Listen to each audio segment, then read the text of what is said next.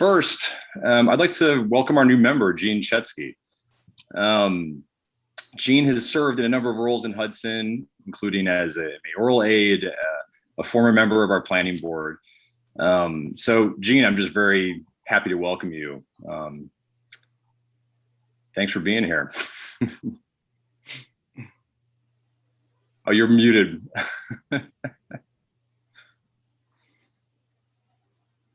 Okay. All right, you there? There you are. Okay, sorry, it was on mute. I'm new to this. Well, thank you. I'm glad to be back, and hopefully that I can do some good for the city and the committee. So let's move on, please. Welcome. Thanks, Thank you, Gene. sir. One other thing I'd also like to note is just that our board secretary, Rebecca Bohr, is a candidate for the 5th Ward Alderman in Hudson, and tonight is the primary election. So Rebecca, I just want to say good luck and thank you very much for joining us on this important night for you. We really appreciate it. Good luck, Rebecca. Good luck. God bless you. So first of all, just a note about our agenda. We had initially called this meeting to continue our review of the Kyle Russo project and our work on the FEAF. However, Verizon denied our request to extend the FCC shot clock until our standing July meeting. So basically, we need to make a decision tonight on their permit application. So just for anyone else joining and maybe expecting review of Kyle Russo, we're going to reschedule that work for some time in July, either at our standing meeting or through another workshop. And also, just on the agenda, we do have one piece of new business also tonight. This is something that should have been included on our standing June agenda, which is a conditional use permit application for 25 North 5th Street. So after our work on the Verizon application is complete, we will start our work on that application. It should be relatively quick and straightforward. So my apologies to the applicant for delaying it until today, and thanks to the board for sticking around to work on that one. Anything before we get started on Verizon, before we move on? Okay, so point 2 on our agenda, old business. This is 119 Columbia Street, special use permit application from Bell Atlantic Mobile Systems to DBA Verizon Wireless to install and operate wireless communication equipment on the roof of 119 Columbia Street, Providence Hall. Just as a reminder, kind of where we are, we closed the public hearing on this application at our June 8th meeting. So the public is welcome to observe our proceedings tonight, but we're not taking public comments. In terms of what we're kind of planning for this evening, first we'll hear from the applicant for just a brief recap, I guess, of their application and kind of where we are. Then Mike Musso, our the city's technical consultant who's been helping us review the application, will summarize his supplemental tech memo, which we just received last week. After that, the board will have an opportunity to ask questions and kind of talk about moving through basically the seeker process, which our attorney Victoria Polidoro and Mike Musso will also help facilitate. And then we have a draft resolution to review. So that's kind of the plan for this evening. And I guess for the board, any questions about how we've laid things out for tonight? Sound good? Okay. Then, is there a plan for executive session to go through in detail the documents you received, the resolution, et cetera, or is that just going to continue in the public setting? If there's a need for executive session, you can certainly make a motion and we could do that. It would be a motion to to obtain advice from your attorney. It's not an executive session, it would be an attorney-client session. And you can do it at any time if the board feels it needs legal advice. Shaheem has set up a breakout room, so we can do that. Okay, very good, thank you. So with that, maybe I'll turn it over now to Verizon, and I'm not sure who from the Verizon team will start here. Thank you, Chairman. This is Allison Phillips from Young Summer. On behalf of the applicant, Verizon. As you know, we're here for a special use permit application to install 6 new Verizon antennas on the existing building at 119 Columbia Street, Providence Hall. The design has gone through the process of review over the last several months. The antennas are now proposed to be stealth using a stealth enclosure that matches the exterior of the building. We have provided simulations showing that alternative design. There have been no new submissions since the last meeting, aside from a letter addressing a comment raised at the public hearing. That comment related to the authority of the landlord to enter into a lease agreement for the facility. We provided a letter documenting the case law that was discussed by myself and the Planning Board's counsel at the last meeting, noting that private contractual arrangements between private parties or private property rights are outside the scope of the Planning Board's review on a special use permit application, but also enclosing the information from our application materials, which had an owner authorization form signed indicating that Verizon had the authority to proceed with the application in the facility at the proposed location. Since the last meeting, Mike has provided his final technical memo. I'm sure he's going to get into more detail about that. It reiterates the recommendations from his prior technical memo with some additional information and notes for the most part that we had already agreed to incorporate most of those recommendations into the design or agreed that additional information would be provided at the time a building permit is applied for. No new additional information, but we're here in case the board has any questions as it proceeds with its review of the application tonight. Thank you, Allison. Actually, board, are there any questions for Allison before we move on to Mike? All right, Mike, if you could walk us through your final supplemental tech memo, that would be fantastic.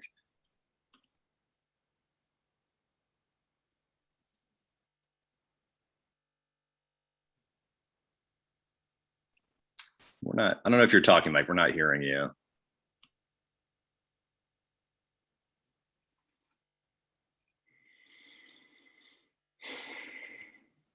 Sorry about that. Can you hear me okay?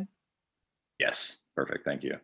I'm on 2 screens here. Can you see the report on my screen? I don't know if it's showing or not. Yes? Okay. So this was something I had discussed at the,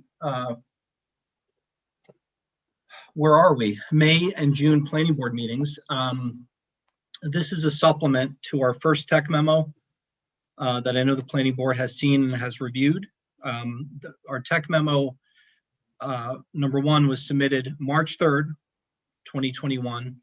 It really covered the lion's share of the submittals at that time. Early March, a lot of things happened as far as the discussions with this board and the applicant. There's been a number of supplemental submittals, which I've laid out in the June 16th memo. This is information that was requested by the planning board, vis-a-vis the public also. Former chair Gromko had folded up an email to the applicant. There were some responses, but they didn't come in time for that first tech memo that we submitted. So I wanted to submit a more inclusive tech memo that looked at the supplements, especially from April and May. I did have some interfacing with the applicant, going back to that first tech memo, rounding up all of the outstanding items that I had identified, et cetera, and revisited the recommendations. Chairman Stein, as you had noted, the significant change that happened since that tech memo was a reconfiguring of the 6-panel antennas, specifically the alpha and beta sector located on the east side of the existing building roof. Those now are proposed as an installation combined antenna installation on top of the existing penthouse. I think significantly also is the applicant has come forward with recommendations, and I think with some urging by the board to do enclosures around all antennas. At first, they looked at color matching and just painting the panel antennas, but now all 6 antennas are going to be within enclosures. I was happy to see that. That was a recommendation in our March memo. So this supplement that you saw last week, and hopefully you've had a chance to run through it. Again, it rounds up the information that we had received. I want to stress that really focusing on the technical submittals by Verizon, ones that they submitted initially and ones that we had requested, vis-a-vis health, vis-a-vis coverage and need, etc. But as we did with our first tech memo, I want to assure the board that I look back to all my meeting notes and also the comments submitted by the public to try to be as respectful and as inclusive as possible. But the technical information is really the focus. So I laid out several of the new items that were submitted. I want to point out this last bullet of the drawing set.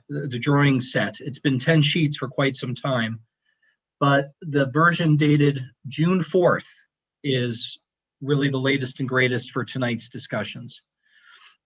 There could be some more tweaks made to that as far as notes, etc. But that drawing set encompasses the code enforcement officer's comments on how to call and designate the wireless facility that's proposed.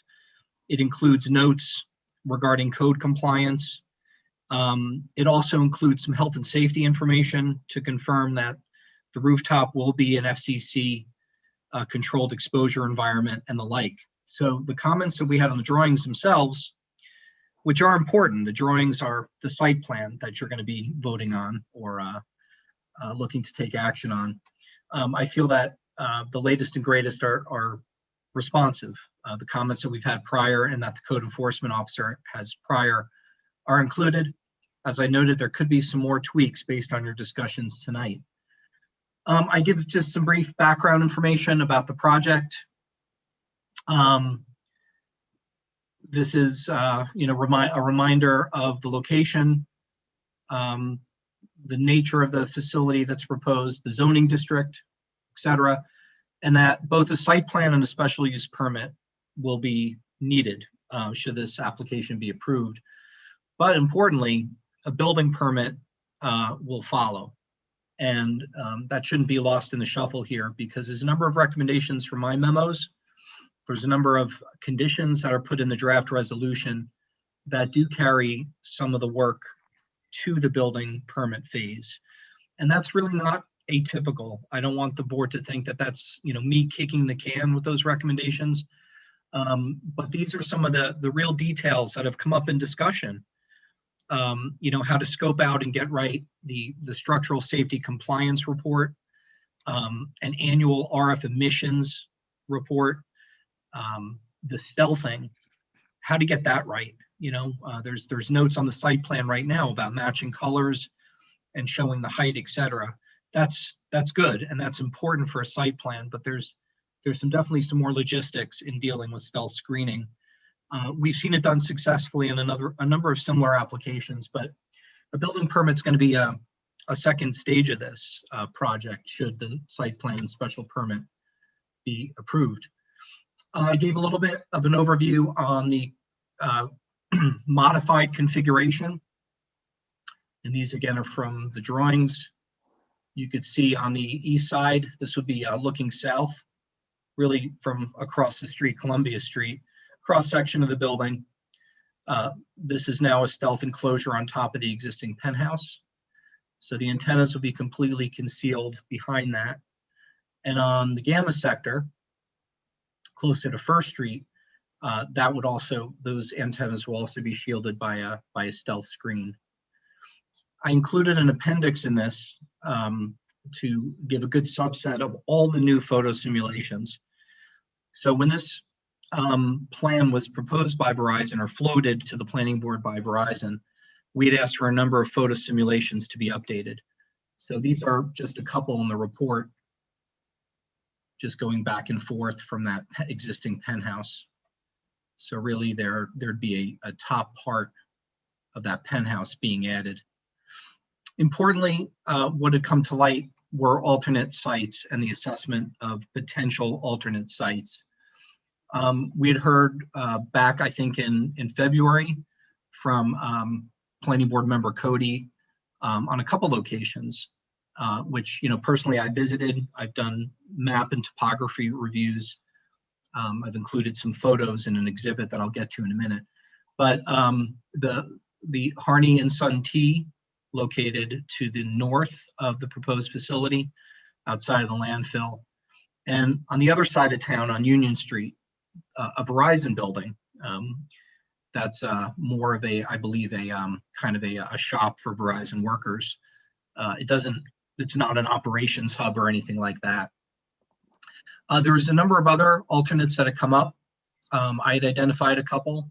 This board had put out a list, and later in March, the planning board provided me really a laundry list of sites that they were thinking about, taking a hard look at the code, at possible priority sites, other rooftop sites, or other locations that may or may not be viable. So I have a bullet list here of all those things, but what I want to lead you to in the submittal, and I know the length of this is a little bit daunting, and I apologize for that, but a lot of it are exhibits. But I said, how am I going to get my arms around this to give an independent review of everything? I put together a matrix that, goes from the proposed site in red all the way down to number 15. And this was kind of the universe of sites that the planning board had provided to me that I had thought about.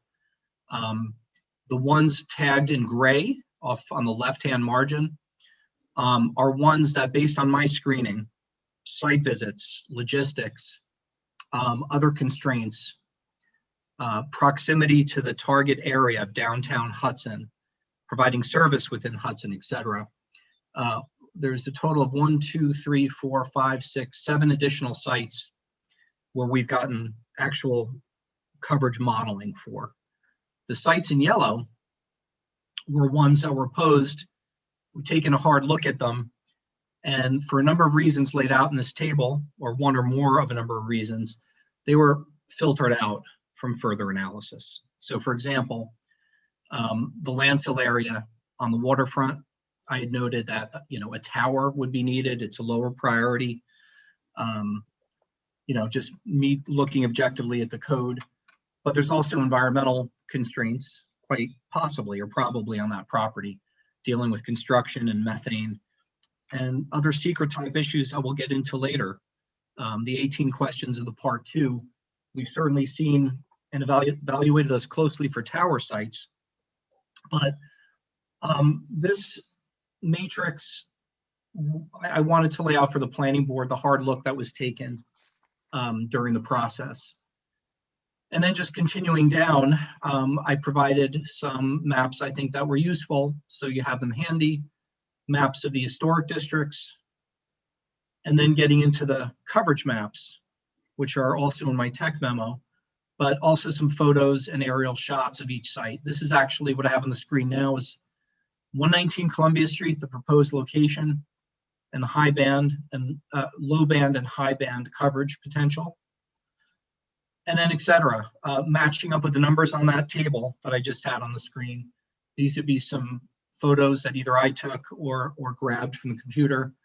The location, in this case, this is Union Street, 420 Union Street, the Verizon building. And then for comparison, the same model, the same scale and frequencies. I know that's a bit to dig into, but I think you've seen a lot of that before because some of this was in the applicant's submittal, certainly, and I've talked to it. Getting back to the supplement, just to wind it up. So a little bit of a background, the new stealth design, an alternate site assessment, where I conclude that the potential alternates that are looked at, they're absolutely inferior in the service potential to the proposed site. And you could see that looking through the coverage maps as well, particularly for the 2100 megahertz, which is the high band. So I give more of those newer sites and compare them with the model in pink on top and then the proposed site on the bottom. Through that exercise, the recommendations in summary, what I did, I went back to our March memo where I had a number of recommendations you might remember. I copied those directly and did some refinement and additions to those based on the stealth screening now, the proposed configuration. So this was used by Victoria in drafting the resolution. So that's where a lot of the recommendations and the findings have come from to what's in front of you tonight.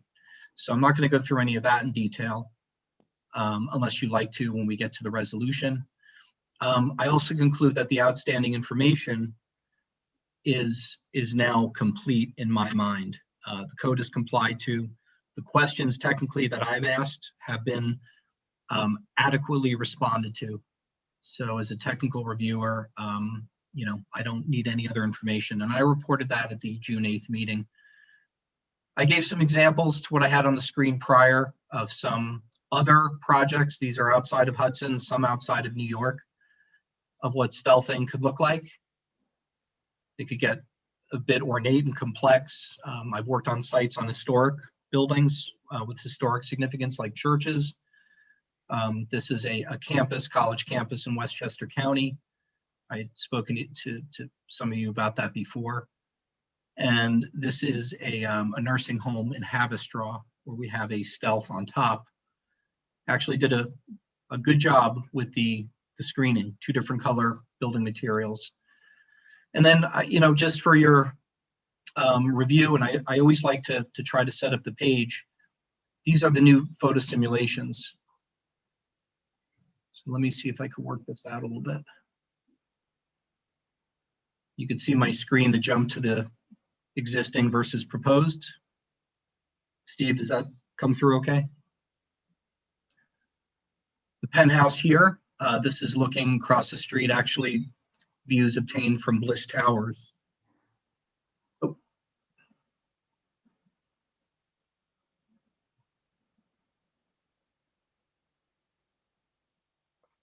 The Gamma sector closer to First Street. So this is looking westward, eastward down Prison Alley.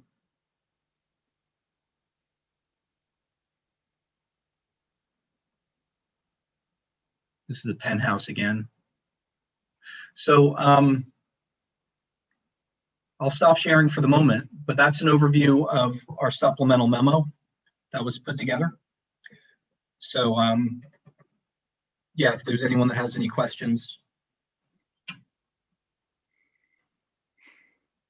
Thank you, Mike. Yeah, board, any questions for Mike?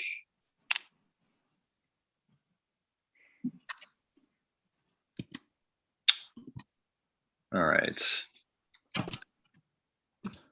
Steve, could we? Yeah, go ahead. Could we hear from Tectonic and you know, have them summarize for us their letter about the structural integrity and stability of both the antennae and the stealth surrounds? Is there a rep from Tectonic here? Looks like Steve Matthews is here. Yeah, he's on. Yes, I'm here. I'm actually walking my dog, so I'm not on video right now. Problem. What would you like me to elaborate on? No, can you just summarize for us the contents of your letter regarding the structural integrity of the proposal? Well, the letter is a summary. Basically states what we will do when we do the rigorous structural analysis. We'll be coordinating with a concealment vendor. That vendor will be designing and doing the structural calculations for the enclosures. They typically provide reactions at the support points. Tectonic will take those and design connections for those reactions that will work with the building structure. That's the quickest summary I can give you. If you need any more detail than that, I'd be happy to elaborate. I believe the letter had all the code requirements in there. Design the structures per TIA 222 Rev H. That's the currently adopted standard for antenna structures. We'll also use the 2020 New York State Building Code for the building attachments. So then, Mike, given that we don't have the vendor yet and the connection points aren't established yet, is that one of those items that you're referring to in the building permit phase? Yes, exactly, Larry. Yeah, that's an important one. I know Mr. Matthews is not in front of his screen. I'm looking at that letter now. And a couple things I just wanted to bring up structurally, because I know the public had issues with that. I think the building was constructed in 1982 or 1983. Tectonic has gone back to those drawings, and they are looking at, doing a real assessment. X-ray scanning the anchor, the roof planks. It's not a terribly old building. I've certainly worked on older buildings, being honest. But Verizon is gonna, they're gonna submit a final structural assessment. That assessment's gonna take some inspection also to do that. And the code enforcement officer is gonna have to be accepting of that. So I was happy to see that. So the structural is part of the building permit, Larry, yes, absolutely. And then the stealth screening, which is alluded to in that letter from Tectonic, that's going to be a big part of it. And we've added some conditions to the resolution that we feel are smart and that will bind Verizon to following through with that. I have a question, Mike. And again, it's a little sort of chicken or egg question here, which is if we're moving ahead with approval, but there's certainly items that I think would affect our decision-making relative to structural integrity and safety. So maybe walk me through how we can come to terms with the fact that we don't know everything relative to structural integrity and safety at this point. And I get it, there's code and we can say that it's going to meet code. I understand that. And of course, appreciate that as someone who builds stuff on occasion. So maybe you could just help us out here, because there's definitely, I look at like last summer, I don't know if folks who were not from Hudson realize there was like a 100-mile-an-hour wind last summer that was like, I don't know if it's a 100-year storm or whatever, but there's major storm came through. And I think there is significant concern on, especially as the antenna are being covered with visual elements that match the original building, et cetera, but that clearly makes a structure that has a lot more surface area that could be damaged in severe weather. And of course, if it's damaged in severe weather, that means pieces might come off and injure someone. So again, it's sort of a question of how do we come to terms with it meeting those concerns where a lot of that's going to be handled after tonight. Yeah, Clark, I think that's a very good question, and it's worthy of a discussion. I'll give you my experience in working on, hundreds of applications. Many of these are rooftops. Having the final structural at the building permit phase is appropriate. Oftentimes, this night, a decision or close to a decision or talking about a resolution, I've had on that night where new cell towers, which this isn't, but new cell towers have gone from a stealth tree to a flagpole, or from a conventional monopole tower to a stealth tree. You can't do structural that night, for example, right? So there's a lot behind the structural analysis, and I think that the building department is the right place to do that. So if there's conditions that come in, notes that you add, it will all be incorporated into that. You're absolutely right about stealthing in that it's creating much bigger wind surface areas. The Tower Industry Associates TIA 222 that Mr. Matthews mentioned, that is linked inherently to the latest building code. Every county in New York has, every county in the country has its design wind speeds, assumptions on ice loading and wind gusts. So again, the building department or code enforcement office would be able to confirm all that. Verizon has designed these stealth enclosures though. I showed you ones that I've worked on personally. I've shown you multiple other examples. There's vendors that this is all they do are stealth enclosures. So it is tried and true. It's not something that they're just going to fabricate out of the blue. There are those fiberglass RF transparent materials. And yeah, those have to be anchored correctly. And that's part of our recommendations for a structural safety report and a periodic report after that. That's also going to maintain how the stealthing looks. Things should be looking like the Sims I showed you, right? They shouldn't be damaged. They shouldn't be faded. But most importantly, Clark, I guess, is that they have to be installed safely. And I think that is more than appropriate to handle after the planning board. But I will say that it's not anything new. Stealth technology has been around for a long time. And, you know, there will be another check and balance of that at the building permit phase. Okay, thank you.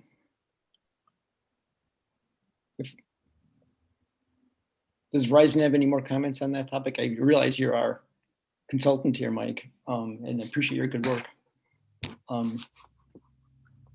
Open the floor to Verizon to weigh in if they want to add anything.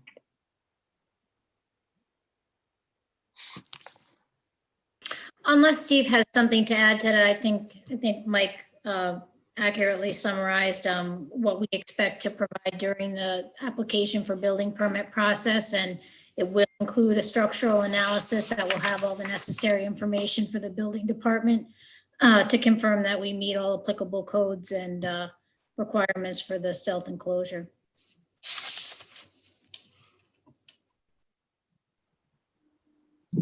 No, I'm good here. Well said, Mike. Thank you.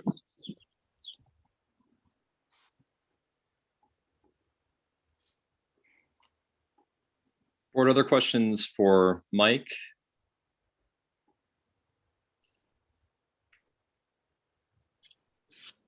All right, I think the next stage in this review now is that we have the seeker process to go through.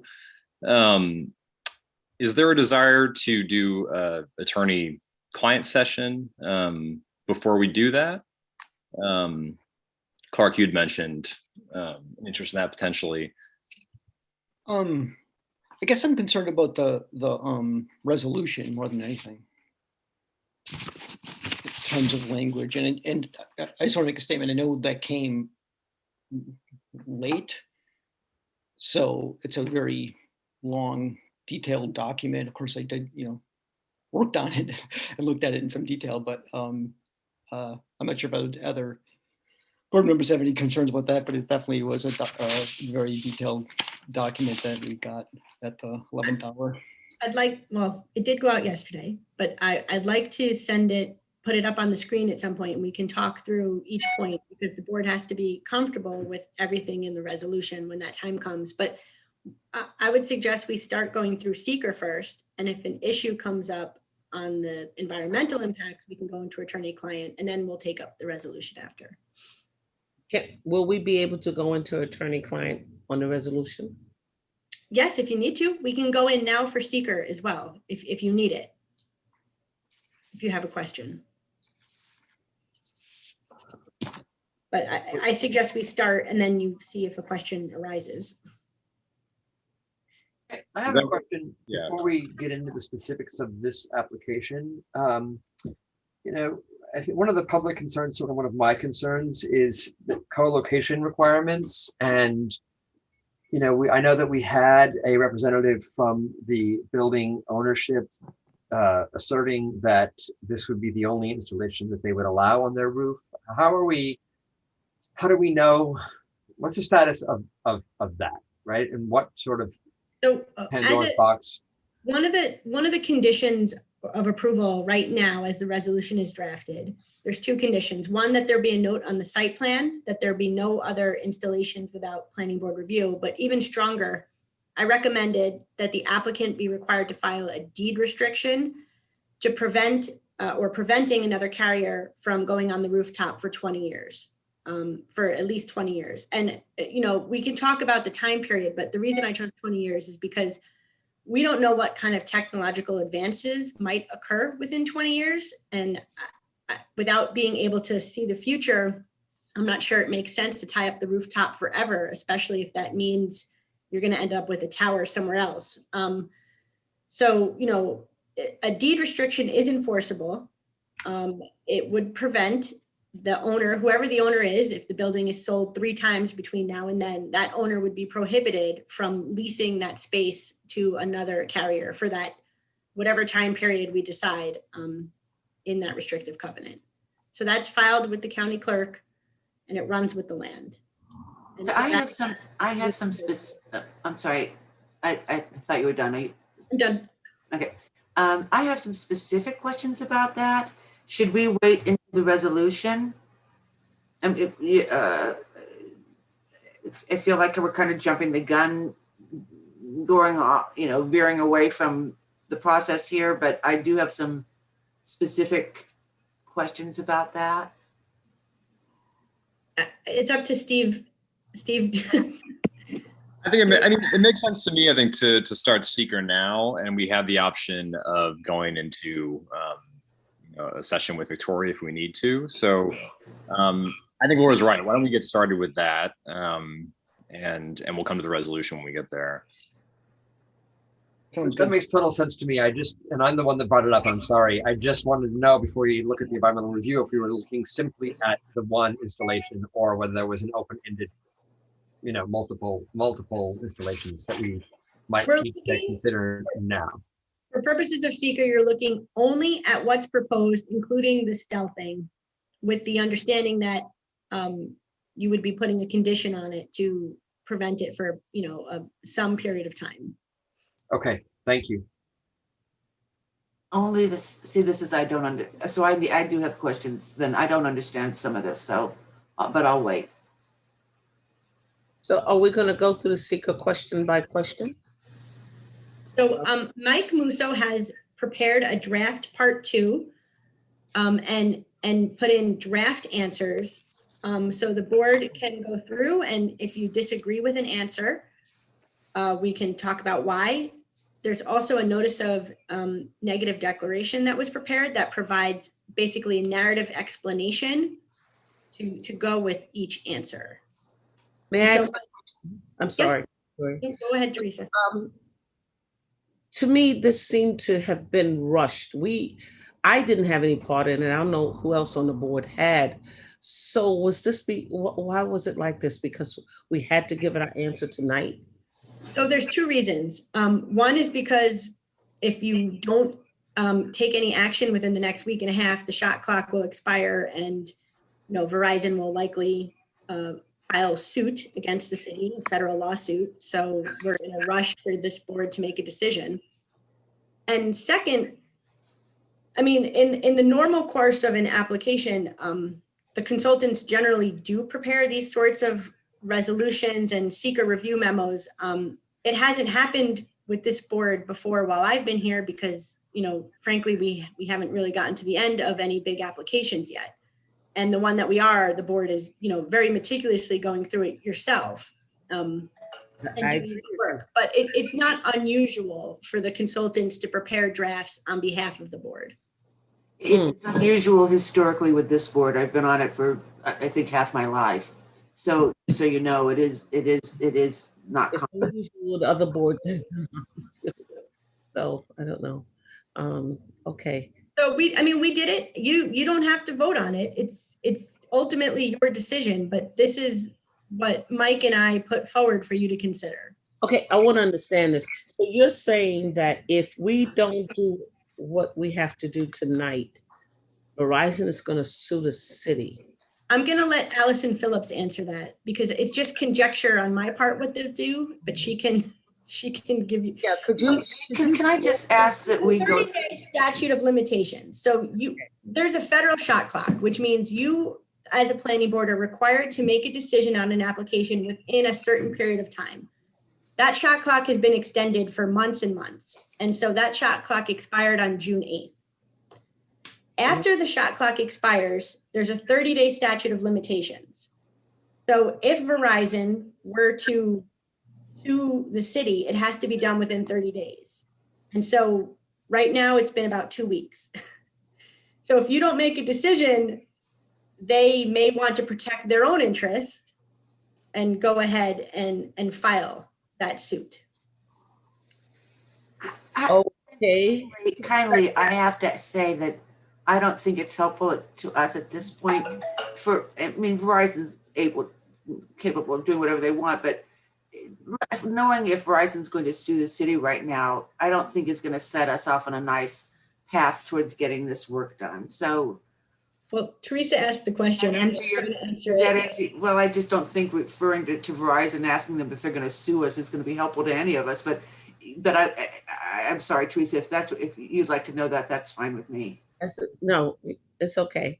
I just want them to walk through this procedure, because if that's the case, maybe, I've only gone in this sport last year, and we're still working on things, and it's a shot clock just for this type of an application. Yes, federal wireless facilities preempt zoning in some respects. And so the timelines in a regular zoning review are preempted by this shot clock requirement. This is not zoning, this is planning. Right, but we're following zoning regulations. I was using that term broadly. So this is a unique situation, wireless telecommunications facilities. The concept in the federal government wanted these things to be implemented all across the country without local boards having any input. And there's been fights about it. So that the agreement, I guess, or the compromise was that boards would have a limited amount of time to do their reviews. Okay, but you keep saying zoning. So has anyone looked into it that maybe because we're planning, we're not under that rule? No, I'm not saying zoning. You said zoning. Okay. Yeah. It's all municipal approvals, whatever boards. There could be a planning board, a zoning board, a combination, historic architectural review board. It's everything together. Okay, so to the shot clock. how do them suing us? Okay, so we have to make our decision tonight. They're gonna If sue, you don't make your decision within a certain period of time, which is tonight.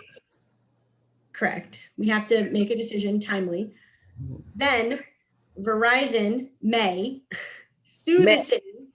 I don't know what they're going to do, but they may sue the city to get the right to build the tower despite the planning board not having approved it. Did anyone ask them if they are gonna sue us? Well, I just suggested that we not ask, but it's fine. Are you gonna sue us if we want to ask. decision tonight? I'll ask if no one wants to ask. Hello.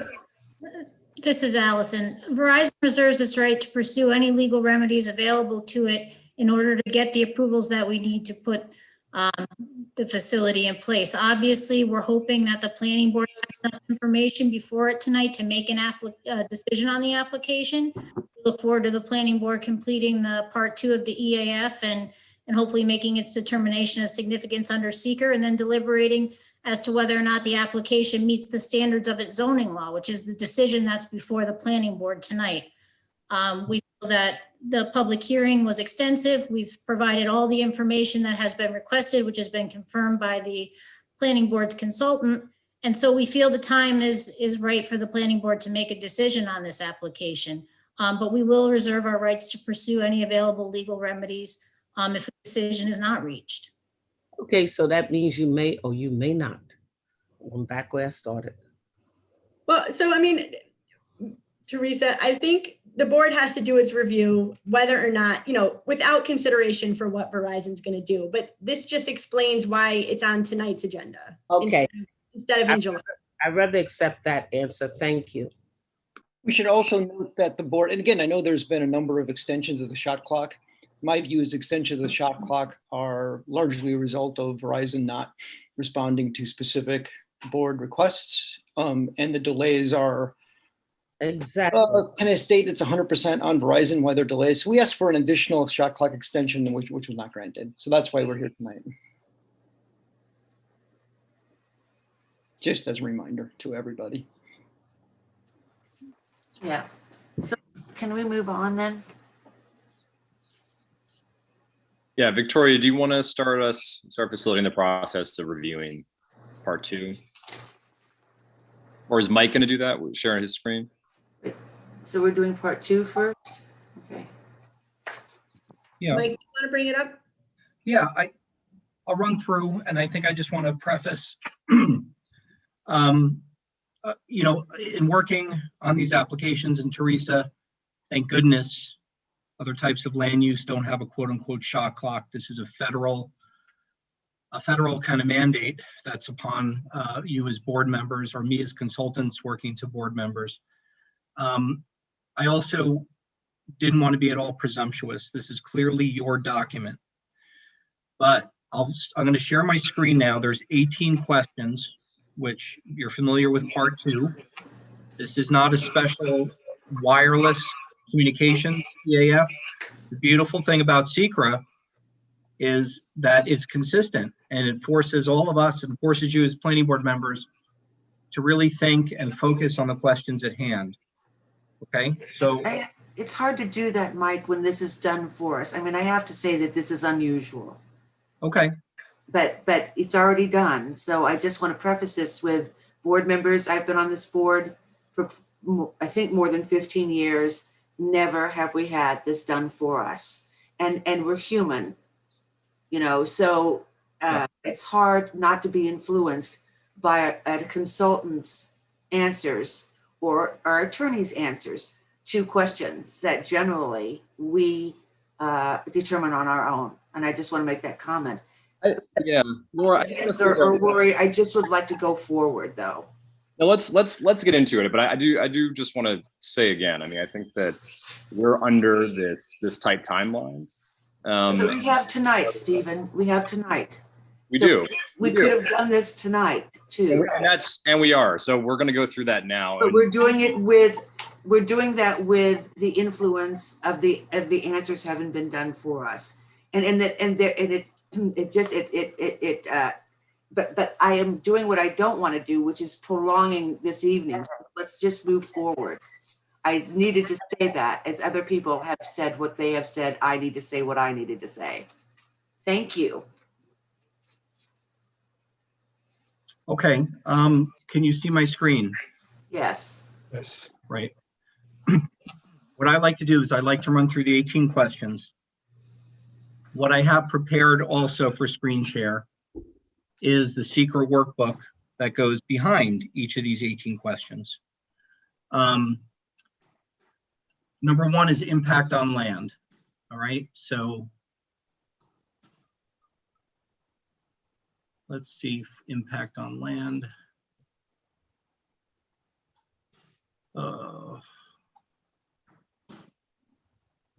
Okay, if you go to the SECRA handbook or workbook, there's 5 to 8 pages on guidance of how to answer these questions. So I want to say the impact on land is if a proposed action may involve construction on or physical alteration of the land surface of the proposed site. You can see a photo off to the right is what the DEC looks at in terms of SECRA. Question is asking you to evaluate the potential impacts of any physical alteration of the land. Things like grading, clearing, filling, excavation, and construction of any structure. So going back,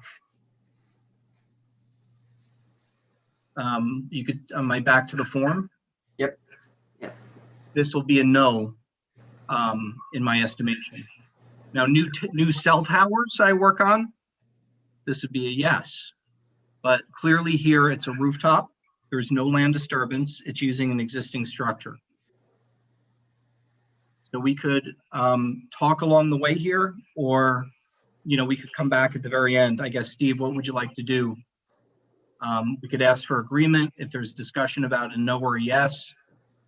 These are not all no's that I drafted in, but if we do choose a yes, we could then also go talk about the size of the impact. But I think impact on land for a rooftop site would clearly be a no.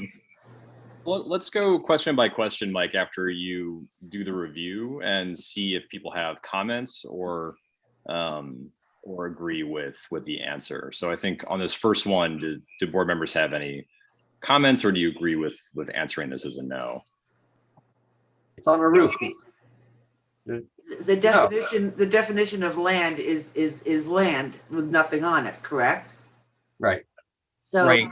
so it seems to me this is a no, but everybody else should speak up too. I agree. I agree. I agree with Agree. Okay, number 2 is similar. Impacts on geological features. So just toggling to the workbook on this, the proposed action may result in the modification or destruction of or inhibit access to any unique or unusual landforms of the site. And the examples listed are cliffs, dunes, minerals, fossils, caves. Further in this workbook, it does link it to impacts on the land. You know, this is about much as preserving some unique natural geologic features. Again, because this is on the rooftop of an existing site, for the same reasons, there's no disturbance of landforms or outcroppings or things like that. I think this is clearly a no also. Mike, I apologize, but could you go back to that definition? I want to read the next paragraph. Okay, this goes. Yeah, just Teresa, just let me know when or if I need to scroll downward.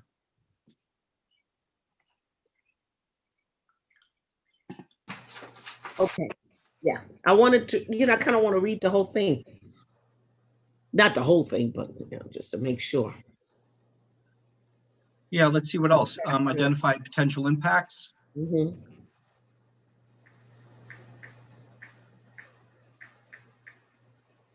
All right. There is a listing of unique geologic landforms in New York. This is clearly not disturbing any of them. There's none in Hudson, by the way.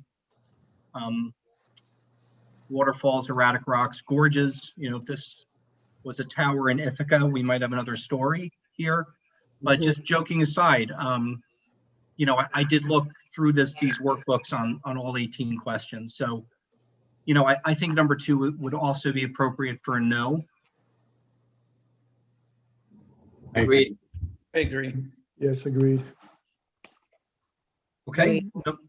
Number 3, impacts on surface water. So the form says the proposed action may affect one or more wetlands or other surface water bodies, such as streams, rivers, ponds, or lake.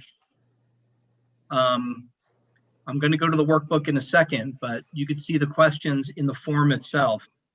It really involves wetlands, wetland adjacent areas, and water bodies. It talks about creating turbidity by construction or dredging. Clearly, you're on a roof of a building. So just to give a quick check of the workbook for surface water, again, what I highlighted may affect one or more wetlands. Actions would include activities that disturb the land, such as removing vegetation, no. Increasing or decreasing the size of a water body, creating new water bodies, and grading, clearing, filling, excavation. So really, this one relates back to impacts on the land as well, because we had a rooftop only, no land disturbance. There's not going to be any changes to the hydrology or drainage. I think this is clearly a no also. Wait, I agree. you're saying that there's going to be nothing built up there? Oh, that it will not create more water on the roof, so that they will have to build something to help it to drain? No, I think the question, Teresa, is about whether there's an existing body of water that's going to be impacted by the project. If it was on the river, it would be a different story. Yeah, that's a bad connection. I heard you, John. Thank you. Right, and Teresa, just to your question also, this is not creating more impervious surfaces, for example, right? That's something that you look at in a lot of site plan applications. But the question is directed, the secret question itself is directed about impacts to existing water bodies. So I think I had consensus on that would be a no impact. You know, I want to say if, you know, even if you had sent us this all made out together for us to look at would have been so much better. We got it yesterday. Yeah, we got it. Yeah, what time? Because I worked yesterday and today. I don't remember what time. Yeah, It did go out, and we know it was short notice, but again, you know, Mike and I were also working on short notice of this meeting. So we did the best we Yeah, could. because we just found out that, you know, about the shop clock, that they were not going to extend it. I understand now. That's right. No, I think we honestly owe Mike and Victoria a big debt of gratitude for pulling this together for us on a very tight timeline. Yeah, I'm not, you know, I apologize if I seem to be, you know, if I offend you, I don't mean it. It's not, no, we wish. No, we wish- not taken. No offense. No offense taken. It's understandable that you didn't have time to see it, Teresa. I didn't. So I'm trying to read everything. Okay, you can move on. Thank you. Now, what I would note, just as a perspective, a new cell tower site, planning board's working on forms, you might have a different answer, or I may have drafted a different answer to 1, 2, and 3. So these are all closely linked to the fact that it's on a rooftop. Right. Number 4 directly follows suit also. And there's specific guidelines I'll show you about if a project impacts groundwater.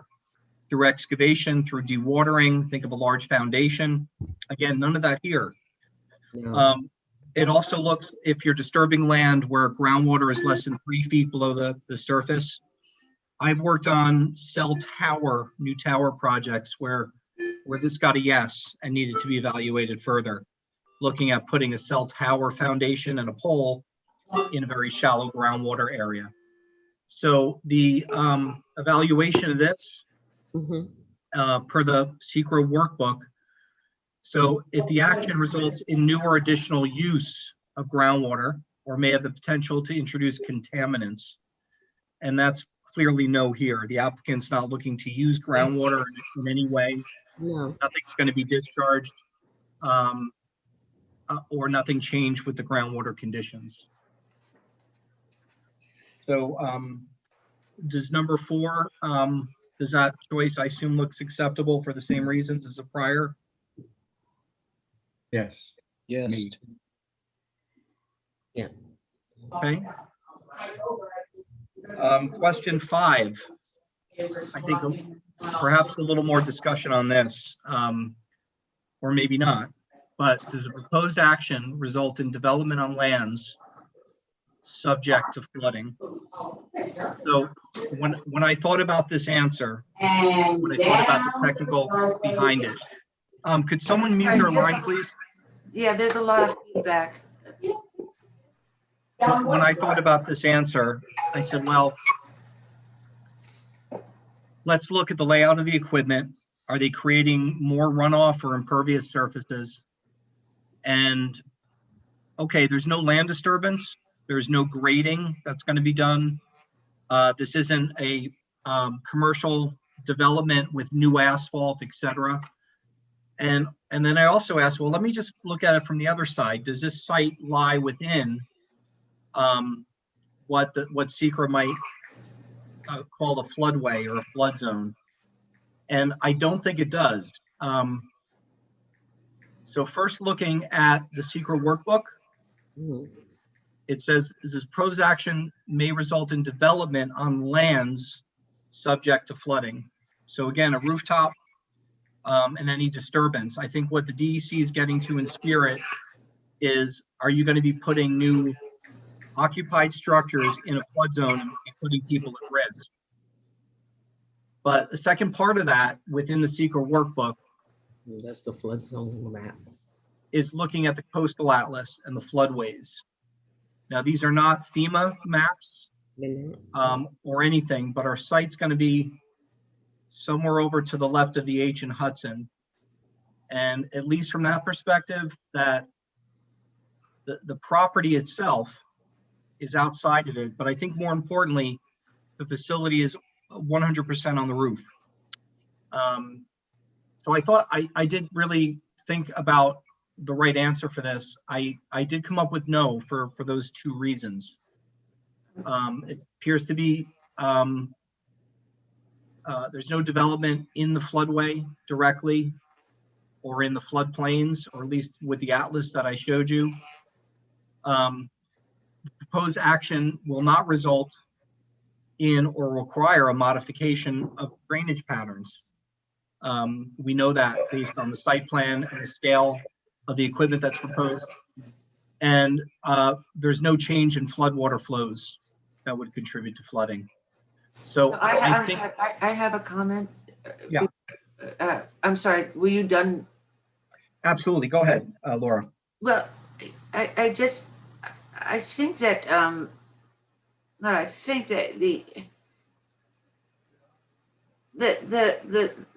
the building sits, I believe, I'm correct about this, on a filled wetland, hence the leaning Bliss Towers. So I'm not sure that your topography, if that's what that whole subject is called, is correct.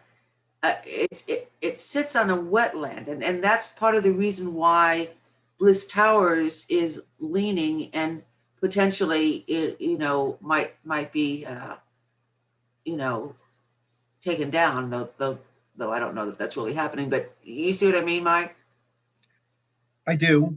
And I think along the Hudson River, I think in Hudson, going closer to the river, I mean, those are probably filled areas, right? It's a filled wetland, yes. That were raised for development purposes.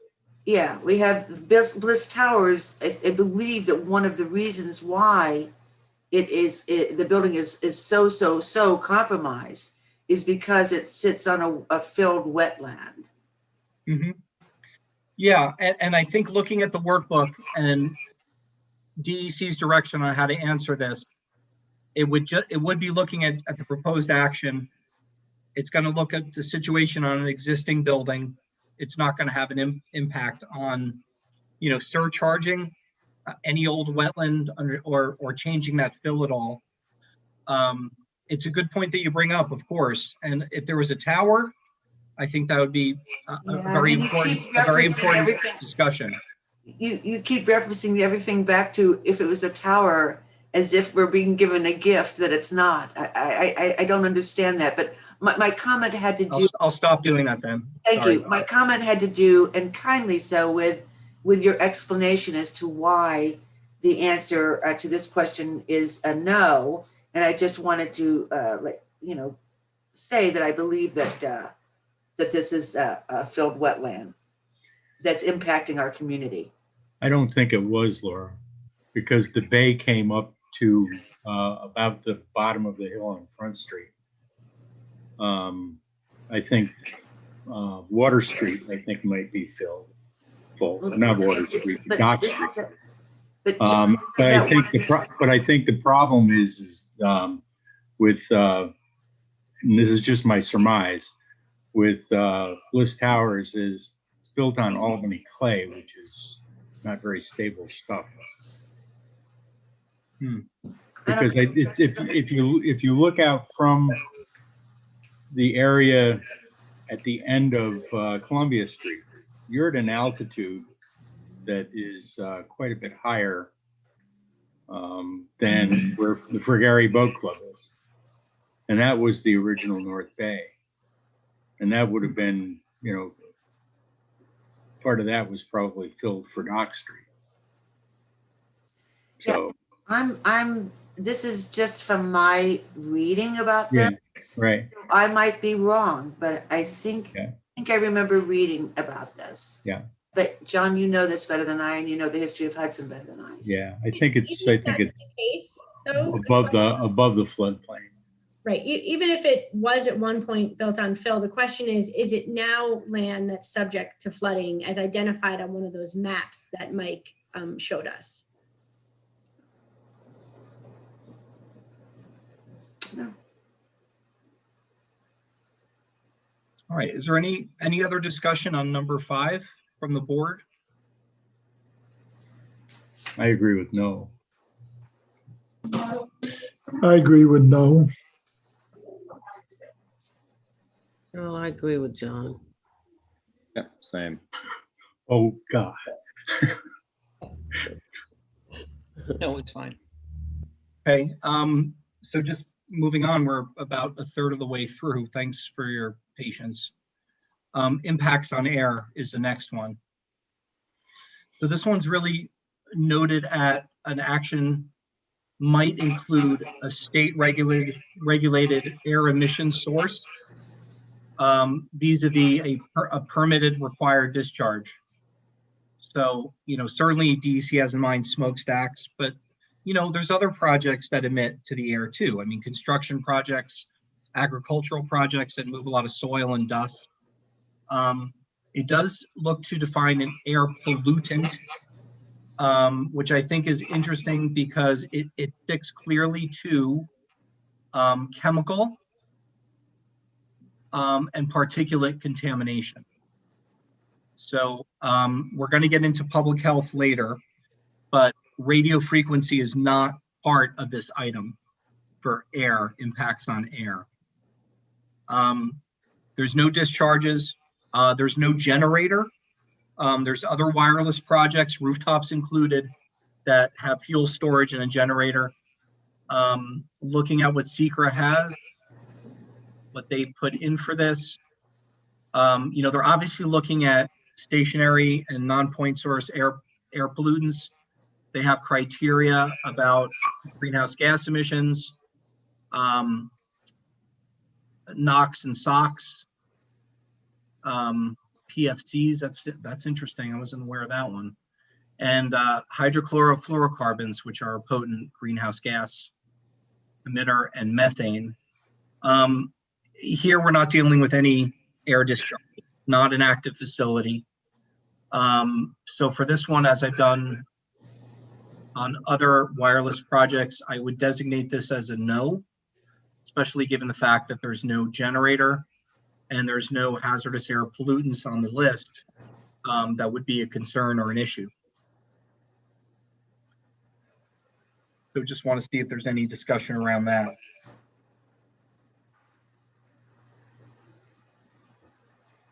I agree with no. I agree with no also. Yeah, I agree with no. Agreed. All right. Number 7, again, specific in SECRA, but impacts on plants and animals. So it talks about a loss in flora and fauna.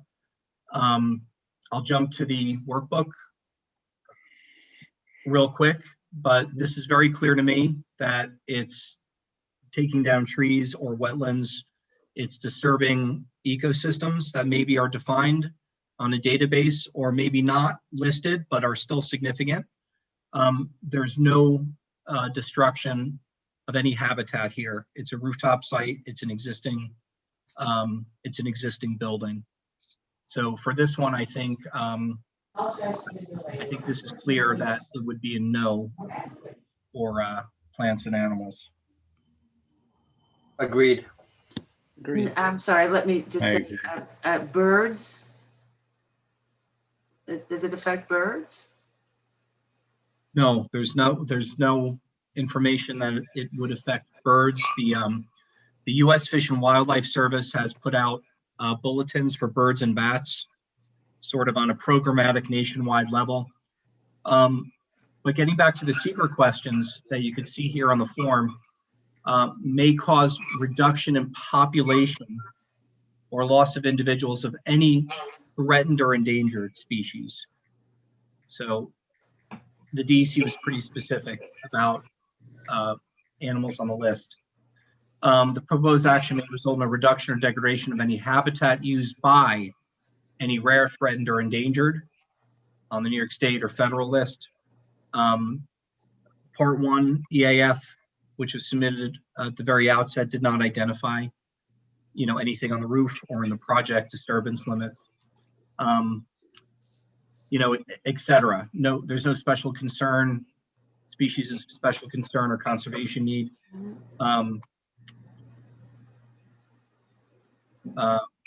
There's no diminishment of the capacity of a registered national natural landmark.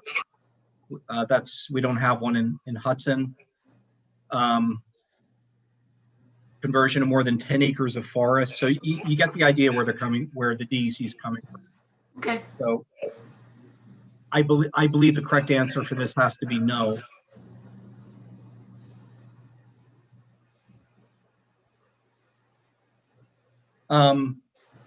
Question number 8 is impact on agricultural resources. So going to the workbook on number 8, the proposed action may impact agricultural resources. So obviously that's from a negative point of view. Agricultural resources means the land and on-farm buildings, equipment, manure processing and handling facilities and processing, and livestock products as a commercial enterprise, including commercial horse boarding operations, timber operation, compost, mulch, or other biomass, and other operations as defined in one of the articles. It talks about soil and loss of soil. So obviously in a rural or farmland type area, there's no agricultural listing or designations, I believe, in the city. There's certainly none on the project site, and soils will not be disturbed on the project site. So part of the guidance from the DEC is if any agricultural activities are taking place on or adjacent, or if the project site is within a New York State ag district. And I think it's clear that the project site is not, unless there's something that I'm not knowledgeable of. So I'll just give you a minute to read over, what this is, but I think it's clear what the DEC is going for here is preservation of farmland and open ag spaces.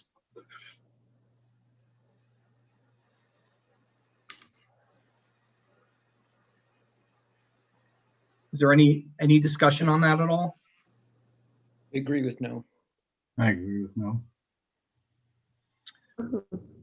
Okay, so now we get into something that I marked as a yes for impact on aesthetic resources.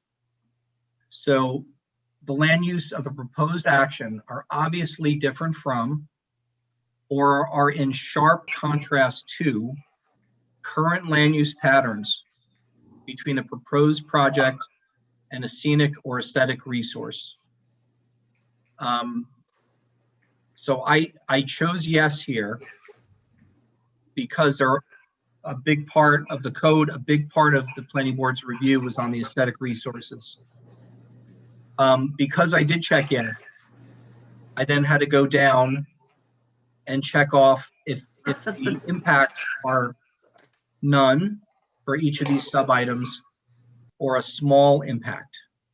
And I think it's important when you're answering this or giving me feedback now on it, just to think of the scale of the project, think of the stealth screening, what you've seen in the photo simulations.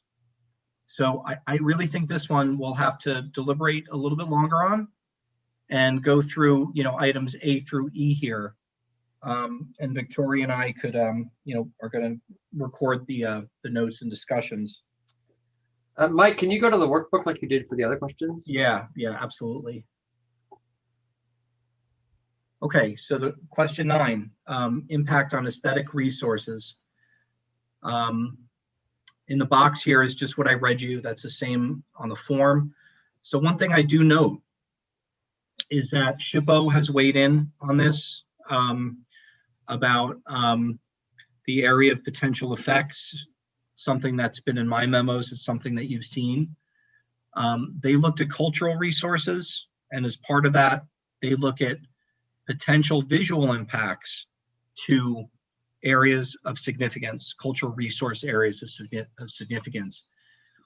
The workbooks directly says here, the current land use patterns are in sharp contrast to current land use patterns between the proposed project, and a scenic or aesthetic resource. So, you know, one might say, well, there's no scenic or aesthetic designated resource. My thought is, and I think it's backed up by this workbook, is that you have a number of historic districts. Even though this project is not directly in one, it directly abuts two others. And I think that's important. And that's part of the reason I checked yes on this.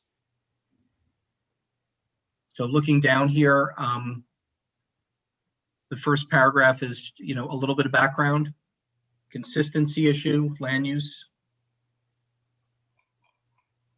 You know, they have a nice photo here. It looks like the Shawangunk Ridge across the river, but it's not limited. In my mind, aesthetic impacts are not limited to scenic vistas and overlooks. In order to determine if a project is obviously different from or in sharp contrast to current land use patterns, part that are viewed from or part of a scenic resource, you'll have to understand the context and scale of other land uses. So the example that they give is different or sharp in contrast may mean bigger, taller, higher, more dense, and obviously different color or design, or where the landscape is significantly changed. So no landscaping is going to be changing. There is stealthing. Things do get taller at the site, as you saw in the simulations. So for example, the DEC gives a project that removes 10 acres of woodland on a completely wooded hillside is likely to result in a landscape that is in sharp contrast to current patterns. Well, that's kind of obvious. You know, you're removing 10 acres of trees. Or a 300-unit residential complex proposed on a parcel that is surrounded by large agricultural fields seen from a scenic byway would also be obviously different or in sharp contrast. And between those two examples and the project, there's a million miles, I think. So this is something I'm just gonna, I'll go back to this, but I just want to pop back to the form on number 9. I did choose yes. And in running through here with the stealth screening, with the idea that there's no variance, a use or area variance that's needed, maybe that goes into your decision, but does the proposed action, is it visible from any officially designated federal, state, or local scenic or aesthetic source? Let me read these first, and then we can go back to A through E. The proposed action may result in the obstruction, elimination, or significant screening of one or more officially designated scenic views. The proposed action may be visible from publicly accessible vantage points. That's important. I spoke about that earlier with the DEC's visual policy. They talk about, is something going to be seen just seasonally or year round? You know, if leaves are on, is that going to shade anything or not? The situation or activity in which the viewers are engaged while reviewing the proposed action. Is it routine travel by residents, including travel to and from work? Is it recreational or tourism-based activities? So what's interesting in this, they don't list from a residential property. And you know, the reason it goes back is it is a looking at a publicly accessible aesthetic resource. So do we want to start talking about these sub-questions A through E? Sure.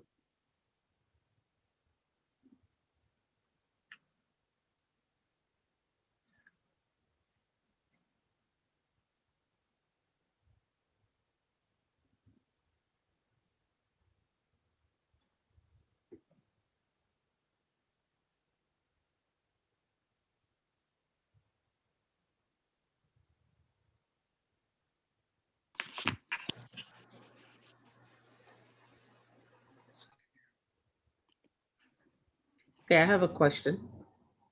Teresa. A, when you said, how did you measure small impact as compared to a large impact on? Right. So first thing on this is I said it's not a no in my mind, because there are the historic districts, I think, to be deemed as an aesthetic resource. So my thought is, with the stealth screening and the examples that DEC gave in that chapter, that this would be a small impact. Mike, I think it might help us if you actually is the form live? Like, can you check and uncheck? Yeah. Yeah, I would. When you check yes, I think you should let us go through them one by one. Remove your checks. Do you follow me? Yeah, just take those out. Take those out and let us discuss it. And it goes back to Laura's point that inherently having something already done skews the dialogue. And I think it's totally fine that, you know, the big ones that say yes, we need to deliberate those amongst ourselves without a predetermined answer for us. And I think it'll just make the conversation go quicker and you know, it'll be healthier. 100%. I'll go back to that page. Thank you, Larry.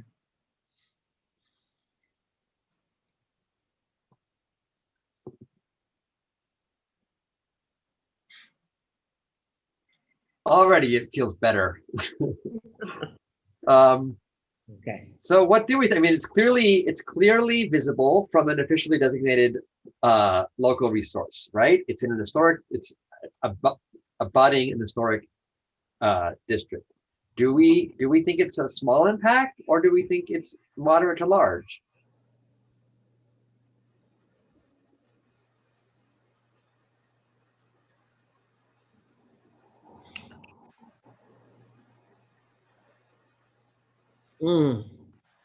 If you live there, I believe it's moderate to large. For those of you that don't, it's probably no or small. Or if, since it's at a 6th floor and it has a 9 floor apartment right across from it, that probably would be a large impact when they look out their window on the 6th or 7th floor. And if your backyard abuts it on Warren Street, it's a moderate to large impact. So this impact, just to keep it in perspective, it's not from any one individual's window. This is a community-wide impact. So looking at it from the ground as the community would. Really? I thought the entire block on Warren Street count from 2nd to 1st Street, or So the entire Bliss Towers? What's interesting is that the historic district looking out is already looking at something not historic, right? The building itself is not historic. And OPRHP has weighed in twice and provided you with emails indicating that it considers Providence Hall a non-contributing, non-historic structure. So, well, Ruth Paiwanka has also weighed in, and I also value her opinion. So she did not raise any specific concerns. She just asked you to consider it carefully, which is what you're doing. And so I'm just asking you to make sure you have all the facts before you, which is the 2 letters from OPRHP, and that you're reviewing it, that this particular question is not from an individual bedroom, it is a community-wide impact. Well, how about then, let's just say that also it will be visible from Promenade Hill from there. So that you can't get too much more public than that. Yeah. That's certainly, so that answers the first question, is it visible? And then the second part is the extension of the elevator shaft looking tower and the other stealthing, is that a significant impact or not? And that, so it's a 2-part question. Is it visible? Yes. Now, is that visibility significant? Well, don't you think that that's everybody's going to have a different opinion of what's significant? So what matters right now is your opinion, and you know, as 7 board members, and you have to base it in context. So how do we decide if something is significant or not? The examples the workbook gave was a 300 unit housing development next to an open field, where there's a stark contrast between the land uses of what's there now and what is proposed. In context, you have to decide the magnitude of this change, the context of the change, and to decide whether or not it's significant. And also, again, you have to keep in mind that OPRHP, which is the body in the state, which weighs in on historic impacts, has issued its opinion that it is not significant. So those are all the issues in play for you to make your determination. I want to repeat, Ruth Paiwanka has also weighed in. But Mike, can you give us our form back, please? Yeah, I'm trying to see what you're doing, Mike. I'm having a hard, oh, okay. So just because there's a later question on historical on history, right? yes, Yes, there is. So This we is can actually, you know, aesthetic is on a yeah, I mean, I think that we can look at this question broadly, and I think that we should err on the side of that broadness. And if there's any concern that it's a significant impact, then we should check that it's a moderate to large, and then figure out what our position is overall and what mitigations we might find here. Because I think that if there is an issue with this installation, it's going to be how it looks from our historic cityscape, right? It's a largely 19th century fabric, and by their very nature, communication facilities are incongruous in a 19th or 18th century fabric, and you know, we have to determine whether that's a large thing or a small thing. And you know, I think I would err on the side of its largeness now, and then when we get to the end, we can determine if the mitigations are enough, and we can determine whether this is the least bad alternative.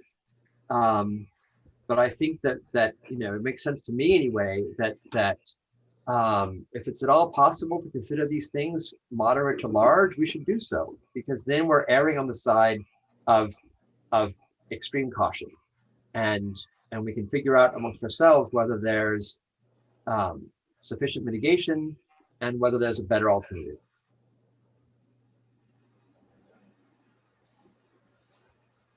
I agree. So let's carry on. Okay. All right, Larry. do we want to take a poll here on no or small versus moderate to large? I don't know. Steve, do you want to poll people? I would just say before we do that, it's clear in SECRA, this is not from residential properties. This question has to be answered from public accessible vantage points. And Laura mentioned a park, which is a perfect one. The DEC and SECRA mentions routine travel by residents. So this is like going past in your car every day, including travel to and from work. You're on a publicly accessible roadway. Maybe you're waiting at a bus stop or a bus station. That's publicly accessible. And then to recreation or tourism. So there's no number 3 here or number 1 under D about views from a private residence. So I'll just put that out, that I think the deliberation has to consider that when you make your choice. That's all. Just wanted to add that. Can I ask a question, actually, Victoria, for things that we answer moderate to large impact may occur? What is the process for considering those questions after going through the 18 questions? So if you check moderate to large, you complete a part 3, which is that second document that, I mean, what I sent around would act as the part 3, where you identify the impact, and then you would discuss, you know, any potential mitigation and you know, whether the project should proceed or whether it needs a pause deck, in which case you'd go through an environmental impact statement process. I'm sorry, I didn't see a part 3 sent to us. It's called Notice of Determination of Significance. It's a narrative explanation with headings. So in essence, we could, when we review the that notice, we can look back at things that we answer moderate to large and see what mitigations could be included. I mean, you can. The other way to do this is right now to consider the project with the mitigation that the applicant has already proposed, because that is now part of the project. So based on the project with the stealthing mitigation, you can answer these questions. Right. You know, And Victoria, just to confirm, if something gets a moderate to large, that is not a pause deck. That's a separate process altogether, correct? Right, it's not an automatic pause deck. It's not, that's what I'm saying. It's not an automatic pause deck. Well, then I would say, let's check A through E as moderate to large, and then we can determine whether it in fact has been successfully mitigated. And But again, I mean, you need a basis for identifying it as moderate to large. So we also need a basis for. you don't just check moderate to large and then figure it out later. You would have to identify why you think it's moderate to large now, which would cause us to do more review. So like for B, I don't think there are designated scenic views. And I think respectful to being near a historic district, I'm not sure if that would be eligible for moderate to large. In the DEC's terms, I think that's looking more for recognized scenic viewpoints. So can I say, in a way, this CEQA really doesn't fit the city in a sense? You know, like, okay, we don't have a lot of people traveling to and from work in that area, or standing at a bus station, but we have people sitting in their homes, relaxing, inviting friends over. Yep. So it's rough. This is rough. It is. It is. And I form this. Can the board do what we were going to do, which is discuss this among ourselves? Okay, I want to say this. No, I'm not saying this to you, Teresa. It's just, So I'd like to just read you this section from the DEC workbook. It says, when you have determined that a potential impact may occur, so for instance, in 9A, proposed action may be visible, you will also need to decide if that impact will be small or moderate to large. Okay. This decision should be based on the magnitude of the potential impact. Magnitude is not just the physical size of the project in feet or acres. Magnitude also considers the scale and context of a proposed project and severity of that project's impact. Scale refers to both the size and intensity of the project. It can be measured several ways: the size of the parking lot, dimensions of the building, traffic generated. Context refers to the conditions on the project site and its relation to adjacent parcels, the neighborhood, and the community as a whole. Similar projects in different settings may have different environmental impacts. For example, construction of a commercial building that is 10,000 square feet in size in a community that is already developed with public water, sewer, and storm drains will have very different impacts than a similarly sized building in a rural, undeveloped community with no other infrastructure. The scale may be similar, but the context is different. Measuring impacts. An impact is measured in part by its magnitude. The magnitude depends on the overall size, setting, and severity of the impact. Part 2 asks reviewing agencies to identify if an impact will recur, and if so, what the size of that impact will be. It should be determined as much as possible on the facts provided in Part 1 and on the scale and context of the project. It could have no impact or it could be small. Small impact. These are impacts that are minor in magnitude and that have small or limited effects on environmental resources. Small impacts may also occur when an impact is limited to a small area. Small impacts are usually isolated, of minimal size, short duration, could be short duration, and do not affect rare or unusual species, habitats, or other resources. Small impacts include those that would generally be considered negligible and minor. Moderate impacts can occur when an impact affects a larger part of the parcel or extends beyond the parcel.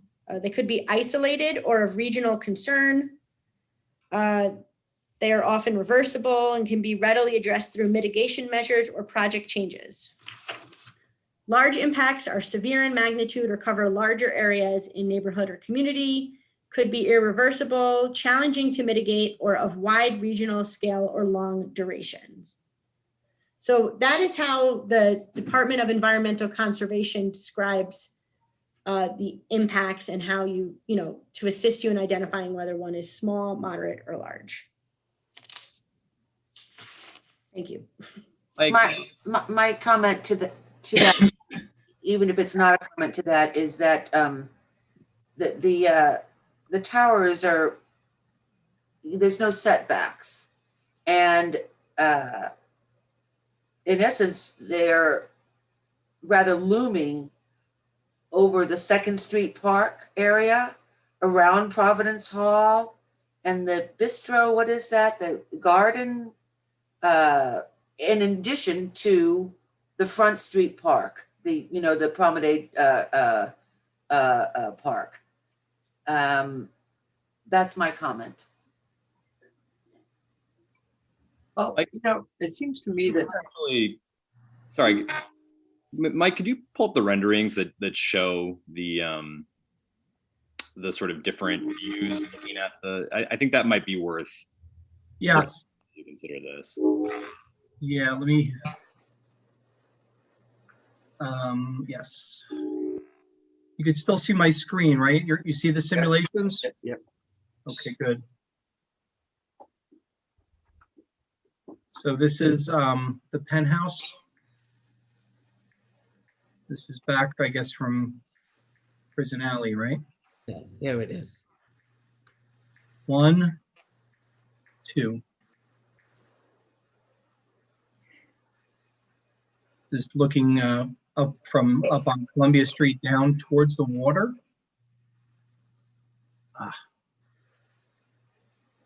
Existing, proposed. So, right, I mean, the significance has to be thought out here. This is Bliss. This is, I think, taller, or this viewpoint is probably higher than any other, if you want to call Bliss publicly accessible public housing viewpoint. Sorry, existing, proposed. And it's not the fact that you can see it, because you can Right. see lots of buildings in the city. The question is what you're seeing so incongruous or out of context with, in this case, an aesthetic resource?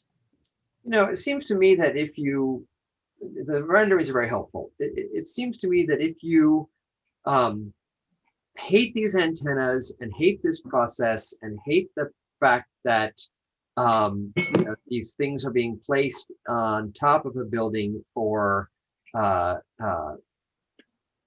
senior citizens, every time you see them, it's going to stick in your throat. You're going to be irritated and angry that they're there. Oh my However, God. if you didn't know that was a telephone antenna, you would probably accept these things as givens and as normal and not notice them at all. And I think that it's a very difficult matter to kind of, it's not just that beauty is in the eye of the beholder, but depending on your position about the project, you're going to either hate it or it's going to go away for you. And it makes it very difficult for us to determine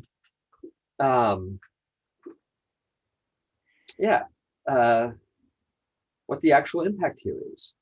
Right. And following up on that, your job as planning board members is to evaluate the impact without emotion. And so not from the perspective of someone who knows what's behind the fiberglass, but from a person looking at a building, observing it, and deciding whether or not what they see visibly is out of context, out of scale, et cetera, and whether or not that's going to result in a significant adverse impact.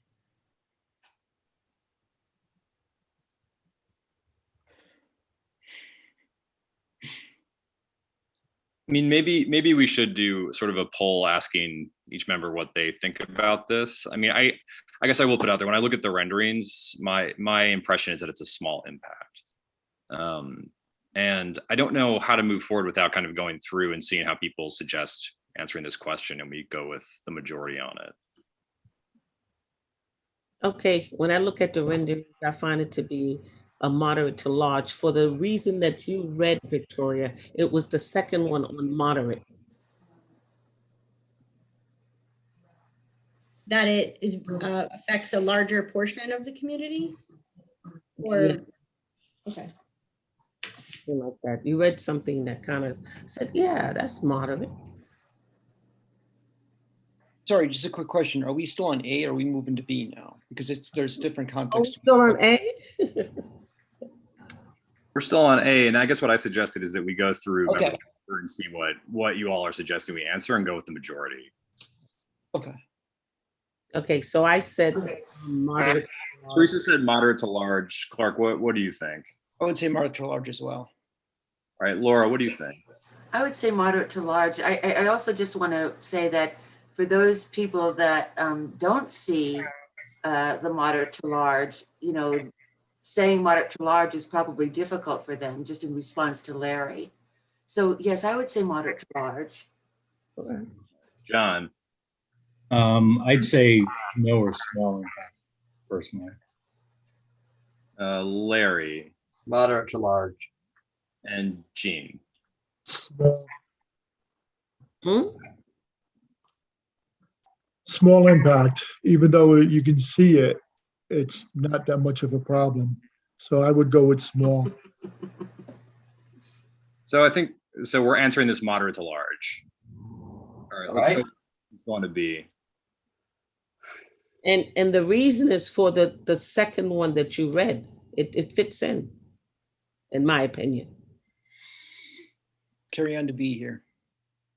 B, I'll just note that this talks about obstruction, elimination, or screening of views. A condominium development on a waterfront that's screening views of a designated river. Got it. Is this getting in the way, right? And think of the Sims with this. So it's a little bit of a different question. It says, is this obstructing, eliminating, or significantly screening someone's views of enjoying an officially designated scenic resource? Okay, Steve, you want to pull us? Larry? No. Or Clark? small. No to small. All right, John? No to small. Teresa?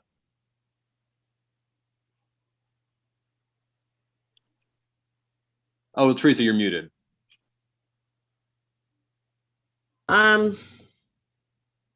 Is it, yeah.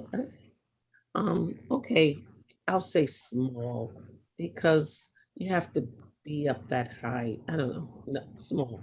All right. Jean? No. No. Okay. Laura? No. Okay, so we've got no for this, for B. Let's go to C. Again, the publicly accessible vantage points.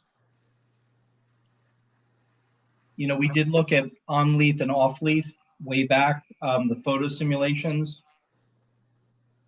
I don't think it made a huge difference given the overall height. This is just going up another I think that this 9 that feet from the penthouse. But this is, again, if we talk about the public parks, I don't see why this answer would be any different than A. Yeah, that's true. It does seem that way. Well, let's vote and find out. Yeah, let's do that. All right, Laura? Moderate large. For both of them? Wait, oh, Seasonally and year round. I see there's one, and, well, I think so for both of them. Oh, I see, there's different questions. Seasonally by summer foliage, by visible.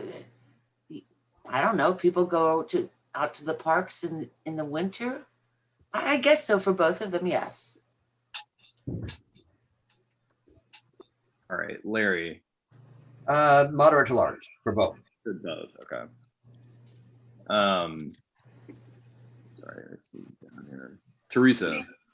Well, I think that this question is very similar to A, moderate to large. It's John. I'm gonna stick with with no or small because I've looked up that way from like Promenade Hill, and it really isn't that visible from there. Clark. I'll go with moderate to large for both as well. All right. Gene. No or small, shouldn't be a problem. All right. It doesn't matter at this point, but it's my answer is no to small as well, but we're going to go with moderate to large on both. Right. All right. Mike, do you want to introduce D and then we'll do our polling process? Yeah. The situation or activity, in this case, the rooftop proposed site, in which viewers are engaged while viewing the proposed action. Situation or activity that people are doing while they're going to catch a glimpse or see the stealth screening, basically. And again, there's no sitting in your living room or on your back deck or on a resident, but traveling by people that live in Hudson to and from work. And if you think of the miles an hour you're going and having your eyes on the road, not on your phone, not up in the air, Yeah, we get think it. about that. Who does that? And recreation or tourism. Mike, I don't think it helps us to have editorializing during this process. I really don't. I think we Okay. should do that ourselves. Sorry to cut you off. I just, I It's, don't think it's helping. it's like we're. I can't hear you, Teresa. No, I didn't say anything. I'll go first. Okay, maybe for routine travel for residents is a no, a small impact. But definitely for recreational and tourist-based activities is moderate to large. Because what this unique town, this unique city, the small city of 2.5 miles, very unique. Recreational is sitting in the park, right on the properties that's adjacent to it and all around it. So I have to go by what the city does. So I'll say no, small impact on I, and moderate to large on I. Got it. All right. John. I'd say I would be moderate to small, or I'm sorry, no to small. And kind of waffling on the recreational. I'd say no to small. Because if you're sitting in a park, you're probably not looking up at a roof of a building. And laying down. Yeah. I'm going to agree with, did you ask me? It's my turn? Your turn, Laura. Go for it. Oh, okay, sorry. I agree with no to the first one and moderate to large for the second one. Because I can't determine where people are going to look. But I do know in that direction, if they're in any of the parks, it's going to impact them. So thanks. All right, Clark. I'm gonna go with no or small. No or small for both of them. All right, Gene. I'm gonna go with no or small on both of them. I'm sorry, it's hard to go through the. Have I missed anybody? Me, Larry. Larry, go for it. no or small to both. All right, my answer is no or small for both as well. Let me just look through this. I believe that means we're answering no on both. If I Definitely no on I was unanimous, and Teresa and Laura had moderate on 2 for the recreation. So I think that's no or small on both. believe so. All right. E. Proposed action may cause a diminishment of the public enjoyment and appreciation of the designated aesthetic resource.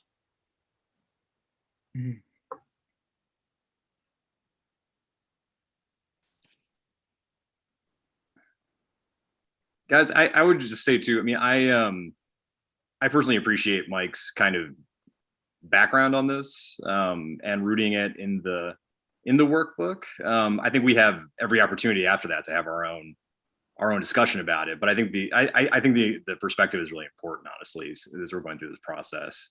Unless you guys object, I mean, Mike, I would appreciate referencing back and any other perspective you can offer on this, and same for Victoria.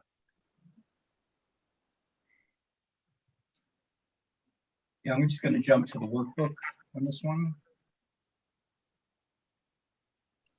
Number 9.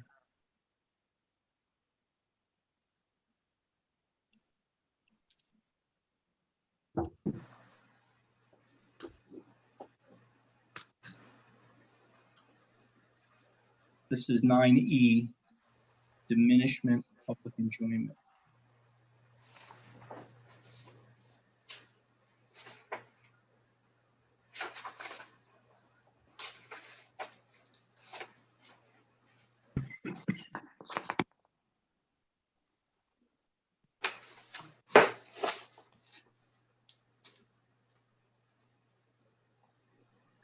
All right, so this is where we're at. The proposed action may cause diminution when a proposed project is part of or visible from a scenic or aesthetic resource. It will be viewed by many different people in different circumstances. So this question explores whether the project site is in a location that will be viewed on a daily and constant basis by members of the community, and/or if it is within a location that also has an important role in recreation or a tourism economy of the area. Analysis: how often will members of the community view the project site? Is a project site in or viewed from a scenic or historic resource that is important to recreation in the area or to tourism?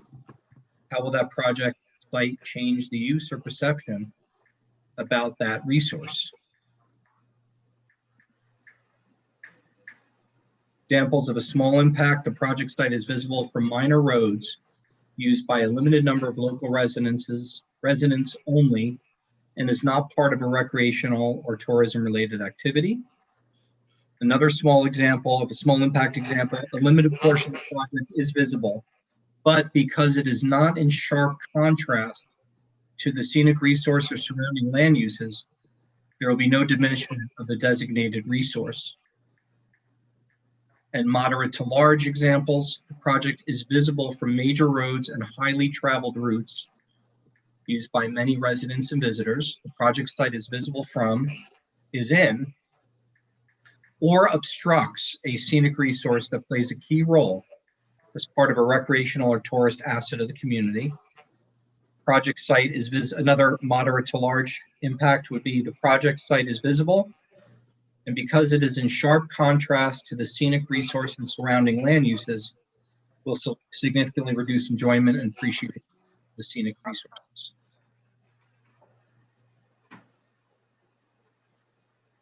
All right, Clark, what do you think? I think no to small. So let me keep track here. Laura, what do you think? Moderate to large. John. No to small. Teresa.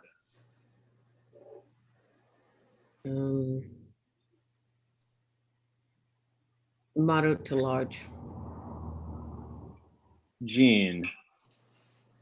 No or small impact. And Larry.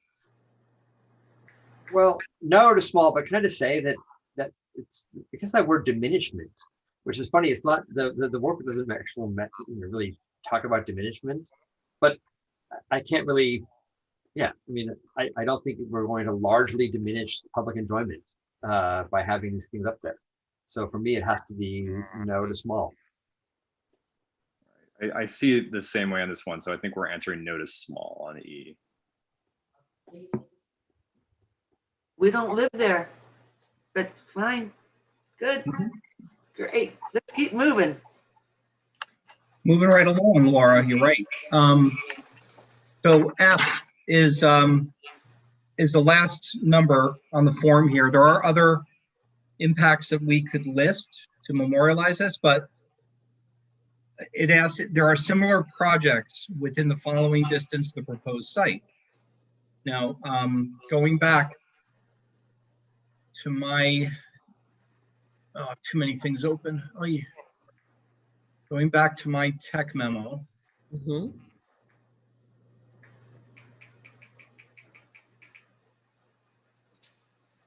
So I just wanted to note, there are existing cell sites in the area, Yeah. right?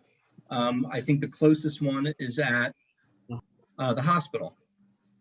Now that's the closest Verizon one, but we know on the hospital, there's numerous carriers that are up at that site. Let me see. All right, so that is about a mile east of the project. So what does the form tell us or ask us to do?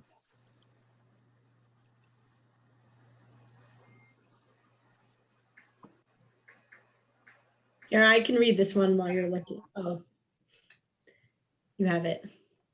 How many land uses are similar? How far away are those? How are the land uses similar?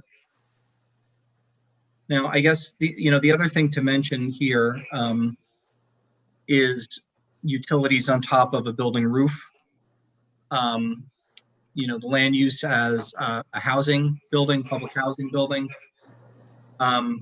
Of course, not everything in Hudson has a wireless facility on top of it. But again, it asks you to think about the scale, color, intensity of use, the type of land use in the area, bulk dimensions. I mean, there's penthouses on roofs, there's steeples, there's other infrastructure on tops of roofs. Will there be an impact? If the proposed project is similar to multiple developments or projects in the area, then it is not likely to have an impact to scenic or aesthetic resources. So, small impact example would be project is fully or partially visible, but there are other land uses of similar scale, design, density, dimension, or location, both nearby and far away, that the context of the scenic resource does not change. That's kind of a tough one, I think, to relate to this. A moderate to large impact would be the project is visible, but there are none or very few other land uses, similar scale, design, density, dimension, or location. So let me go back to the form.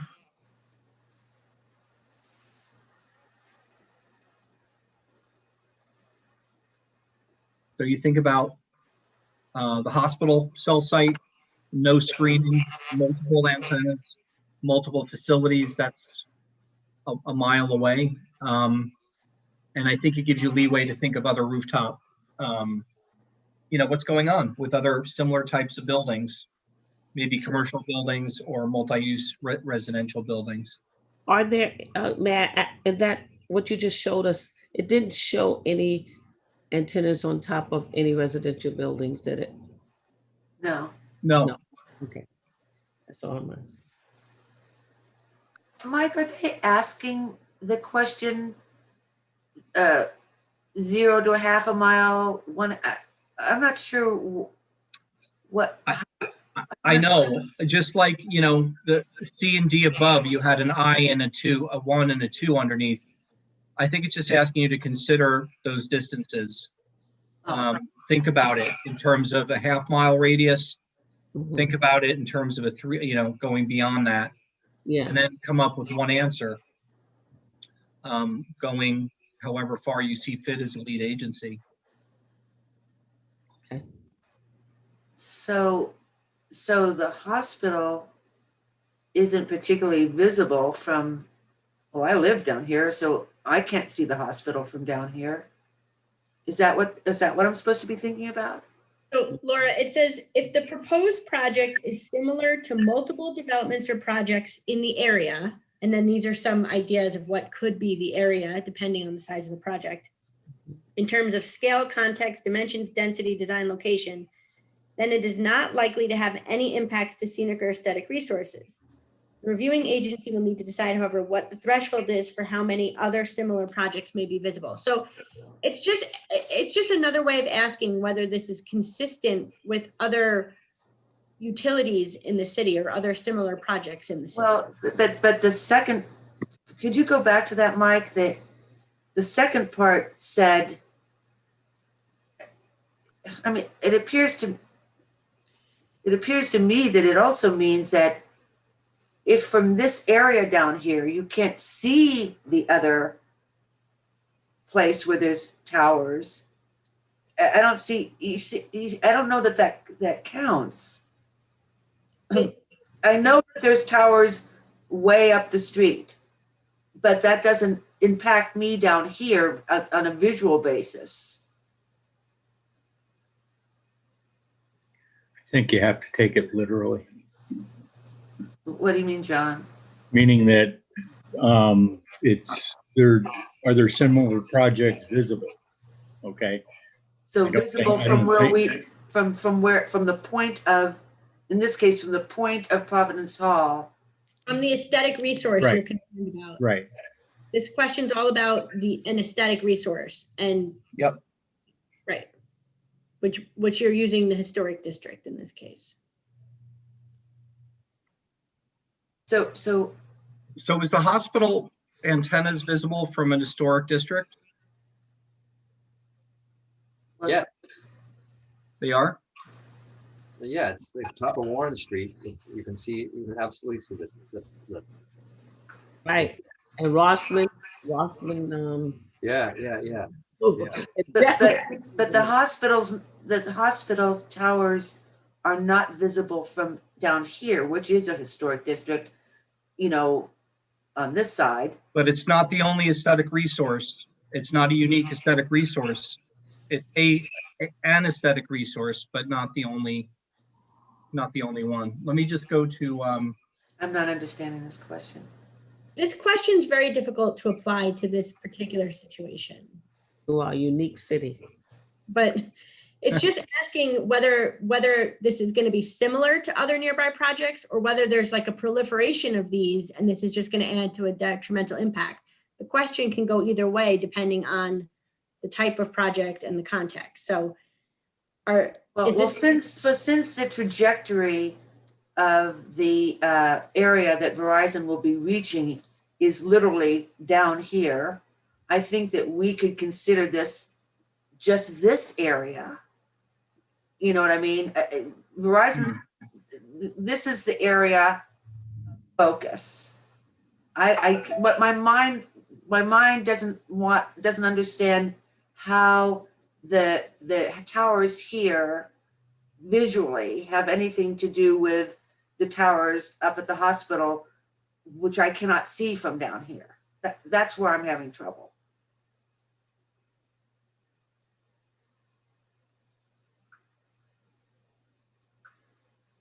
Yeah, Laura, I don't know. I guess I agree with John in the sense of taking it literally in that sense that if we can't see those from the project site, then the impact is likely, small or no impact. Can you But determine? I'm interpreting that different. If you can't see it from the project site, then it actually is moderate to large. Right, that's what I think that's isn't that what that says, Mike? I don't think it's clearly laid out here. Let me go back to the form. it could go either way. The I form think it'd go either way. I that it agree. could be either a proliferation of similar type of detrimental projects, or if it's consistent with other similar projects, then there might be less of an impact. So if it's one residential tower versus 5 residential towers, it's consistent with the area versus, it's not consistent. right. So So it's not consistent with the project scope area. It is not consistent because it would be the only towers down here. That's my point. okay. So But right. So just the way to think about this question, again, we're focused on impacts on the aesthetic resource. So if this aesthetic resource, if you're going to see many utilities from this aesthetic resource, that would likely be a negative impact. So it's asking, that's how I'm reading this one, as it pertains to this project. Is this a proliferation of these types of facilities that's going to have a cumulative negative impact on this aesthetic resource? Yes or no? But the other interpretation of this is that there isn't a proliferation of them down here, so therefore it has more of an impact because there aren't any others like it. I don't know. That's what recall. I mean, just But for it asks if they're visible. recall that it doesn't look like an antenna. Recall that it looks like an extension of a building. Well, so we're not that's talking your opinion, but there's still towers, Victoria. There's still 6 towers on a building, and unless you want to think that that building has 6 smokestacks, what else are they? We're not smokestack. But for this question, you're talking about visual impact. So That's what right. you're seeing looks like a chimney or an elevator shaft. So that's the question, not what's behind the smoke screen or behind the stealthing. You have to look at what's being proposed. Look, guys, just go forward because it's clear where this is going. So I'm going to say I vote it's moderate to large. Everybody else should vote. Let's go. I'm in favor of that. John, what's your take? I'd say no to small. All right, Clark. I'm going with John's literal interpretation. There's no other ones like that nearby, so no to small. Gene. No to small. Teresa.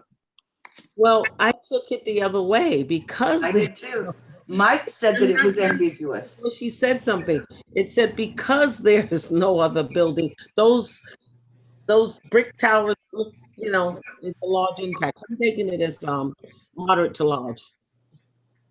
And it's only when Victoria, kind of said it different. I said, wow, this is all based on your perception of this question. I mean, it is kind of confusing to have one answer from Victoria and one answer from Mike. And at least Mike, was clear that it's a little bit ambiguous. But let's just move on. Move on. Larry? Oh, sounds like the no's have it. So no. Yeah, what does it matter? Chief? No. So let's answer this no. Okay, that wraps up number 9. Well, we need to do other. Do we want to flag some stuff that might be other, not to delay this further, but No, let's not. okay.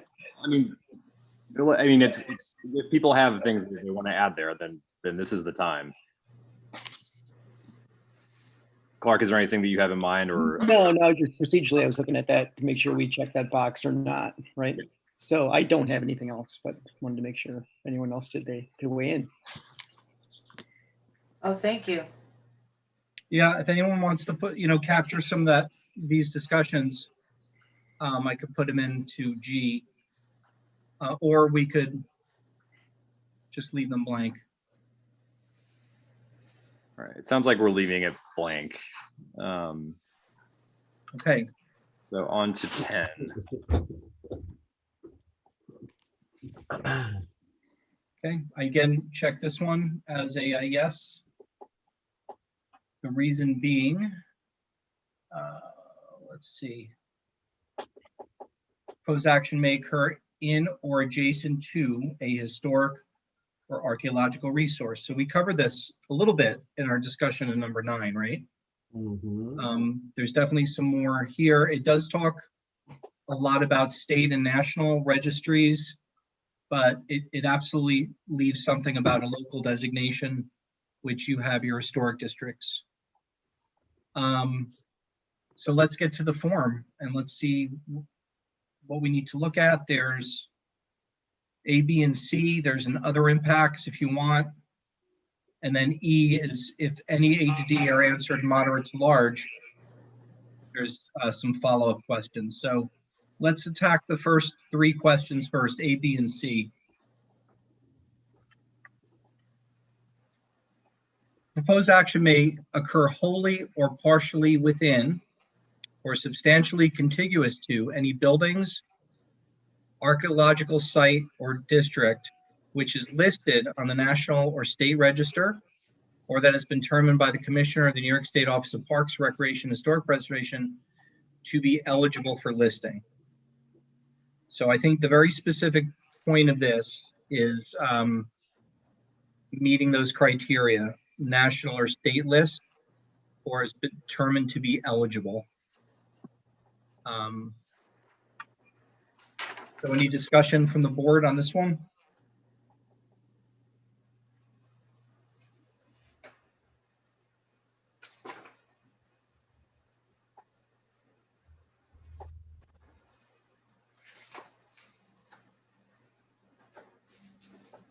Well, it's not within the district. Substantially Oh, contiguous. it's substantially contiguous. Yeah. Well, I don't know. There's another application that we have where certainly historic places are being identified that are closer than down the block. I mean, Warren Street's right here. Right. Right. So that doesn't apply with this application. I mean, substantially contiguous, I think this is substantially contiguous to the Hudson Historic District. So now if we just accept that, the next question is it a small impact or moderate to large impact? Moderate to large. I'll get started. Surprise? Moderate to large. Next. All right, John. I'd say moderate to large. All right, Clark. Moderate to large, too. Gene. Moderate to large. Teresa. You need to turn your mic on. Moderate to large. All right, Larry. Well, I actually think it's small impact because of the letter that we got from the state. You know, I mean, if we're going to follow his authority, I don't know if I necessarily want to, but you know, that letter claims that there's no substantive impact of this installation. But the state doesn't live in Hudson. We do. Yeah.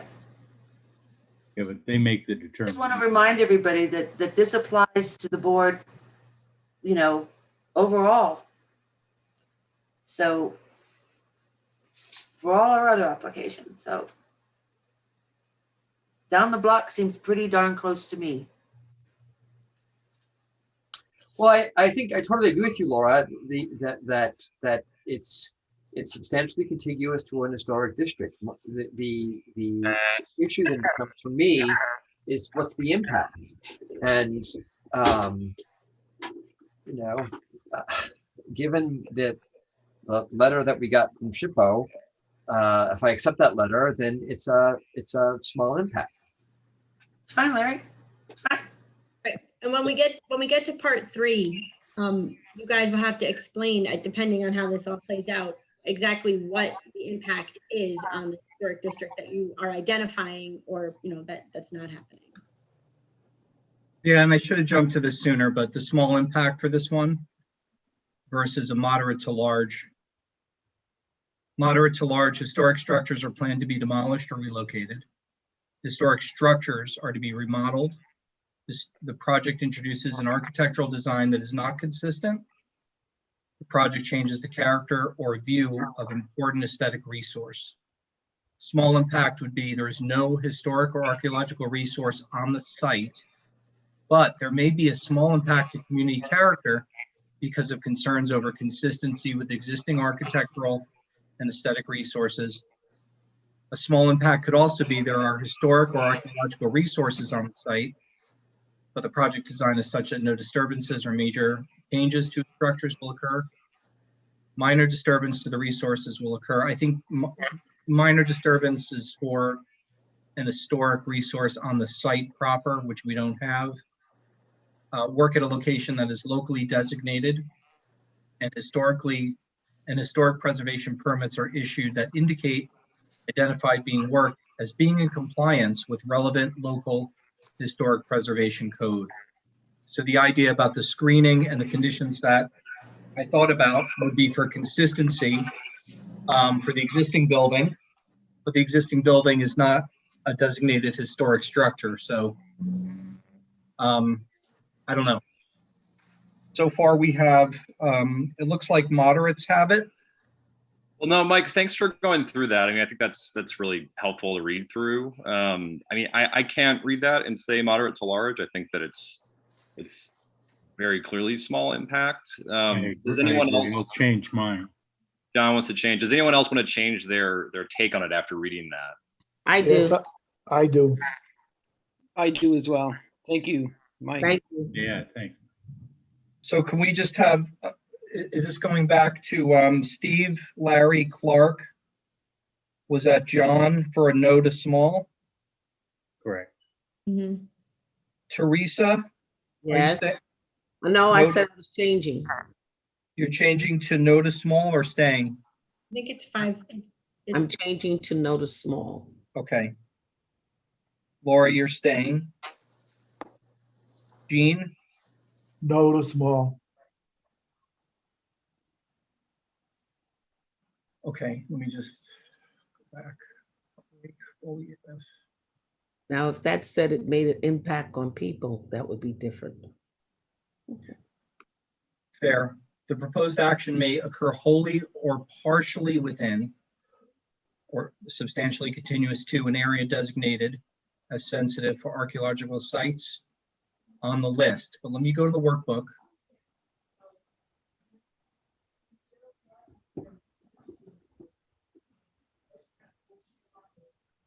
Okay, proposed action may occur wholly or partially within or substantially contiguous to. It talks about the National Register, how they define archaeological sites. Phase 1 reconnaissance and phase 2, you know, there's no disturbance here of soil, you know, it's not going through an archaeological dig in that way. Of course, this is a rooftop, but the analysis, are there any areas designated as sensitive that are within or contiguous with the proposed project location? Yes, we talked about the historic districts being adjacent. But that's not archaeological. That's not. So according to the EAF, the EAF does identify that it's within an area designated as sensitive for archaeological sites by SHPO. Okay. So it is sensitive. So then the next Okay. question is it going to be an impact? So small impact would be an example of a small impact. There are archaeological resources known to occur in the vicinity of the project that are already included in a sensitive area designated by SHPO. So Victoria, I think that's what you're saying, right? But a site-specific inventory shows that no artifacts at the specific site will be disturbed. I That think might- here, the important piece is whether or not there's going to be ground disturbance. Which Right. would- Hey, Steve and everybody, I have to just attend to something, so go on without me. I'll be back as soon as I can. I just have to take care of something. Okay, thanks a lot. We should maybe, consider taking a 5-minute break when we get through this question anyways. Okay, so so that's what that workbook question looks at. Did that make sense for 10B? And in my estimation, I think it is geared towards, you know, digging up artifacts. This is a rooftop site. I'd submit that the example of a small impact in the workbook for question number 10.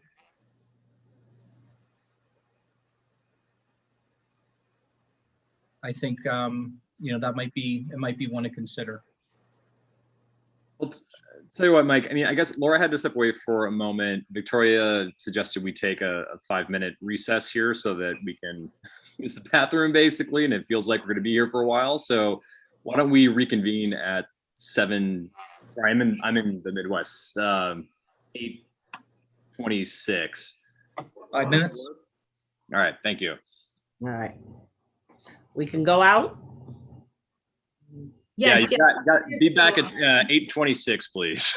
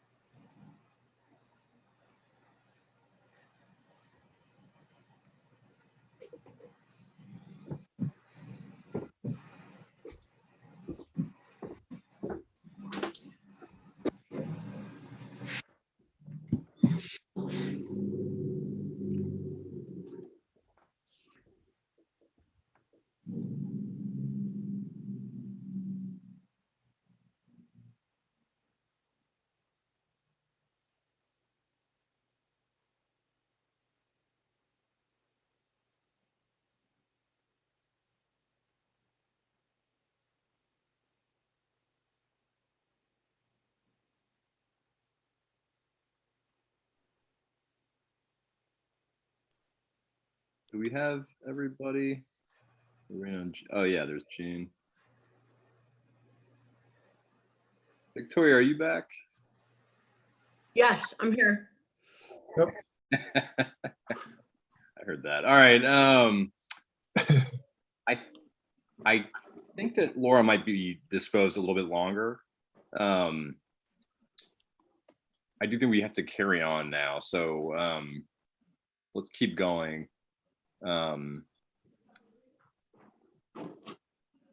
To B. So I'm sorry.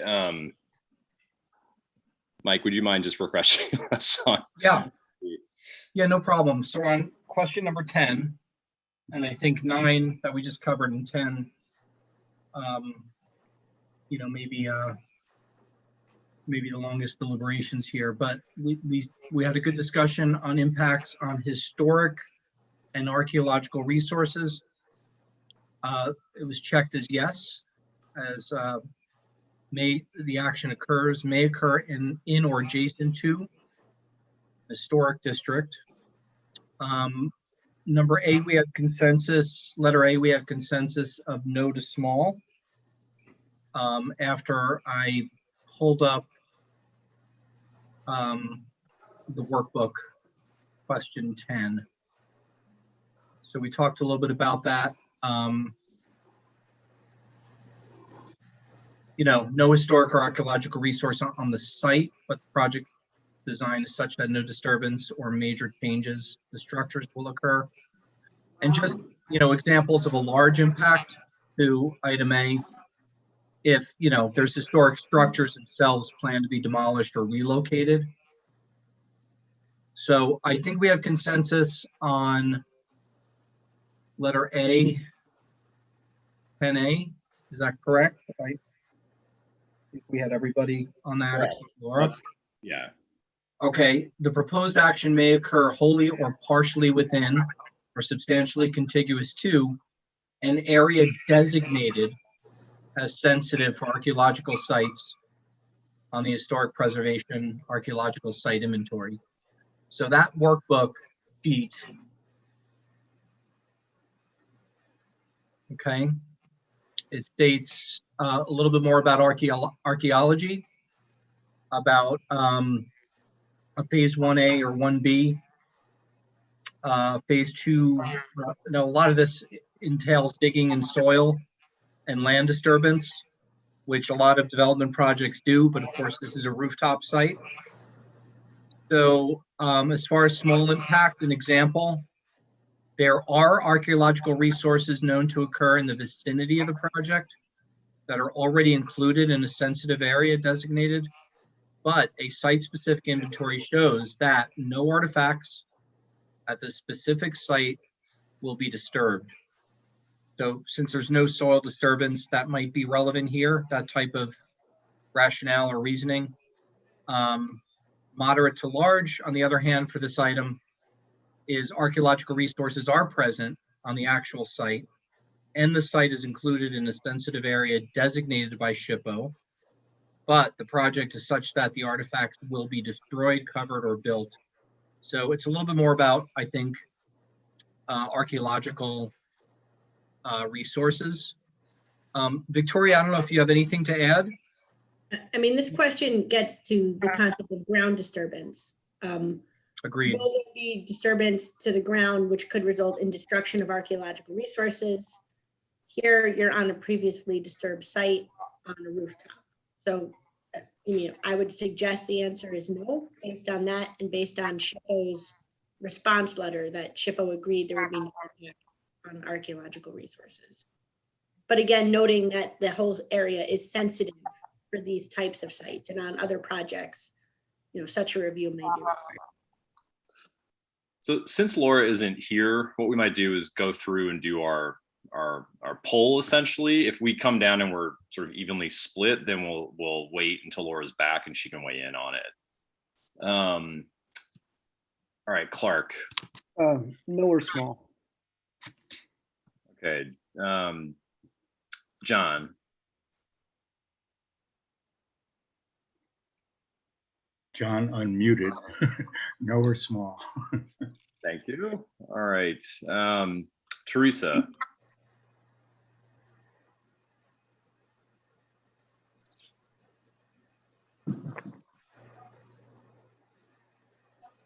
Oh, I'm sorry. I was talking. No one heard me.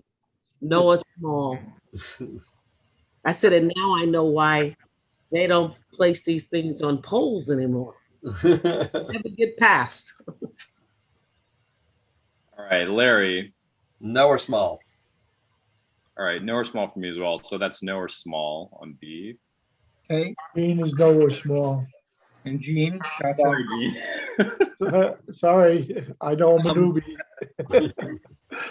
And the No. last one, the proposed action may occur wholly or partially within, potentially contiguous to, an archaeological site not included. So I believe what that means is that if you're digging and you find something, discover something, however, we're not, we're just going on top of an existing building. So I think the rationale would be identical for this one. I agree. I agree. Yeah, if anyone thinks otherwise, maybe speak up. Otherwise, let's answer no. Agreed. All right.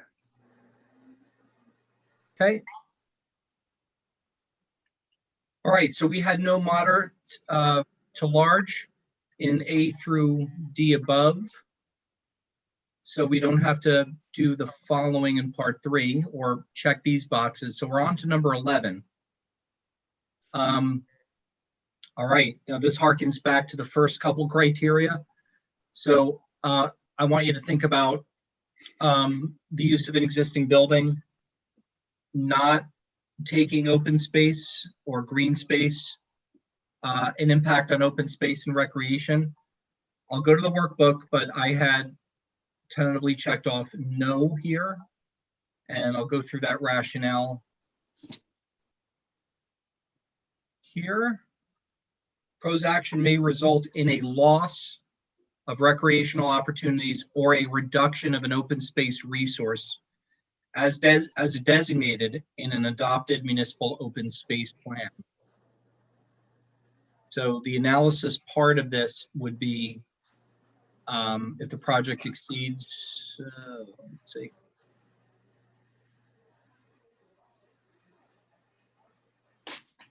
Proposed project result in a loss of recreational opportunities or open space.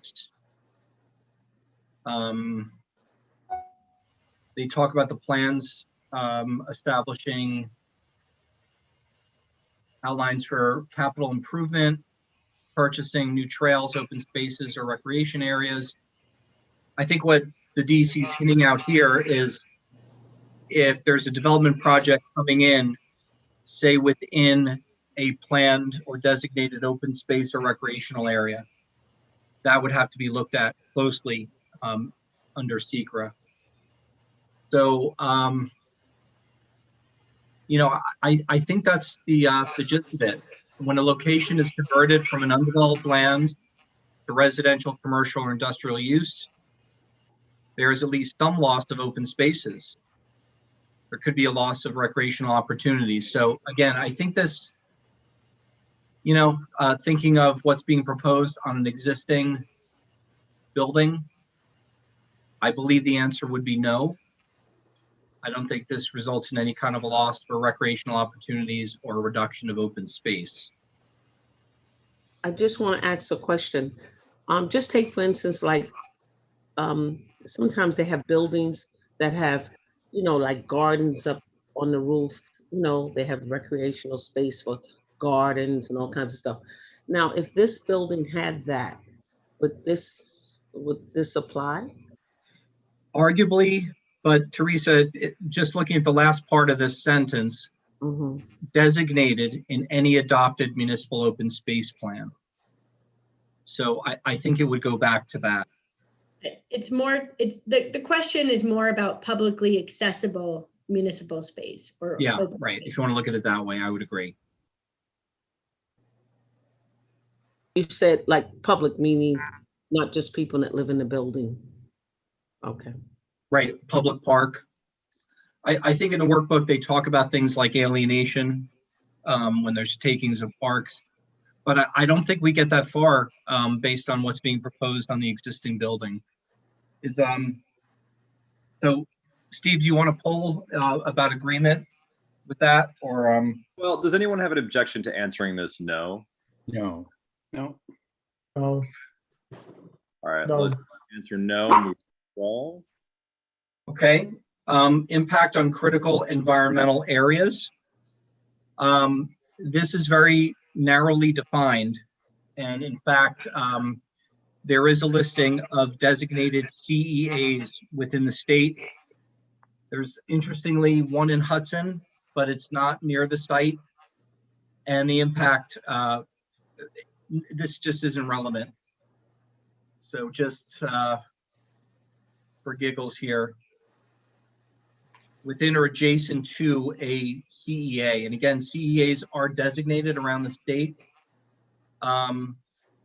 There's one in Columbia County in Greenport. I guess part of their public water supply protection. So there's no CEAs within the city of Hudson. So I think this is clearly a no.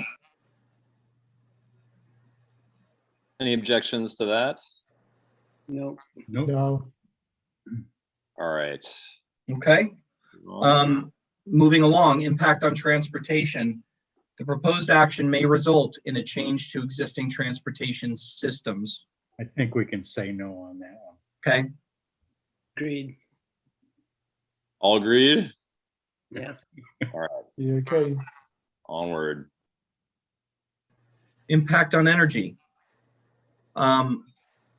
Wireless facilities obviously use energy, and I know, I'm not sure if the engineer is still on or is ready to talk to this, but this question clearly relates to the need for new substations, new power sources. The existing grid will be used for a wireless facility like this. So when they talk about an increase in the use of any form of energy, I interpret it as taxing the grid or putting new strain on the existing grid, which isn't the case based on the power levels that are used. Let me see if I could give you a little more on that. So an increase in energy use means a need for more energy production. I think that's important because sometimes you might review a project where there's a power plant being built to maintain the project. That's not the case here. Either on-site or off-site, which in turn will mean an increase in pollution, right? So you might have a mini power plant on a development project. It puts more strain on the energy supply system, the energy grid, sometimes to the point where upgrades to the production or delivery system are needed. If a project requires an amount of energy that necessitates upgrade to the delivery or generation, those upgrades will also have to have their own environmental impact. So, yeah, that's my take on other forms that I filled out for other types of wireless projects, but I could understand that there might be some discussion around that. People have thoughts about that, or to your reason that we would answer this yes? no, Can't see a reason. Okay, I would say no and move on. we can move on, Steve. Okay. So the next one I did check off as yes, impact on noise, odor, and light. There's important to note there's no emergency generator associated with the project or the site plan. There's no discharges or emissions for odor or noise. There is lighting, and we had that discussion early on in the application. So there is lighting, but it is mitigated in that it's a switch timer. It's only used if needed, if a Verizon maintenance rep will need to access the roof at a nighttime site visit, maybe to do a repair or to check on something. That is a switch that's manually on and off. So there'll be no normal type of lighting. There's no FAA lighting required or proposed for the project. So, you know, I did check it as a yes. you might disagree with that, but I believe that all the sub-criteria here have been addressed with the site plan. So these are small lights with there's a specification for the lumens and the footprint. They're not going to be on in any regular basis. They'll only be turned on when needed. And that might be very seldom, if Verizon techs like anybody else, they'd rather do work during the day when they can. So it would only be in the case of an emergency. Sound levels are a non-issue. There's no generator. There's no blasting for the project. This is, of course, on a rooftop, as we've been talking about. No routine odors. No light shining onto adjoining properties. I say no for that. Mike, And can I ask a question? sure. Since it's going to be enclosed, I would assume that most of the lighting, if any, would be interior as opposed to exterior. There wouldn't be a need for exterior light if it's an interior antenna. Yeah, so they'll be lighting at the equipment compound area in the middle of the roof.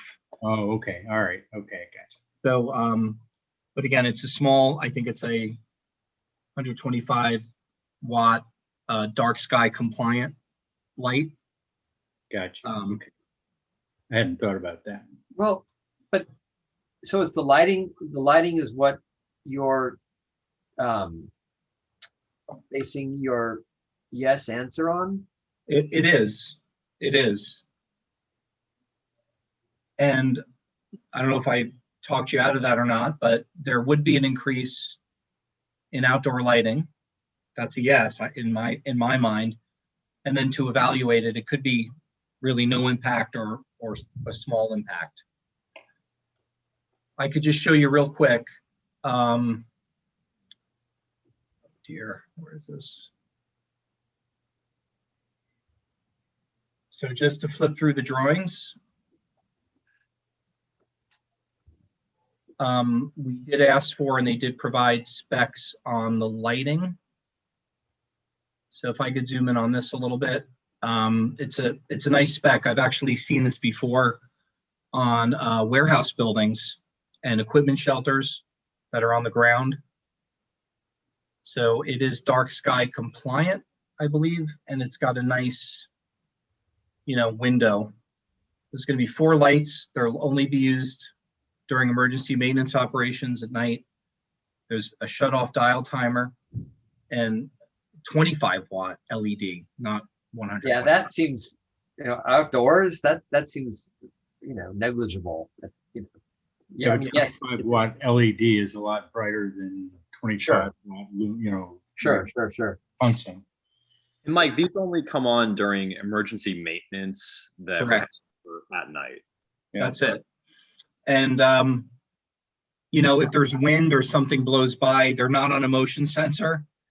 I have worked on sites where, remotely where deer walk by and it triggers the lights and, not a good thing. So this is a timer. It's going to be manually operated. So nothing sticks on. It's only on when needed. It's on when needed and it has a time, it's gonna have a shut off timer. Yeah.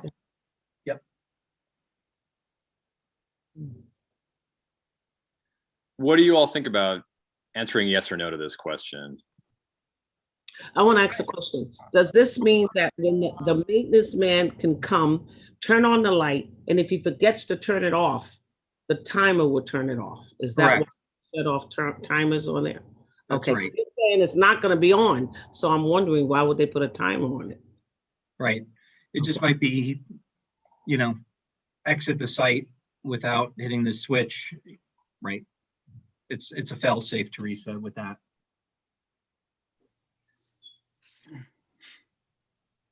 Yeah, I mean, from the discussion, it feels like 15 would be a no to me personally. What do you all? I agree. Same. I Okay. mean, technically it's an increase, but it's so negligible that I don't think it's substantive. Okay. Is anyone object changing to no? Nope. Change it. I mean, we could put down at the bottom, under other impacts, minimal lighting when needed, or some, minimal lighting as needed, but no significant impact. Something acknowledge that there's light, but it doesn't seem like it's a major thing. Yeah, might be a good idea to qualify it that way. Yeah.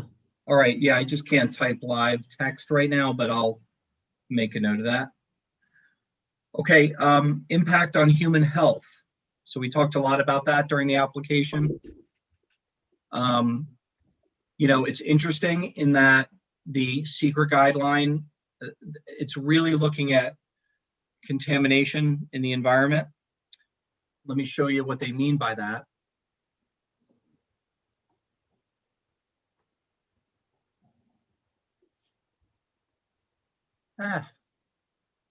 We're almost through. May have an impact on human health from exposure to new or existing sources of contaminants. And you might say, well, what about radio frequency? Radio frequency is not covered in this, but I would submit nonetheless, we looked very hard at that. We had asked for supplemental information, very detailed cross-section. If you remember, it's in my March tech memo. But the root of this question, I believe, goes to exposure to any solid or hazardous substance and contaminants that could be toxic, infectious, inflammable, or corrosive. They can occur as solids, liquids, semi-solids, or gases. And it talks about, hazardous substances have their own definition in the New York State Code of Rules and Regs. So it talks a lot about, solid waste being generated. Think about citing a new disposal facility or a construction and demolition debris disposal facility. In me looking over this, and actually solid waste and haz waste is a lot of what I do for work outside of looking at wireless applications. I do believe that this is not radio frequency is clearly not mentioned in the SECRA workbook. And I think more importantly, we do have a lot of compliance data, and we do have conditions and documentation that the rooftop and facility would be maintained as a controlled exposure environment. And you may have seen that in the draft resolution as well. So again, in my role with you, I cannot see a reason to check that as a yes. But let's, just look down at the spirit of the sub questions that DEC puts out on their form for this question. It does talk to location within 1,500 feet, school, hospital, licensed daycare, group home, nursing home. But again, that's looking at contaminant sources or maybe dealing with hazardous substances. It's not undergoing remediation. That was in the original SECRA form. There's no environmental conditions on the property, and certainly not on the rooftop. I visited the rooftop. There's nothing that lights up in those databases. HDR did look at that, by the way. There's completed emergency spill remediation. That would have shown up in the database. So there's nothing on the property lighting up there. There's no institutional controls. And that would be, like at the landfill, for instance, we looked at that as an alternate site.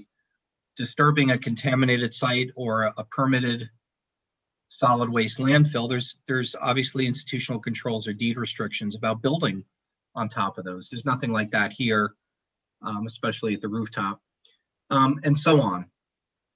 We're not unearthing or digging into solid or hazardous waste.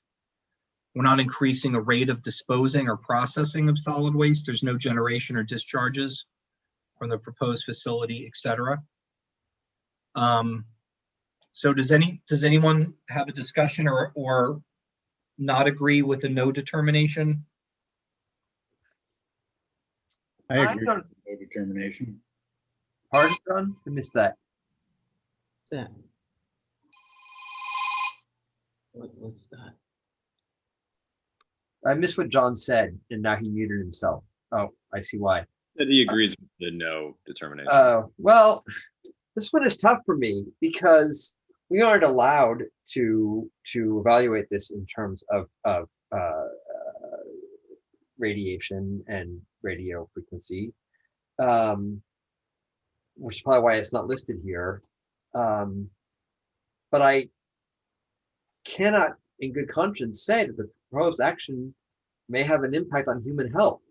It would be no, because it may, and I think that you know, I could see us perhaps answering this yes, but then say at the bottom, you know, it's outside of our jurisdiction to evaluate the impacts, but we have heard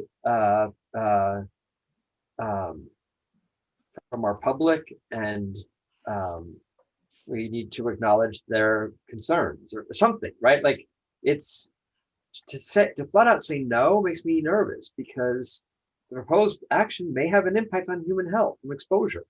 It may, and you know, I think that we can acknowledge that it may, and still acknowledge the limitations of our authority or jurisdiction to do something about it. But I wouldn't want to pretend that It relates to contaminants though, Larry. well, it might relate to content. Yeah. I think it relates to contaminants because we're not allowed to look at radiation. No, but that's not a contaminant necessarily. And I think we're pretty much, I mean, you can always put something in under other, but I don't think this is anything that would be other than no from my way of thinking. I'm, you know, not trying to influence anybody. Can we, yes, If Mike, is this, Laura, can we put yes and then in other, say exactly what you said, Larry, that the impacts on human health are really unknown by us? You know, And we we're have, not allowed to judge the project based on that. yeah, I know, And but we're constrained here, but I just don't like the idea that we're saying no. no. It's because it's not no. It may have an impact on human health. We don't know. And even if it does, we're not allowed to do anything about it, right? And What, can I just ask Mike a question? If the if the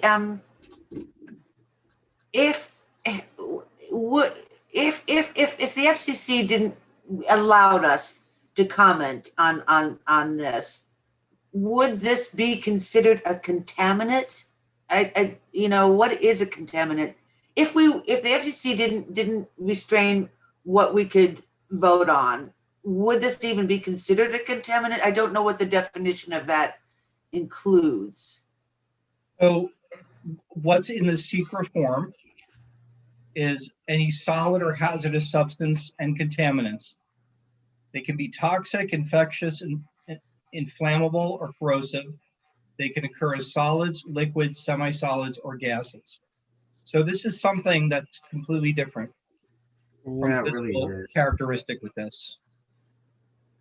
Now, what they have on the form is, you know, for good reason, many development projects, you know, they encounter these things, and you can see that they're looking at contaminants. You see the word remediation, you see the word landfill leachate, explosive gases, etc. Okay, they don't list non-ionizing radiation. They don't list radiation, actually. Another form for this. So it's an interesting point. I know, Larry, I could appreciate what you're saying with this. You know, just reading this top line here, but at the same time, I could see what John is saying too, and interpreting the workbook. There is absolutely room to write in something on the bottom to memorialize the discussion. so Larry, I just want to point out, when we get to the written part 3, I did propose some language. I know most of you probably haven't had the chance to look at it, but I just want to read it because maybe this will address your concern. the project will not result in a significant adverse impact on human health from contaminants. However, the planning board has received a significant number of comments from persons concerned with RF health effects. So it's acknowledging that there are those concerns. The project has been designed to comply with the applicable FCC safety regulations. The rooftop will be managed as an FCC controlled exposure environment and be compliant with FCC rules and regulations. The applicant will provide a rooftop access protocol to ensure that maintenance workers unfamiliar with this type of technology are protected when accessing the roof. In addition, the applicant will provide annual RF emissions compliance report to the city. So if you go through, there are some conditions that Mr. Musso suggested be part of an approval if the board is to approve the project. And so what I wrote sort of acknowledges that we understand lots of people are concerned about these things, and these are the conditions that will be placed on approval, should you do that, to help make sure that everything is within FCC limits. Well, We can I still like- put it in other. if Yeah. Larry wants. Yeah, just a short acknowledgement that there are other impacts that are not contaminants. Just that very first thing you said, that while there are no contaminants, what was the second half of the phrase? Victoria, the second half of your sentence? There Read are it other again from the beginning. impacts that are not listed. The planning board received a number of, the planning board acknowledges that there are a number of concerns about RF radiation. Okay, yeah, that's that. In other words, these are other impacts that are not listed on this form. Yeah. But they need an updated form. This is probably before towers came about. Well, I tell you, this is a recent reboot of all this. Yeah, And there was I think some discussion about putting things in regarding wireless and deployments. It didn't make it in though, Teresa. It did not make it. oh, I see. But you do have other impacts to note and acknowledge as a board, so. So Larry, is your proposal to answer no, but use the other impacts field to put that statement in? Well, I was going to answer yes and put the other and leave everything else no, and then put the other impacts down there. That's not listed. Yeah. I if we're voting, I'd go with the yes and put the other impact in.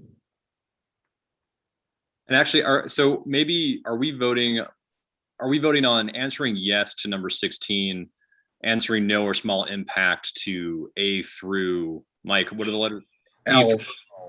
And then using field M to make that statement.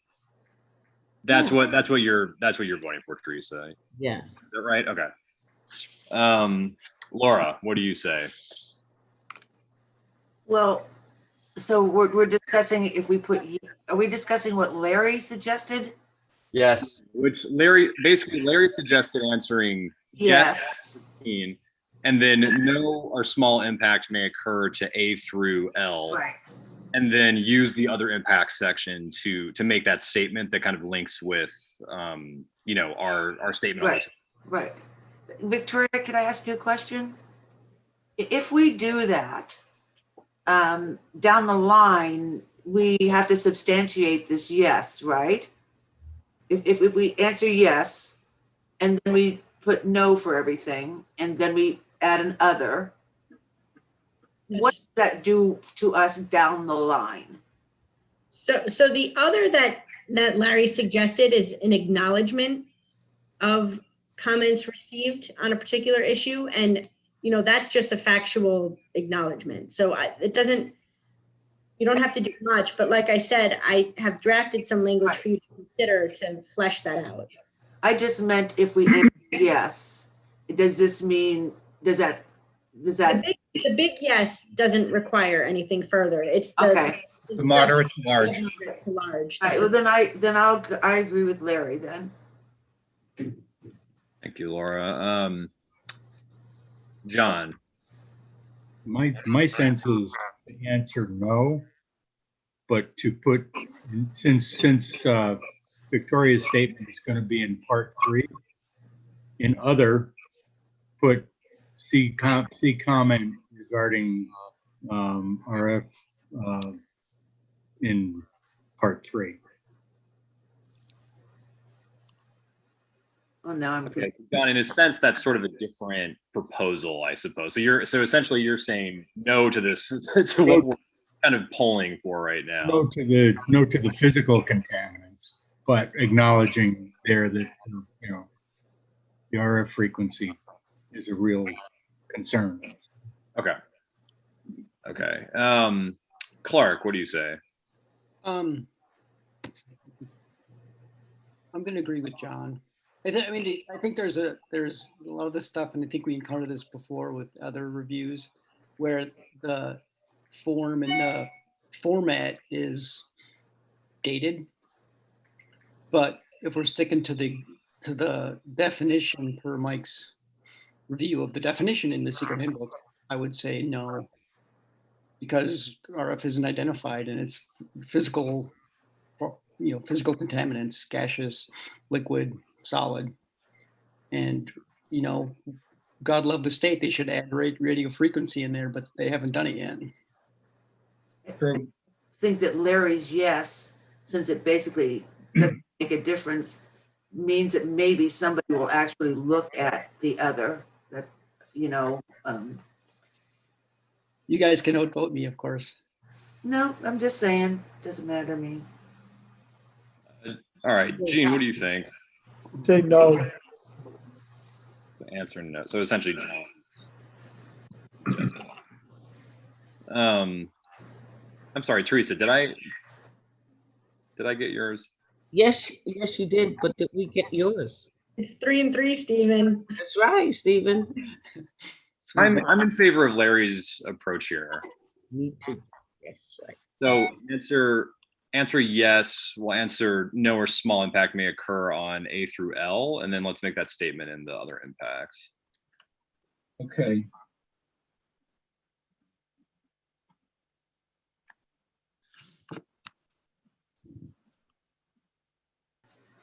All right, A through L, that makes sense. And as far as other impacts, this has to be a small, right? No or small. Moderate to large Why? or unknown?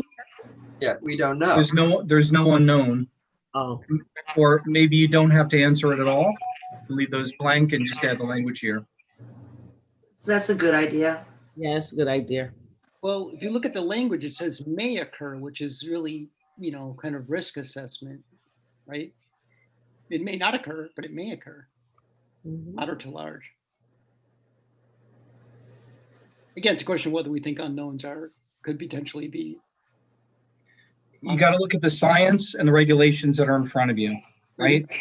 If this was a drinking water source and you say, I just read there's no safe level of lead in drinking water.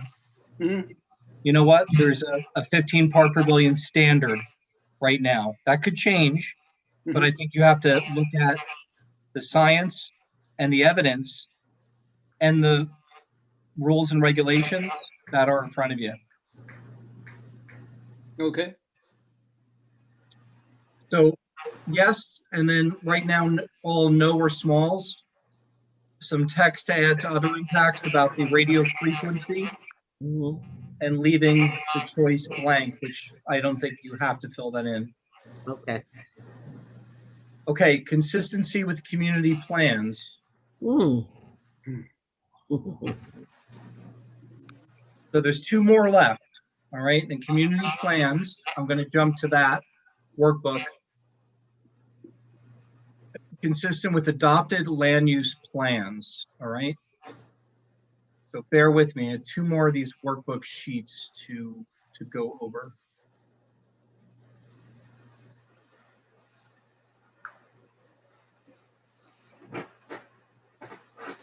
Okay, and again, remember that the nature of what's being proposed, the use of an existing roof.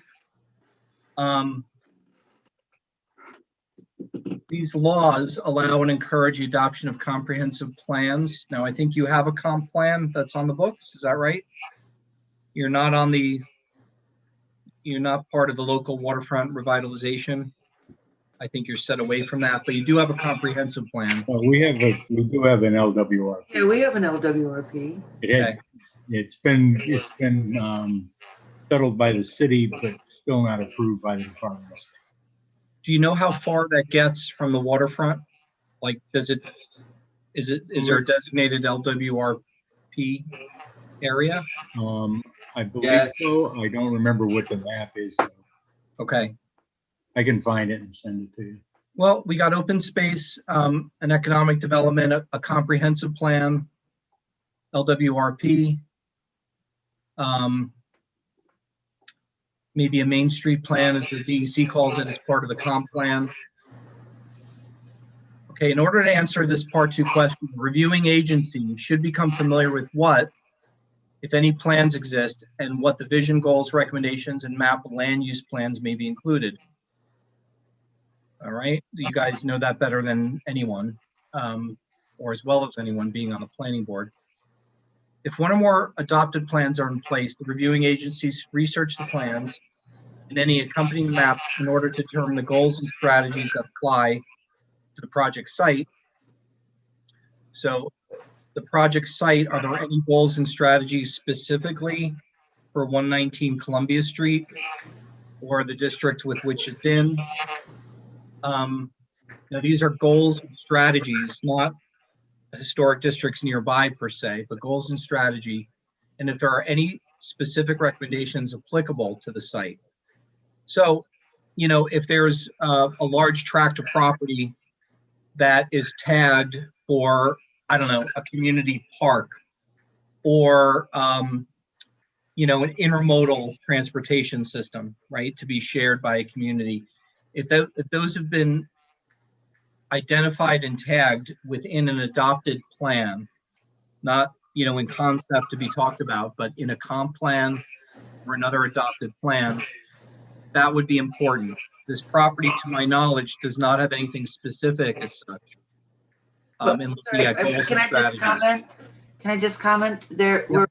we're redoing, literally redoing Promenade Hill, block. And that's, you know, that's totally was a part of, well, I don't know. I don't know if that was part of the comprehensive plan or the LWRP, but it's DRI. was part of the DRI. So it's a block away. Okay, that's good. That's good information for sure, Laura. But one thing that I did highlight here is, does the community have an adopted zoning law? You do, clearly, and you have a wireless facility siting chapter. It advises to check the zoning map, use schedule, and bulk dimensional information, and compare to see if the project is consistent with those requirements. I think that's important for the proposed rooftop site here. You know, it's not just talking about planning, but you do have a wireless chapter, and I think that's, you know, I think that's relevant for you to think about here. So going back to the form now.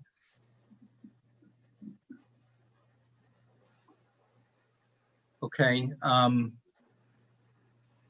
before we maybe talk about no or yes, just take a minute to read through these points here on the bottom.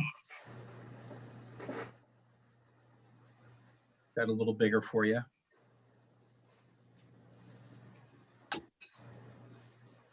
So does it, I guess the way I interpret it, and I know Larry asked me to cut down on the dialogue, but I want to put it out there.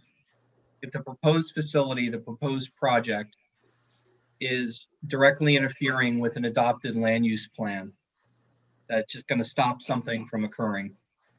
So again, I think you have to vote on or discuss the no or yes, and then we'll move on from that. Well, why are they bringing up these, you know, the existing plans like the LWRP and et cetera? So those relate to this question? Well, yeah, I think, Laura, the guidance that DEC tries to give for all these questions, including number 17 here, is saying, look, the lead agency in answering this question should say, what do we have adopted in terms of land use plans? The workbook page also talked about zoning. You do have a zoning code. You do have specifically a wireless facilities chapter of the zoning code, chapter 284.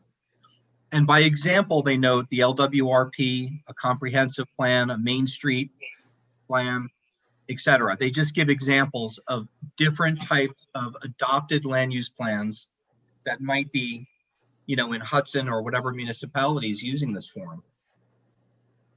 So they would say, look at those, and if there's something that this facility proposed project is at odds with, that should be a yes.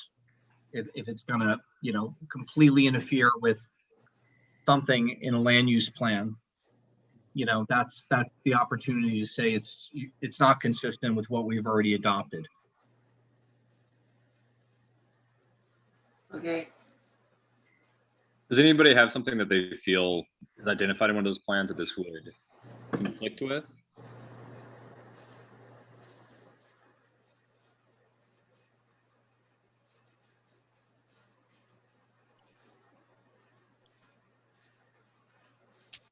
I have no issue. Yeah, if not, then I guess my suggestion would be, and also based on its consistency with zoning, that we answer no here. I agree. Here's a question I have, which I'm reminded of another application in the LWRP district. If it's in the LWRP district, I know there's no official LWRP committee that the city simply didn't create, but my understanding anyway is that it needs a LWRP consistency determination. And I'm not sure if this is exactly the same as what we're doing now, but my guess or my sense of it is that's a separate determination for any project in the LWRP zone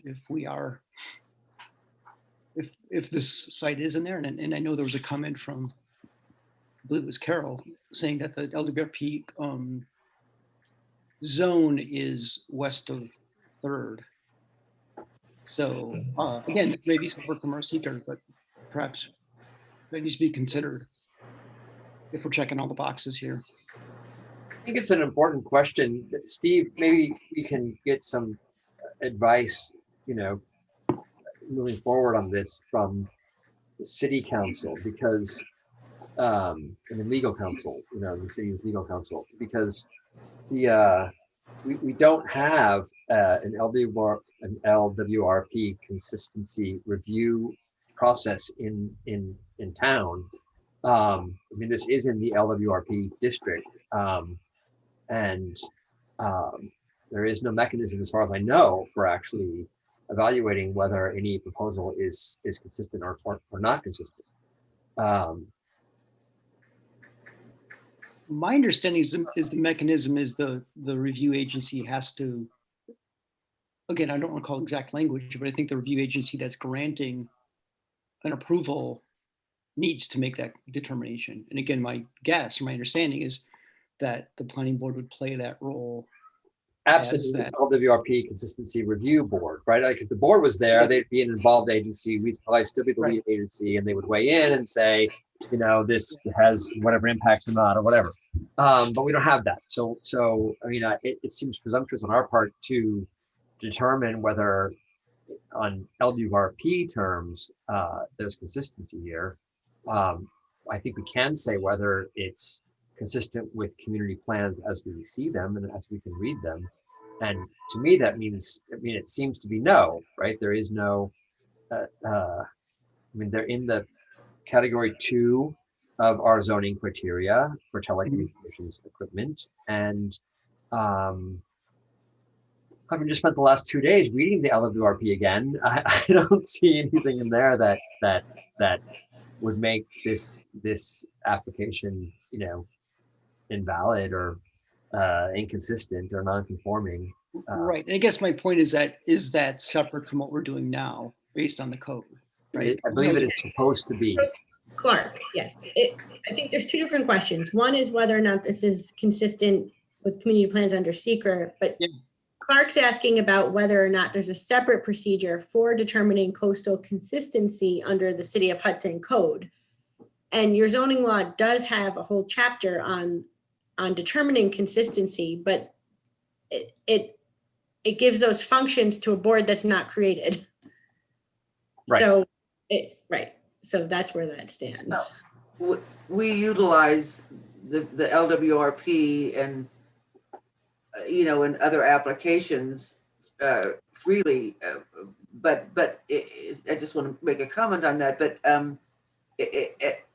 I just think that commonsensically, I don't know that there's a guideline for land use and antennas, you know, towers, not antennas, towers. So I actually am agreeing that the answer here is no. I don't see any. Is there? I mean, that would be my question. Is there a guideline for land use as it applies to towers on top of a building? Well, I mean, sure, the code has a whole chapter on telecommunications, and the applicant. But I'm. You're talking within the LWRP specifically? Yeah. I don't know off the top of my head. I don't think that's mentioned at all. So can you say if it's not mentioned, it's not?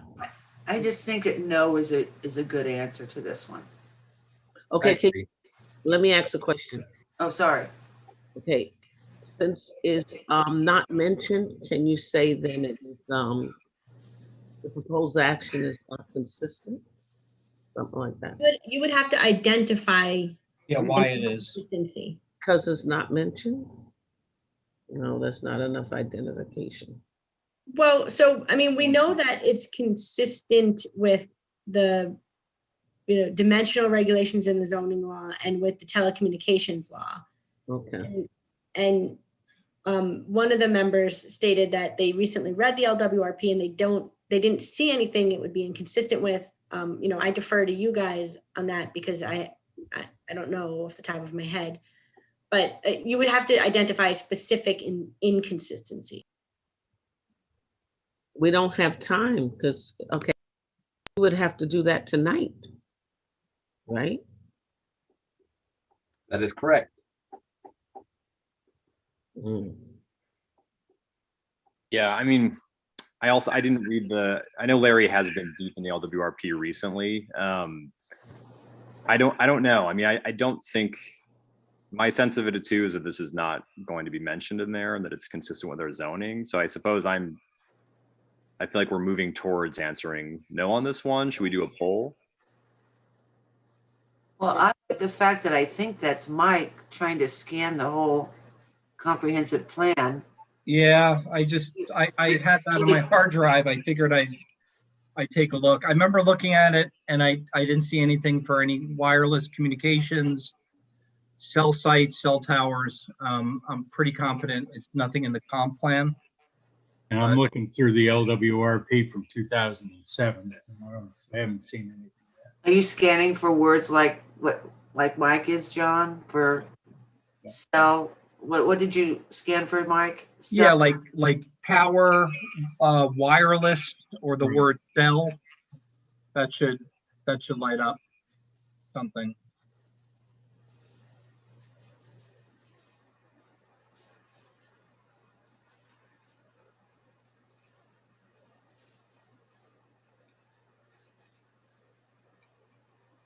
I mean, I guess, John, if you're doing a find in the LWRP to try and find those keywords, basically, right? Yeah, and looking for communications, that kind of thing.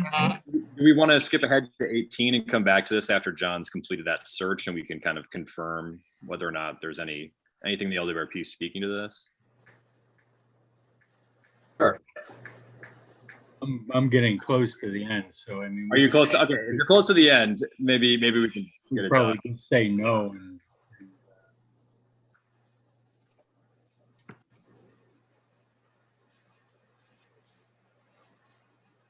And there's a section on the Hudson, on the vision plan. That's true. Well, maybe we can use this time to actually look at A through G. Yeah, I was just doing that, and I think that gives you a feel of what the SECRA workbook thinks, goes into number 17. It's just not cookie cutter for every project, but that's kind of their thinking of, the impacts that would be evaluated if this does get a yes.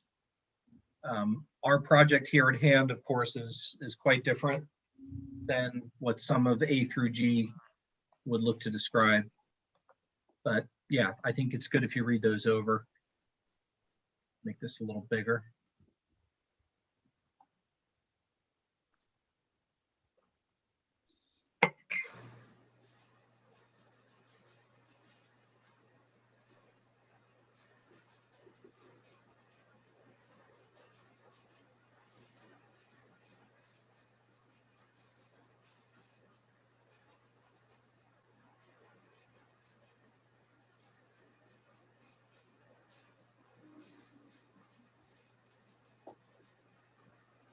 I mean, from my reading, the only one that stood out would be D, and it would depend, I suppose, on if John uncovers anything in his search, that would have the potential of being answered moderate to large.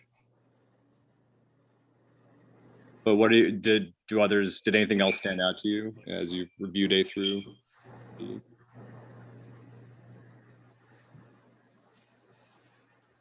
What does the proposed action, what does F mean, Mike?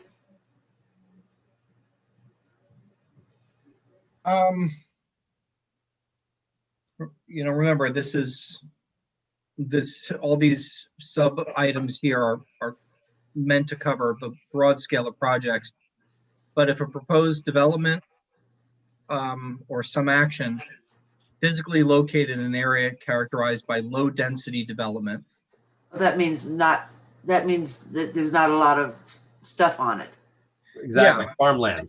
Yeah, Okay, and I see. in some zoning codes or comp plans in more rural areas, they might have, a planned development use with I certain see. density not to exceed, or, Okay. minimum 2-acre lots or something like that. I got it. Okay.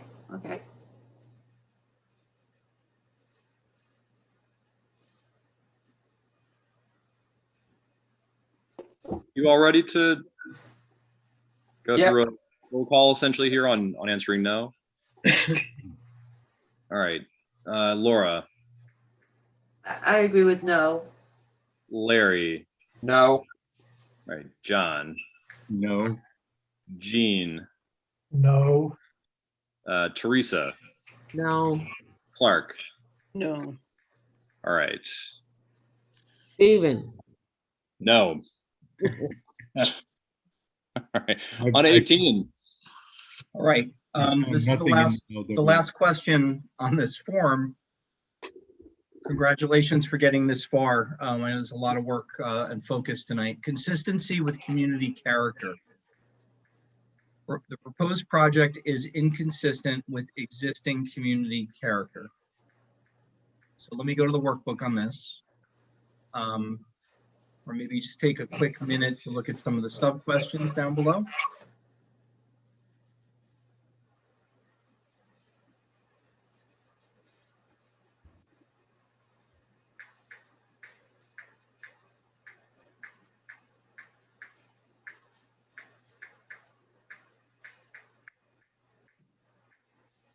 Okay,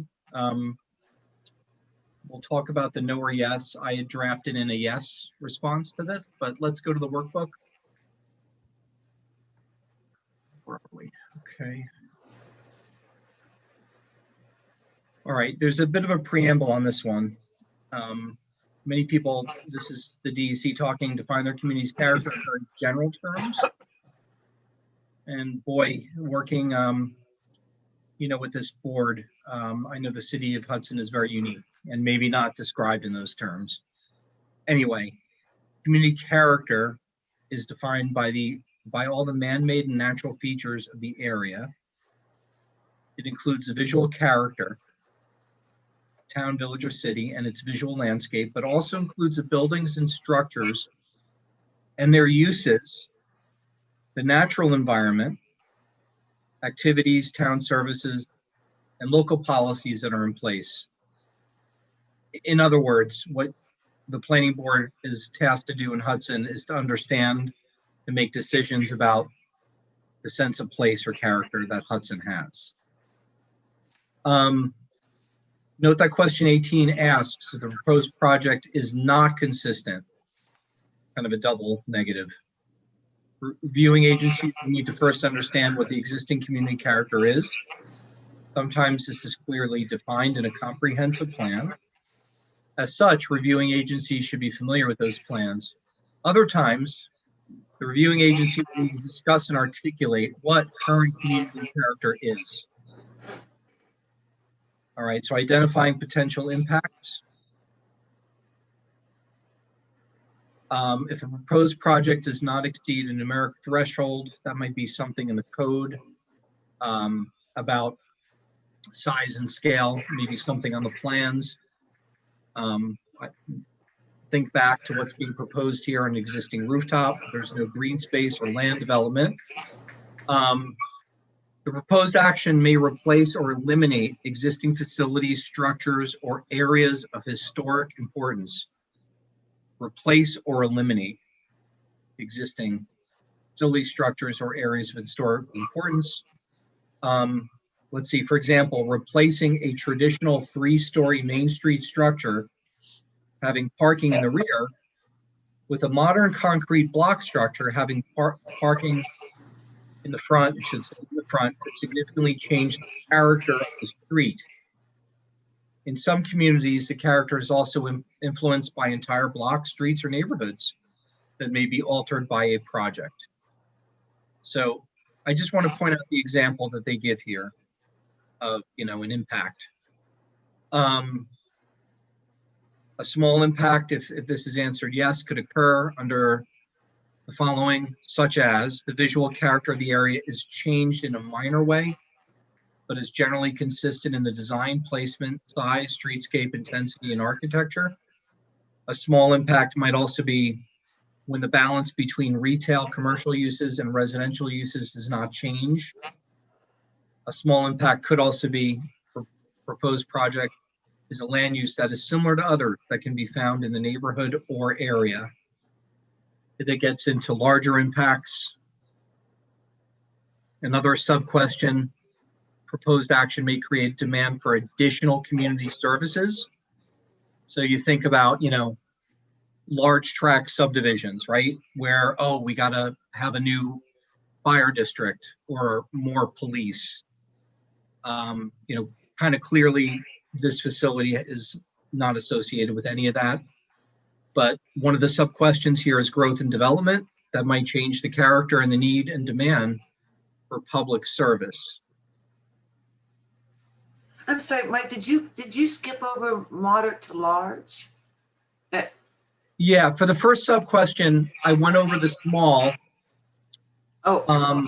And these are some examples of moderate to large, which, are kind of the direct opposite of the small impacts that I went over. So, were you going to come back to those? I could go through them now. And that's okay. I just didn't know if we were skipping it or we were going to come back. Whatever your plan was. No. Yeah, I probably should have just tied that up. So, the small impacts we talked about, changes in character in a minor way, but generally consistent in design, placement, streetscape, etc. Another example of a small impact is a balance between retail, commercial uses, and residential uses. Would a project disrupt that or change that balance? A small impact would be that the project doesn't change in any significant way that balance. And another small impact would be that the project proposed is a land use that is similar to others that can be found in the neighborhood or area. So moderate to large might be, as examples that the DEC gives, is that the proposed project moderately or significantly changes the visual character of the area. The proposed project is of a larger scale than currently exists in the area. New building design, lot layout, streetscapes, or intensity. Really none of that's proposed, right? It's not a new building, it's not a new lot layout, it's using an existing building. But another moderate to large would be the project introduces a land use that is inconsistent or in sharp contrast with surrounding land uses. The project introduces odors, lights, noise, or traffic, which I think we addressed already. So, still staying on this very last question, another sub-question is having to do with the demand for additional community services. So that's something else that might go into the mix in answering question 18. So what I started to say about this one is, you think of a large tract subdivision where, there's got to be a new fire district established to serve it, or more police hired, or, maybe a bus route to change. I would submit that the proposed Verizon facility does not, have that type of impact. Another sub-question is the proposed action may displace affordable or low-income housing in an area where there is a shortage of such housing. Could mean that the structures are physically removed or replaced with other land uses. I clearly think this is based on, comprehensive plan, large tract development. Maybe there's eminent domain that you could read in here, I don't know. But it does give examples, and I really think that the Verizon project is not applicable to this. Hey, Mike, but But what happened to us going through each one and then, reading this stuff? I'm okay, not going to be able to remember all of this. yeah, and I hear you. I would certainly focus back to it. So maybe it's a better suggestion, Laura. I'll put up the form now. I think that's what you had been doing in the other questions. So if we could do it on this one, that would be great. Yeah, let's do that. Laura, the reason I was doing that is that I think this criteria is really subjective in some ways. And I wanted to go over, what some of those sub-questions were. Oh, all right. Well, if you wanted to go through them all, but then can we go back to each one individually when we, when you get through? Okay, yeah, I just have a couple more to do on that one. But I just wanted to give the flavor of what the I see. handbook. Sorry, I didn't know what your method was. Go ahead. No worries. So another one of the sub-questions is displacement of affordable or low-income housing, replacement and removal. That's not being proposed here. And again, these are examples of community character. The proposed action may interfere with the use or enjoyment of officially recognized or designated public resources. That question I think came up a little bit earlier on another item. Proposed action is inconsistent with the predominant architectural scale and character. For this application, I would just note there was a review of a variance or a waiver need. The bulk table's been added to the new drawings, and the code enforcement officer has chimed in about at least consistency with the zoning regulations. But there's also not only scale, but there's also character. And I do submit that the stealthing that's now proposed should be considered. So, and character of the existing natural landscape, I don't think is exactly relevant here. I think we're in the built environment, obviously, in this part of Hudson. So those were the sub-questions. Let me now return to the form, where we can go over the very last question here. And then that would, this would be, this is the last item on part 2. This will conclude this exercise.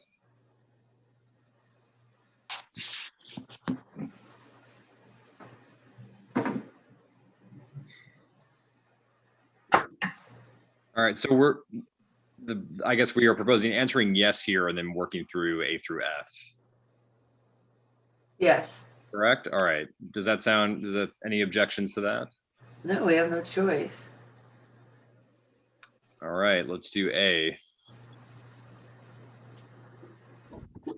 Just no, most likely. What do y'all think? I'd say no. No for me. May replace or eliminate existing facilities? Replace or eliminate? No for me. I'm I don't good. think anything is being replaced or eliminated. No, Those I'm are good the with no. Does anybody see a concern about additional demand for community services? No. Nope. no, So B is a no. The proposed action may displace affordable low-income housing in an area where there's a shortage of such housing. No. no, Okay, no. Anybody? All right, so we're answering no there. Proposed action may interfere with the use or enjoyment of officially recognized or designated public resources. I think that's a discussion. Okay, what do you think, Laura? What is? Well, we go back to Promenade Hill, and though I might be the only one that enjoys looking towards Hudson when I'm up there, I do think that seeing 6 towers up there is going to affect the enjoyment of it. That's my opinion. I hear that, but the interference, would you say that's a small impact or a moderate to large impact? I think it's maybe more moderate to large, but there's also I also feel that that letter F also is a moderate to large. This is a well, I mean, this is also a residential area, and I feel that this also affects the whole area residentially. I mean, so let's come to F after we get through D and E. So, I mean, yeah, I agree, Steve. E, do we want to run down the poll here? What, Laura, you want to answer moderate to large? Larry, what do you think? On D? Yeah. I can see moderate to large. Jean, what do you think? no, All right, Teresa. Which one? D? This is D, yep. Okay, Yeah. moderate to large. Moderate, I'd say no or small. Clark. I'll go with moderate to large as well. All right. even. I'm no or small, but I believe we're answering moderate to large. Okay. All right. The proposed action is inconsistent with the predominant architectural scale and character. I go with moderate to large. I vote moderate to large. All right. Larry. Same. Jean. I'll go with moderate. All right. Teresa. I said first, moderate to large. Clark and John, I believe. I'll dare to be different and say no or small. Clark, what do you say?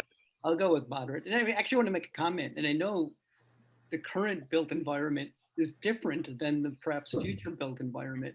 But if Bliss goes away, the size of those things is going to weirdly change, given they're probably the tallest structure in that neighborhood, probably in the relatively near future. Hey, they might work better. So anyway, I don't know if we could take that into account. That's a theoretical change. At this point, it's interesting, but you have to discuss what's there now. Okay. Yeah, I thought I'd make that point though, because. All right. It doesn't matter, but I'm answering minor to large as well. So we've got minor to large. Now, the proposed action is inconsistent with character of the existing natural landscape. Mike, can you check? I think that actually means like softscape. Yeah, I was just gonna check that. Just give me a second. Number 18. Natural landscape.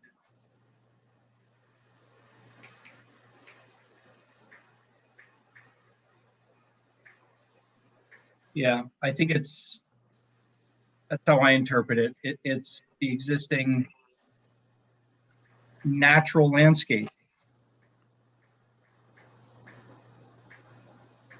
Yeah. That means mountains? What does that mean? Water bodies, open lands, forested lands, topography, natural communities and wildlife, and unique geologic features all contribute the natural landscape. So this particular section, I think, was the prior question was more applicable because that dealt with the built environment, predominant. Right. Right. So you're saying this one does this? It doesn't apply. Okay, let's run. John, what do you say? I'd say no to small. Clark, No to small. Jean, No to small. Teresa, No to small. Laura, I think no to small. I'm also no to small. Did I miss anyone? Me, but it's fine. Sorry, Larry. I'm losing steam here. All right, so that is no to small. Or do we have other impacts that we want to note in 18? How about impacts on the community, trust and where they live or something like that? Can you say that again, Teresa? I didn't catch that. How about an impact, the structure has an impact on the community in which lives under it? A negative impact on them? Can we say that? I suppose you don't want to entertain the second paragraph here. Which one? Oh.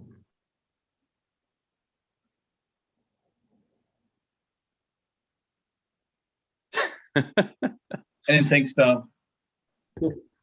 Well, it's a fair question. Does anybody have thoughts on that? Did somebody tell me the question again? No, I was just looking in the secret handbook under the other impact for this very last question. And, secret, it's mainly about significant adverse environmental impact, but People. the DEC notes here that if there are benefits to the project, you could note them here. Well, there are actually two things that occur to me for this other impact section. I mean, one is something that I'm surprised hasn't been highlighted in terms of a potential positive upside here, which is that improving cell access improves access to the internet at a time when this is incredibly important for people, and many people access the internet through broadband. So that is a positive impact of filling this service gap. The second thing is just that I think, to Teresa's point, it feels like there should be somewhere in this process of review that we note the fact that no one in the building spoke in favor of this. We didn't have a single resident that said, build this thing, we want it. Every single person that lives at Providence Hall said, we don't want this project. And in the area too. And I don't understand how it could be an impact on another building. Nobody has mentioned human beings. It's amazing. Oh, I agree with that. What is the law? Oh, whatever. Somebody. Mike or Victoria, is there a way to, note this and other impacts? Either of those things? Well, could I also say that maybe we should look at C again, because it occurs to me with C that, we may be displacing people these very people that we're talking about, that no one was in favor of it, the people that live there, we may be displacing them because they're afraid to live there. So I don't know if that should see. I think it's the project is not proposing displacement. I don't think it's I'm sorry, a secondary speculative connect the dots. I think the answer here. I'm sorry, Mike. I rendered at least an opinion. I'd like to. The board can disagree with me, but I'd like to hear from them first. Unless you're saying that this question isn't that we're not allowed to talk about people here. Nope, not saying that at all. I'm just telling you how I interpret that. It may displace affordable or low-income housing in an area where there's a shortage of such housing. And Hudson does have a shortage of such housing. And we've got however many people, 200 people that live in that building, some of whom might be displaced because they're afraid to live there, is what I'm saying. I'm not saying we have to agree with what I'm saying, but I think it is at least worth a little bit of a discussion. And I'm tired too, guys, so I'm not trying to prolong this. And I think it's at least what Teresa said and this subject, I think, are worth a discussion. Well, I agree. It certainly is another way to look at this or interpret it. I mean, technically, the application does not remove any existing residents from the premises. So in a narrowly constructed view of the question, no one's displaced here. I think the bigger issue is, it goes right to the heart of my reservations about this application from the beginning, is that why are we putting these things on in one of our least advantaged communities? Why is it on top of the senior citizens housing project? Why were those residents not properly informed? Why were they not notified? Why was their internet shut off? Why was the internet room in the building closed down so they could not participate in this process, right? And these are all, they're all reservations that I have had from the beginning about this application. And certainly by the way that the applicant managed and handled those matters and those questions. I think this applicant is probably frankly, in my experience on the board, the least respectful of the basic citizen-oriented democracy that we have in this country. And secret doesn't really let us. There's no easy way to identify that level of reservation. And so technically there is no displacement of affordable low-income housing, but I do think that somewhere, and if it's not in this form, maybe it's in our resolution statement, we can indicate some level of concern or reservation about the way in which this project has been brought to the city, and the way that the very people impacted most by this project have not been properly included in the deliberations. And it's it is, it's not consistent with community character, it's consistency with community, with the people who were there, right? And again, the form is the form. We deal with this all the time, where it's not well situated or worded for the actual issues that we're facing. But yeah. Larry, to address this, the board can add under other impacts, potential negative social impact from placing project on low impact housing. It can also add, to address Mr. Syme's concern, potential positive impact from increasing access to internet or something to that sense. I like both those. Can we put both those down? Yeah, and internet's not the right word. Well, I'm sorry, but Teresa also had an important comment. I thought I was addressing Teresa's comment by saying potential negative social impact from placing a project on low impact house, on low income housing. I thought, it's Teresa, did that encompass your thought? I think she, Yes. are you there, Teresa? Yeah, as long as something is mentioned, you know? Yeah, that's good. That's good, Victoria. Thank you.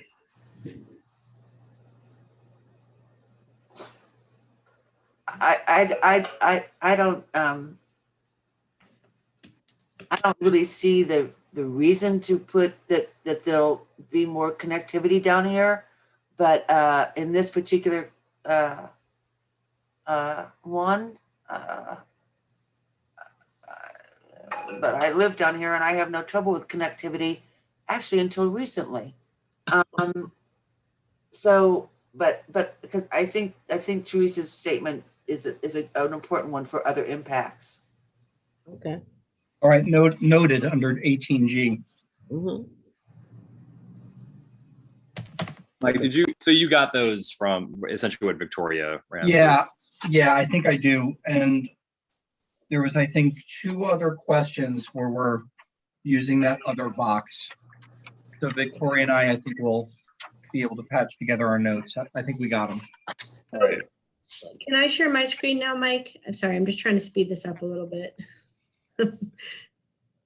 Okay, so based on the answers that you guys have just given us, this is what would serve as a part 3. It identifies the project name, the applicant, that it's unlisted. It gives a brief summary of the project.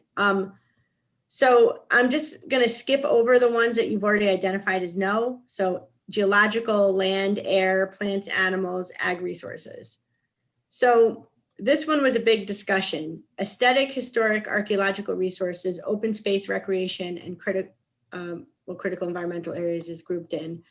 So because you identified a potential moderate to large impact, you have to now discuss that impact, and you have to explain whether the impacts can be addressed through mitigation. And so this is an example, or it's a summary based on things that you've been reviewed that are in the record, what we discussed tonight, but this is your document. So, we can change it to say what you want it to say.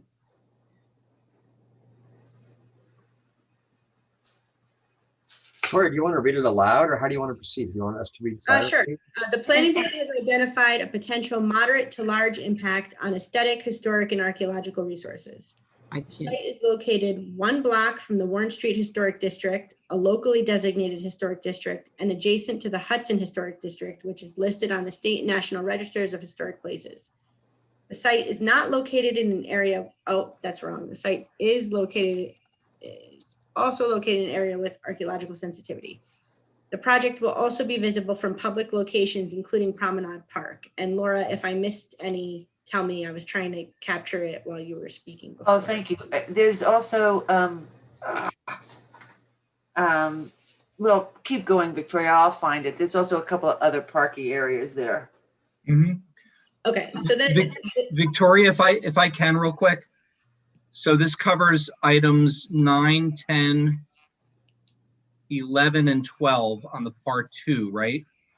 So looking back at what we just completed, impact on aesthetics, that was the only one with a moderate to large. I thought there was one under the, No, historic and archaeological, we gave it a yes, but they were all no or small impact. an aesthetic resources. Thank So you. it's aesthetic, yep. It's also Promenade Hill, not Park. Okay. So this would be the next step. You have to decide, acknowledging that it's visible.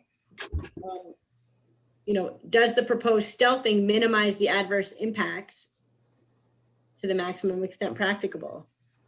So this is some suggested language, but again, the board can change it. Noting the 2 letters from OPRHP, OPRHP stated that the project would not alter the character defining features of the historic district.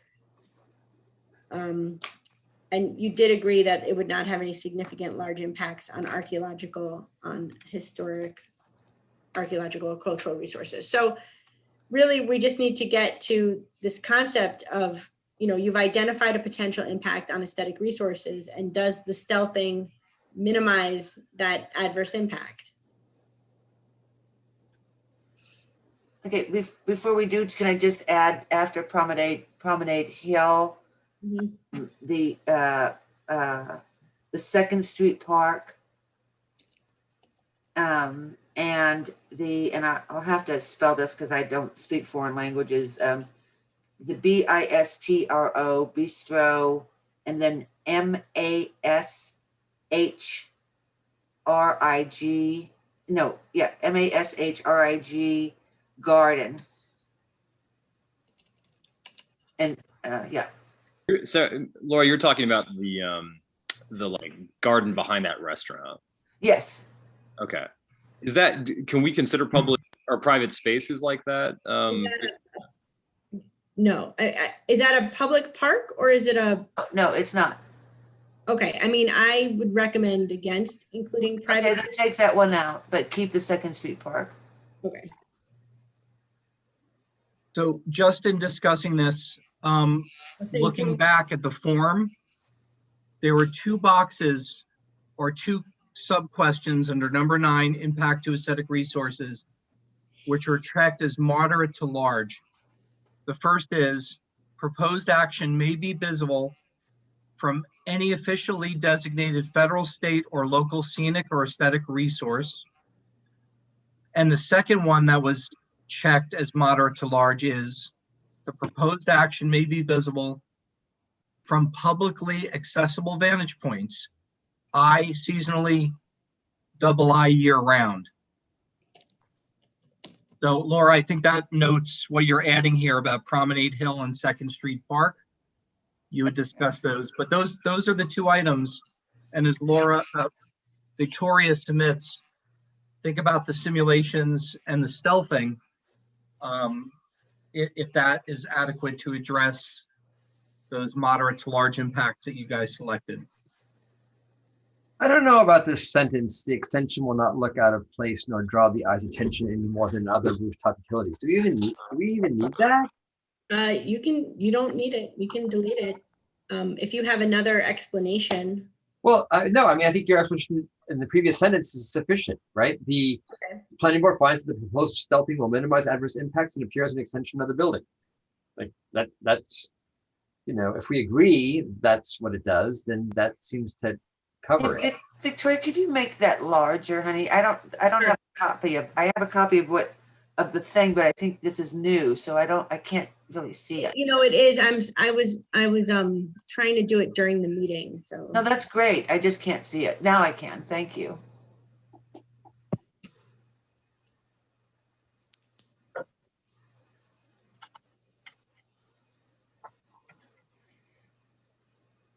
Well, I don't think that 6 stacks coming up minimizes the adverse impacts, and that it's going to appear as an extension of the building.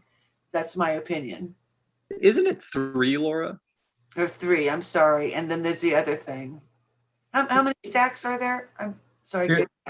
There's 2 antenna locations, going back to the simulations, right? One on top of the penthouse with a color match stealth screening wall around it. And then one on the 1st Street side over to the west. But aren't there 6 things? Then I just held up 10 hands.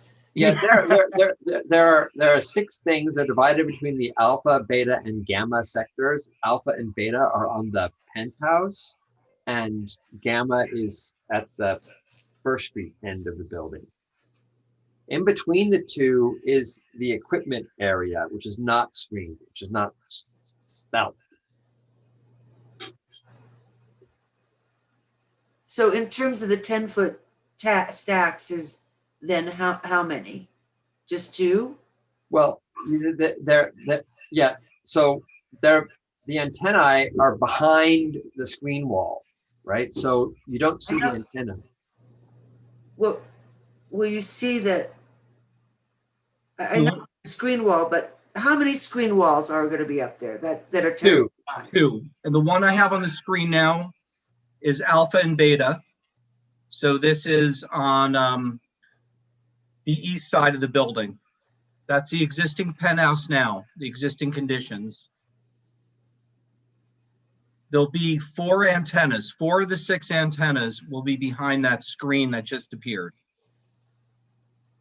And No one will see the physical antennas. okay. That's the intent of the stealth screening. Just going back to the other part of the building, the other side of the building. Now this is closer to First Street. This is the Gamma sector. So behind, I'm sorry. Right now, there's nothing there.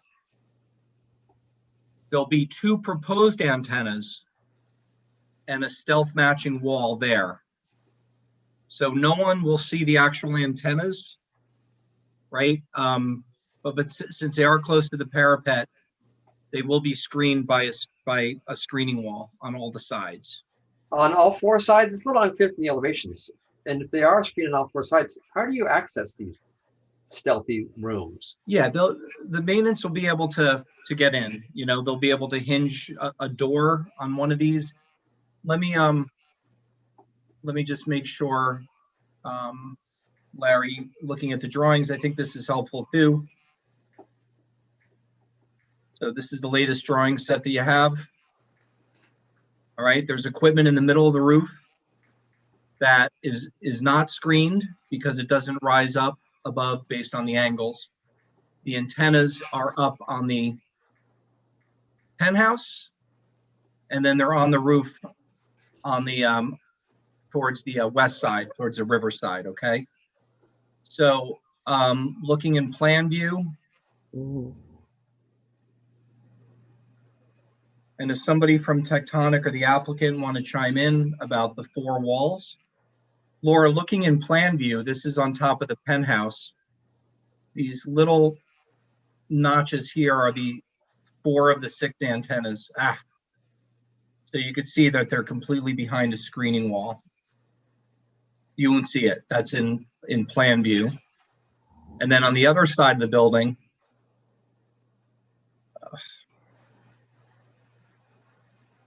to the Gamma sector, this is 3 sides stealth. So there will be a support rack where the antenna is here. But again, looking from this side, there's really no views into the back end of that. So it's important that it gets the east, north, and south sides would be fully screened. But didn't Larry ask, how do you get to it if you have to fix it? Yeah, so on this one, Teresa, this is accessible behind. So it's not 4-sided. Right. There would be an open side to this. Now there will be, on another drawing, it has the FCC controlled exposure environment with barriers and signs. That's a bit of another story. Teresa, if they want to get in on top of the penthouse, they're going to have a ladder. Yes, does it say a door? I saw it said a door. Yeah, no, that's how to get onto the roof through the penthouse. So the installation is going to actually be above that. They need to access that by a ladder and open and close it if they need to do any maintenance. Right. So here's the doorway on the existing penthouse, which is this lower rectangle that's existing. The antennas and stealth are on top of it. And that's the stealth screen around that would match. And you saw that in the photo simulations I just showed you. Do they have to go up that way through to get to the top?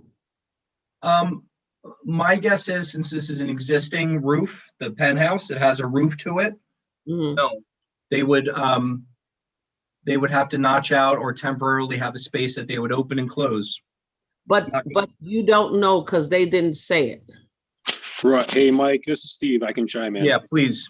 Yeah, there will be an access door built into one of the sides, which can be locked, open and closed as needed to access it. And there will need to be a ladder to get to that door. It will be in the built into one of the walls of the concealment enclosure. So there will be a door. It'll probably be facing west towards the main roof because that's most likely where the ladder will be. So this is definite, because suppose you find out this doesn't work, then what are you gonna do? Find out that what doesn't work. In other words, right now, I don't see that on your plans of how you're gonna get in and out. We didn't designate the door. That's a pretty minor Right. item compared to the So your scale. plans are not telling us that. So my thing is, suppose what you're saying to me doesn't work, then what are you gonna do? Change your The plans? door will work. That's done routinely with these kind of enclosures. Really, I Every don't believe four-sided, about every four-sided enclosure has to have an access door. Otherwise, you can't get inside it. So why isn't it on the plans? Well, Yeah, it was a minor detail. yeah, I mean, I can certainly add it to the drawings as a condition of approval when we do the construction drawings for the building permit middle. yeah, I'm sure they're gonna build that in there, and there's gonna be a final review for the building permit to be issued and all those kinds of things. So, I mean, I wonder if could we look back at the Resolution. this document? Yeah. I just want to ask one question though. Why doesn't the one have a fourth wall, just so that no one could get near it, or just, is it possible that it has a So the sector on the west end of the building, it's Yeah. the view into the back of that can't be seen because the mass of the building blocks the angle of the viewpoint towards it. So there is nowhere you can stand in the city of Hudson other than Bliss Towers to see into the back of that enclosure. That's why we omitted the fourth wall. The three walls that we do have proposed block any view you have of the antennas. If we Yeah. have the fourth wall, it will not actually block anything because no one can see it. I kind of got that. I just was curious, is that just even for safety purposes, wouldn't it be a good idea to have a fourth wall? So that could, you're gonna have a locked door or whatever, you could lock it, but okay, I don't want to keep this going anymore. That's fine. So on the determination of significance, I mean, I guess the question is, do we need to add anything to that section that Victoria drafted, or are we happy that speaks to the moderate to large impacts that were identified? Is there anything else that needs to be added to this section or changed? Can we go to the bottom of it? Could we stop? Yeah.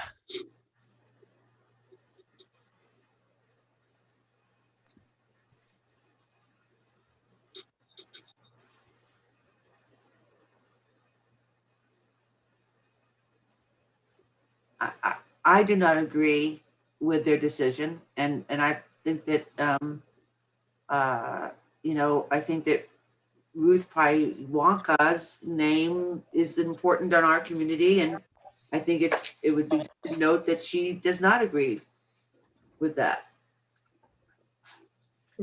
So the board on the form did not identify any potentially large impacts on historic resources. So you guys did identify one for aesthetic. So I guess the first question is the board okay with this language for minimizing impacts on aesthetic resources? And then we can go and have other discussions. Oh, I thought we were moving down. Sorry. Oh, maybe we are. I don't. Should we use our polling strategy if we're there? Is that Laura, let me start with you. Are you happy with this language, or do you think that there's a change that needs to be made? I ask everybody else. All right, Larry. You say me? Yes. I'm okay with the language. Okay. Gene. One question. The project will be visible from public locations, Promenade Hill and Second Street Park. What's Second Street Park? Laura? Is this the little pocket park off Warren Street, Laura, that you were talking about? Yes, I think so. Yeah. I'm so tired. I can't even think how to explain where Second Street Park is. So that's in the middle of the 200 block on the right side going up, and you can see Providence Hall from there? Probably so. Yes, Jean, you just have to trust me. I wouldn't make this up. There's a Second Street Park. Does anybody know how to describe where that is? I'm trying to think. Is it near Bliss Towers? Is it Bliss Towers? You know, I just made notes and I'll have to No, I think when you're talking go on my computer. I'd have to look it up. No, Laura, I think you're talking about, is it on State Street? It's Second and State, right? Are you talking about the former community garden at the corner of Columbia and Second? No, I just, I looked this up so long ago and But there is a park on the corner of Second and State. There's a little gazebo and Yeah. area. There's a park there. So, So that must be the one I mean. What? Or there's also the possibility, I suppose, of Charles Williams Park. There's a park on Warren Street, the 200 block, about halfway up on the right side. Yeah, there's the Pocket Park on Warren Street, and then there's Charles Williams Park that's on Mill Street. Right. Are we talking about either one of those? Can I just email you guys tomorrow and I'll look at my notes and find out what I was talking about? Sure. Wait, we have to vote on this tonight, but I'll make that correction tomorrow. Victoria, can we make a correction after tonight? If I have the Second Street Park by the wrong name? If that has a different name, that's a technical correction and we can. Okay. Because Thank you. this sentence discusses publicly accessible vantage points. It's broad Okay. enough to include that. Thank you.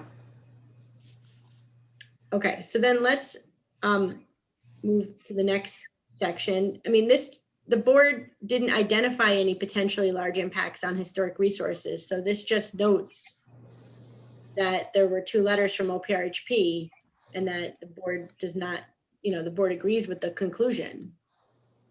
Right, I question 10, got a yes, impact on historic and archaeological resources.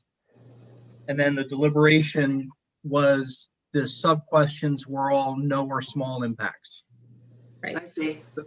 That's correct. So then the next big one is noise, odor, light. That just identifies that there will be construction of the facility, and then the 4 exterior lights will be downward facing. We had a Well, lot of- right, and that was changed from, I had put in a yes for impact on noise, odor, and light.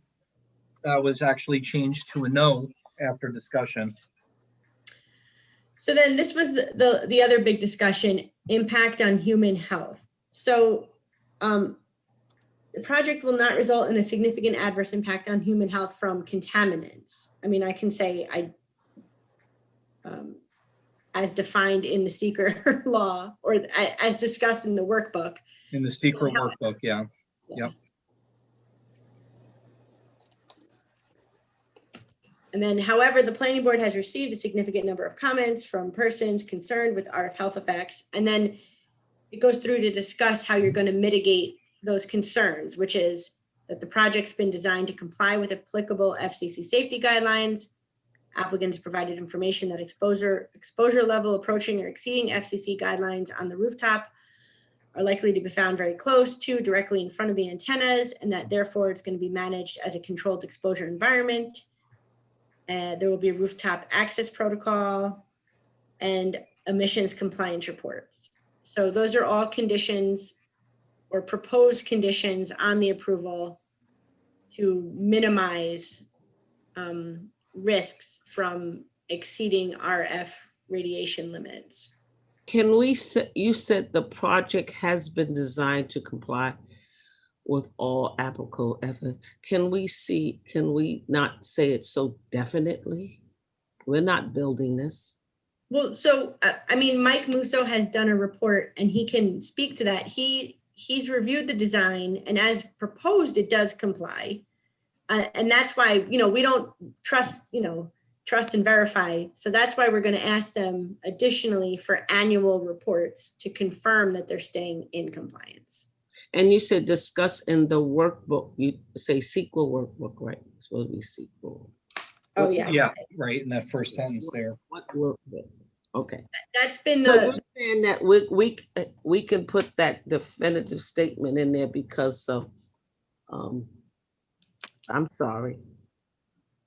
Basically, because Mike has reviewed that in his technical review, and then when we get to the resolution, we've put in conditions that we would get annual reports on compliance, basically. So there's kind of an ongoing reporting mechanism that we build into approval. But you see how that can be interpreted, because I interpret it as it's so definitive, and we didn't how it. Well, the nice thing though, Teresa, is that the project has been designed to comply. We aren't asserting that it is in full compliance, right? The intention is that it complies, which is really what this says. Assumption. Can we say that?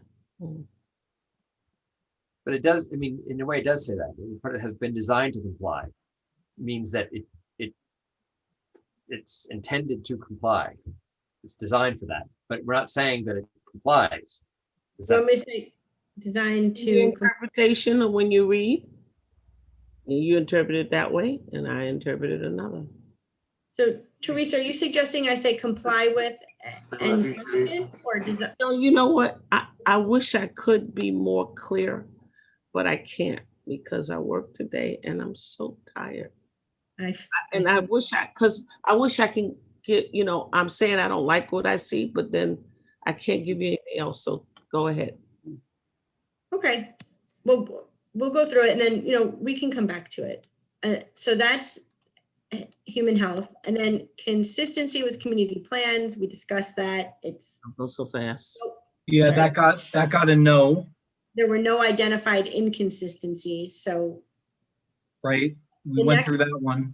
the next discussion was consistency with community character, and this is where you asked for some additional language. So the board identified a moderate impact on community character.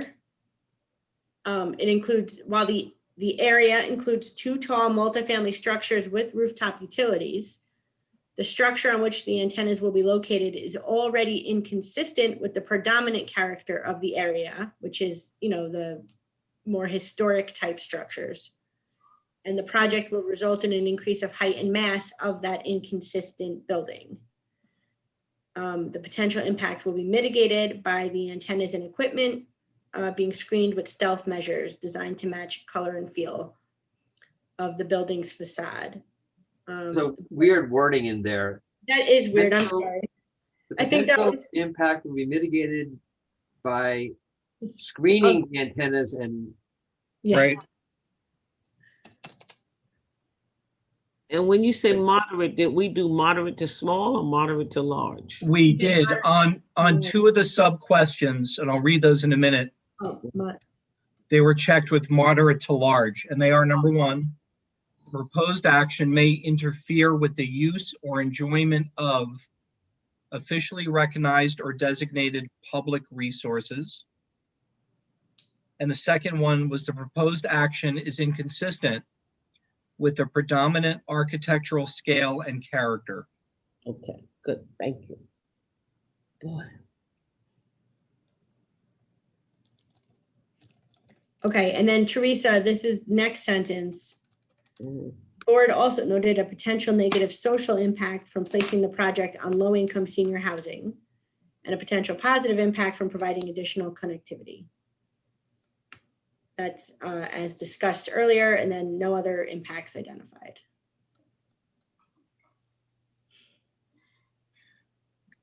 Victoria, can you just scroll down a minute? I might have been looking at an older, the other impacts, I think we have geological, critical environmental areas, transportation above. Oh, you're right. So we can I just- think we covered all 18, although not all discreetly. They are grouped above, but I think we have them. So Okay, thank you. I don't think there's other potential to note here. So that document that I just shared would be attached to the EAF. So the next step would be for you to vote on a determination of significance. And so that brings us to a potential resolution. Rather than draft multiple resolutions, I've drafted one to try and be more efficient. So the resolution tonight contains the seeker determination as well as conditions on approval. So if you're ready, I can bring up the most recent version. Ridiculous. This is going too fast and it's too late. I have a question and maybe just a comment on the process here. Mhm. Stepping back a bit, we were 4 hours in. I think we're trying to finish this up in good faith. I think everybody's dedicated to finishing this up. And obviously the shot clock is compelling us to be here now. And I just want, I looking at the resolution, since we got that very late, I worry about us doing justice to that so late in the day and everybody ready to fall off their chairs. So I'm just bringing it up as I can observe everybody, including myself, totally running out of gas here. And I just wanted to bring it up because we're at the end of this one process and stepping into the, as Victoria's saying, the resolution, but I have significant issues with the resolution and I don't think we're going to do it justice tonight.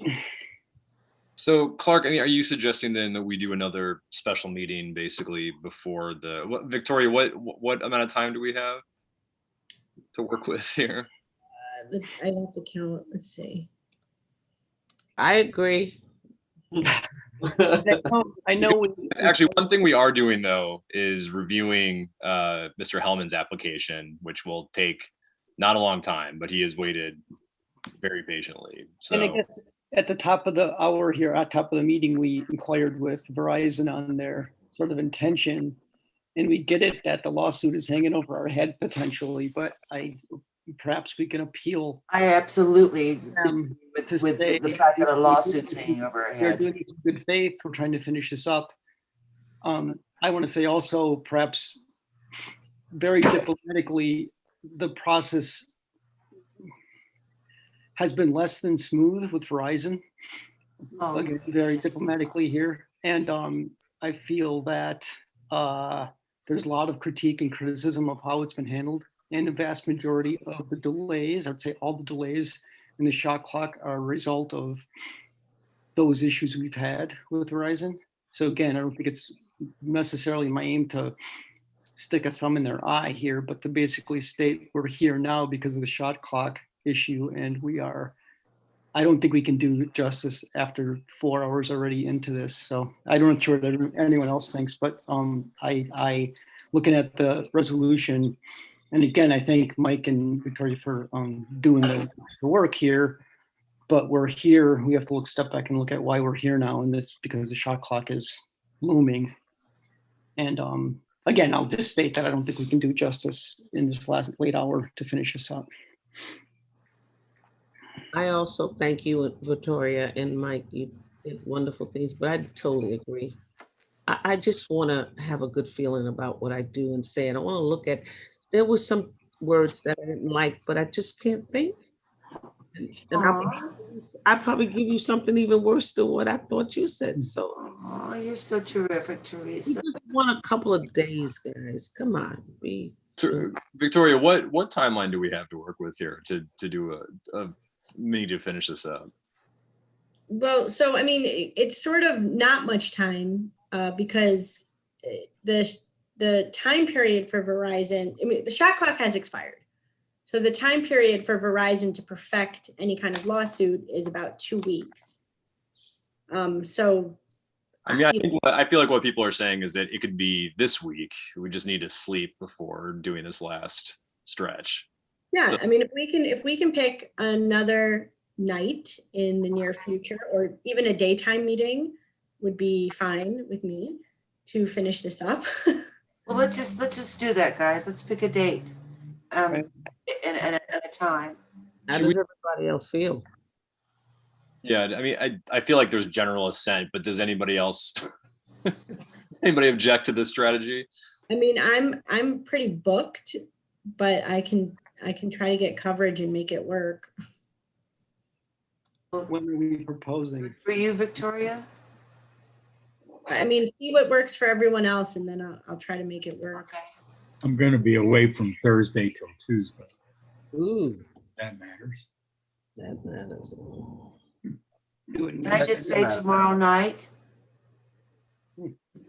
I mean, I'd love to just do this and get it over with. So tomorrow night or tomorrow day's harder for a lot of people, but, I can't do days. right. Could we do like 5 o'clock tomorrow? Tomorrow's Wednesday. I can. Okay with me. It's okay with me. I'm Hey. good. Yes, Is it not okay with anybody? Okay. Okay. Make it work. Is that okay for you, Victoria? Yeah, I have another meeting, but I will try and work around it. We'll make a well, I was gonna say we'll make a commitment to 1 hour, but that's not, I take it back. So, and then I would suggest that you just send around the document we're working on, just so we have a hard copy of that to look at, so we can review it. the resolution, she sent it to us. No, the one we were just working on. New one. Oh, okay. And the new seeker. Sending around the updated resolution because when I incorporated Mike's comments with track changes, some things got a little funky. So I cleaned it up a little bit more. Hey, Victoria, when you send that, could you highlight what you changed so that I don't have to print this out again? So it's already done. Oh, okay. That's okay. All right, good. 5 o'clock tomorrow. Yeah. Do we use the same, what's it called? Link. I'll ask Shaheem. We'll get a new link most likely. Okay. Shaheem is available. Is he on? I'm here. Yes. Can you hear me? Yes. Another trooper. Shaheem is on. Me, yes. Tomorrow is fine. I was saying about Shaheem, who sets up our Oh, okay. I thought you said Gene. meetings. Are you asking if I'll be available tomorrow? Yeah, Shaheem, are you following this? Yeah, I'm sorry. I'm just doing multitasking. Yeah, I'll be available. We can set it up this time and I'll get it out right away. All right, thank you very much. Rebecca, is that possible for you? Yeah, I'm not going to be available tomorrow. I'm in a meeting at 6 p.m. So I'll be here. I can be there at 5 p.m. It's definitely a stretch for me. But, I can also just watch the meeting after on YouTube. But I know That's you need true. someone to take minutes. So, All right, well, if you can't join, we can figure out another way to take minutes at tomorrow's meeting. So okay. we'll figure it out. All right. Everybody, thank you very much for participating in this process. The board has one piece of new business that we're going to attend to now, So can I will. we just vote to schedule the special meeting for tomorrow? Oh, sure. Can I have a motion? So moved. For tomorrow. Second. All Do we right. have, Victoria, do we have to notice it at all or? So generally, there are notice requirements under the open meetings law. Because this is scheduled on such short notice, we're going to do the best we can. So Stephen and Rebecca should work to get it up on the website and send a copy of the notice to the official newspaper, not for publication, but, so they For the can record. have notice, yeah. All right. All in favor? Wait a minute, hold it. That may seem like we're trying to do something and slighting the community. Did anyone think of that? In other words, we're gonna have another meeting tomorrow and they're just gonna find out about it, or they're not even gonna know. I mean, did anyone think of that? No. Okay. Even I didn't think of that. I mean, That's why I asked if it in was. some sense, if they're concerned, hopefully they're watching now and will know about the meeting being continued, but otherwise, Okay. I don't know what else to do at this point, short of, It's not a public meeting anyway, right, Steve? it's not for public comment. It's a public meeting, it's not, but it's not a public hearing. Yeah.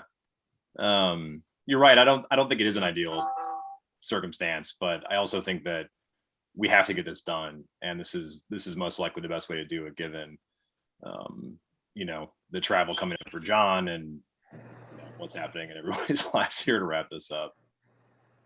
Rebecca, I just want that to go on the record, okay? It's on it.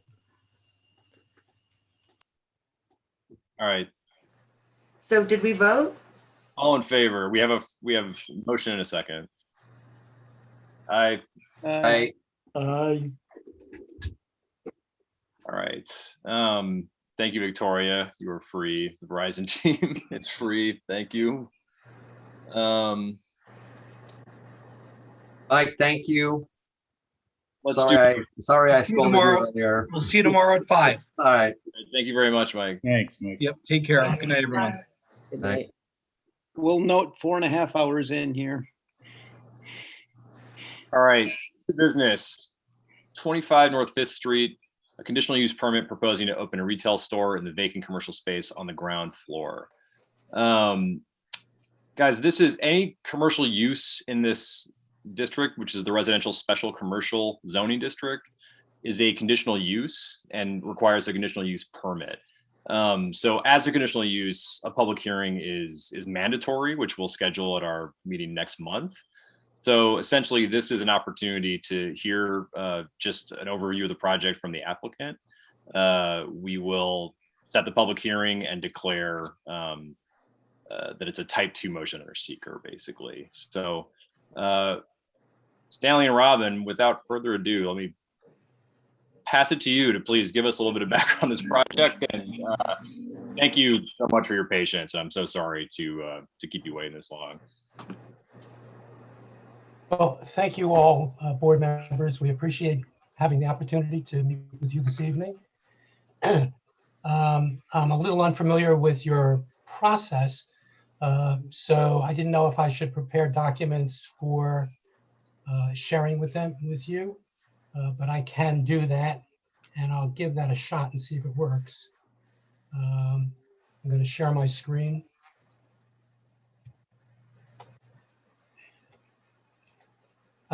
Hopefully you can all see the site plan that we have put together for your consideration.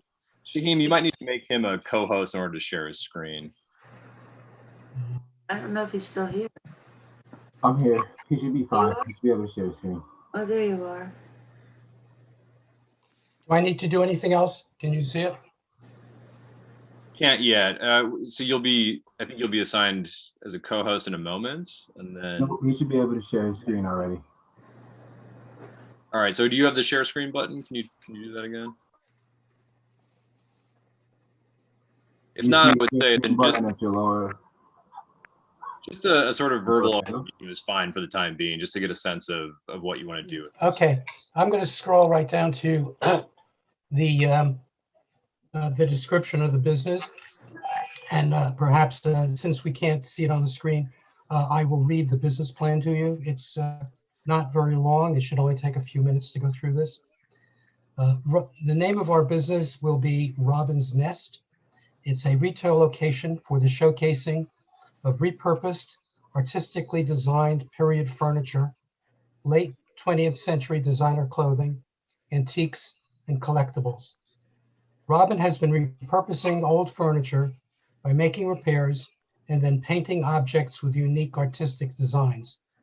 She has been collecting clothing and other objects for many years with the intent of opening a store where they can be seen and sold. With a background in interior design, Robin will accept commissions for decorating and reimagining objects owned by customers. The retail store will exhibit her work and provide inspiration for customers to use her design services in their own homes. Hudson is a unique location with many antique stores and fashionable boutiques drawing customers from other areas. Hudson thus provides the kind of shopper looking for originality and design, the right customer for this merchandise, and Robin's custom services. We plan to be open for business Thursday through Monday, between the hours of 11 a.m. and 6 p.m. There is no, other than on-street parking, there is no parking lot for this business. However, the store is within a half a block of the Columbia Street parking lot, the municipal parking lot, which is just a little bit east of North Fifth Street. And there is no, essentially no garbage associated with this business operation. So anything that that is generated, like waste paper and so forth, will be taken away by us and disposed of in a proper manner. The owner of the store will be Robin Levin. She is the sole member of an LLC by the name of Interior Enterprises, which was incorporated in the state of New York as an LLC in 2002. That's a thumbnail of what we have planned. So we're open for questions if you have any energy left. Just to clarify, so this is the storefront at the corner there, across from Five and Diamond, that used to be a print shop? That's correct. Okay, great. Okay. What, No further questions. Yeah, and it's, we understand that in its previous, okay, what corner? The corner, Fifth and Columbia. that's correct. The northwest corner of Fifth and Columbia. oh, that used to be a print shop. Okay. Yeah, the print shop moved from Warren Street into that space right before the COVID. I saw the chair there. Yes. Gotcha. That's my design. Yes, I saw it. I have a sort of brain dead question. Why are you here in front of us again? Is that like a commercial space? It's not a commercial space. You need a conditional use permit, even though it looks and acts like a commercial space. So what you're doing not as of right. As I understand it, in this district, it was an approved site plan for a print shop, and because it's changing to a different kind of business, we need to do a conditional use permit. You know, before it was a print shop, it was a hairdresser shop. Before that, it was a vintage store. That's so, I don't get it. It's coming full circle in a way, I guess. So there's no special lighting. You can only have so many people in the store. It's not, how big is it? Like, It's 1,200 square feet. So big. well, it's big, but still. It's, we don't expect it to be a destination shopping experience. The store will be more like a studio where Robin will have a workspace in the rear where she will be working on her art objects. People can come in and see what she's doing, and they can see the collection of things that she's done to date. And if they'd like, they're welcome to purchase things, or perhaps they'll bring their own merchandise, and on a commission basis, Robin will decorate those objects. Sounds I wonderful. have some photographs. Right. I don't know that you can see photographs from this view, but I can hold them up if that's possible. While you're doing that, I'll read from Craig's letter. That the property is located in the residential special commercial zoning district. And as per section 325-13B of the city code, the proposal is a conditional permitted use and needs planning board approval. There are no other restrictions regarding the use of the building. But in my conversation with Jeff Baker before this to go over things, he said that the application didn't state that it in fact needs a conditional use permit. So that's an important sort of correction to the application. Oh, okay. That's why we have to do a public hearing next month. All right. Well, I think this sounds like a great application and a wonderful project, and I can't wait to see your work. So what do we do now, Steve? So basically, the first thing is there's no physical alteration to the footprint of the building. So this is definitely a type center seeker, which means that we should first of all declare it as a type 2. So I guess can I have a motion declaring this as a type 2 act? I move. Laura, second. I'll second. All right, all in favor? Aye. All right, the next we need to schedule the public hearing for the conditional use permit. So I guess can I get a motion to schedule the public hearing for our standing July meeting, which is, does anybody have the date in front of them? Sorry. I think it's the 12th or 13th. 13th. Wait. Second Tuesday's 13th. It's the 13th. Thank you, Rebecca. All right, so for July 13th, 2021. Teresa, Motion by Teresa. Okay, I'm so moved. So Teresa with a motion. Do we have a second? Second. Then Larry. All right, all in favor? Aye. aye. All right, Robin, thanks so much. So we will do a public notice for the public hearing at our meeting in July. And that'll be a chance for neighbors or anyone else to ask questions about the business. And then at that meeting, we'll be able to do a final review of your permit application. And probably you want to be able to get your stuff up on screen for that meeting.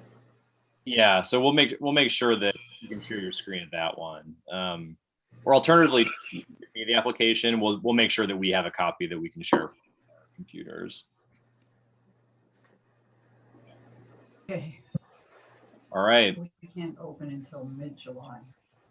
Is there, for clarification, are we within our rights to permit guests to come in and view our merchandise prior to this meeting next month? I don't know the answer to that actually, so I can confirm that tomorrow. You most likely have to wait until you have the permit, and we do have to do the public hearings in order to issue that permit, basically. That also could be a question for Craig Haig. You could ask him if he could allow you to, have a special day where people can, wouldn't he also talk to Craig Haig, Steve? Sure. Yeah, Stanley. So we'll follow up with the code enforcement officer and the city attorneys and get you an answer on that tomorrow. Okay, would appreciate that. Thank you. All right. Thank you both so much. Appreciate it. Okay, we're breaking up here. Yeah. I guess we're done. Yeah. We're done. Good night. Good night. Thank you, everyone. Okay, Steve, what else? Quick Motion to adjourn. I think that anytime we meet, we have to review this process, which is that we've been working on making sure that Rebecca gets compensated for her work. Rebecca, you did receive compensation for your back pay so far, is that correct? So the council voted on the compensation for my back pay, which means that I will receive it at some point soon. I hope, I guess probably a week in the mail. They approved that based on $15 an hour, and we saw that. Yeah. And the total that was approved in the bills was also the my hours, or I guess, my hours owed from the Historic Preservation Commission as well. All right, good. Just so you know. Okay. The total. Good going, Rebecca. Yay. Yeah.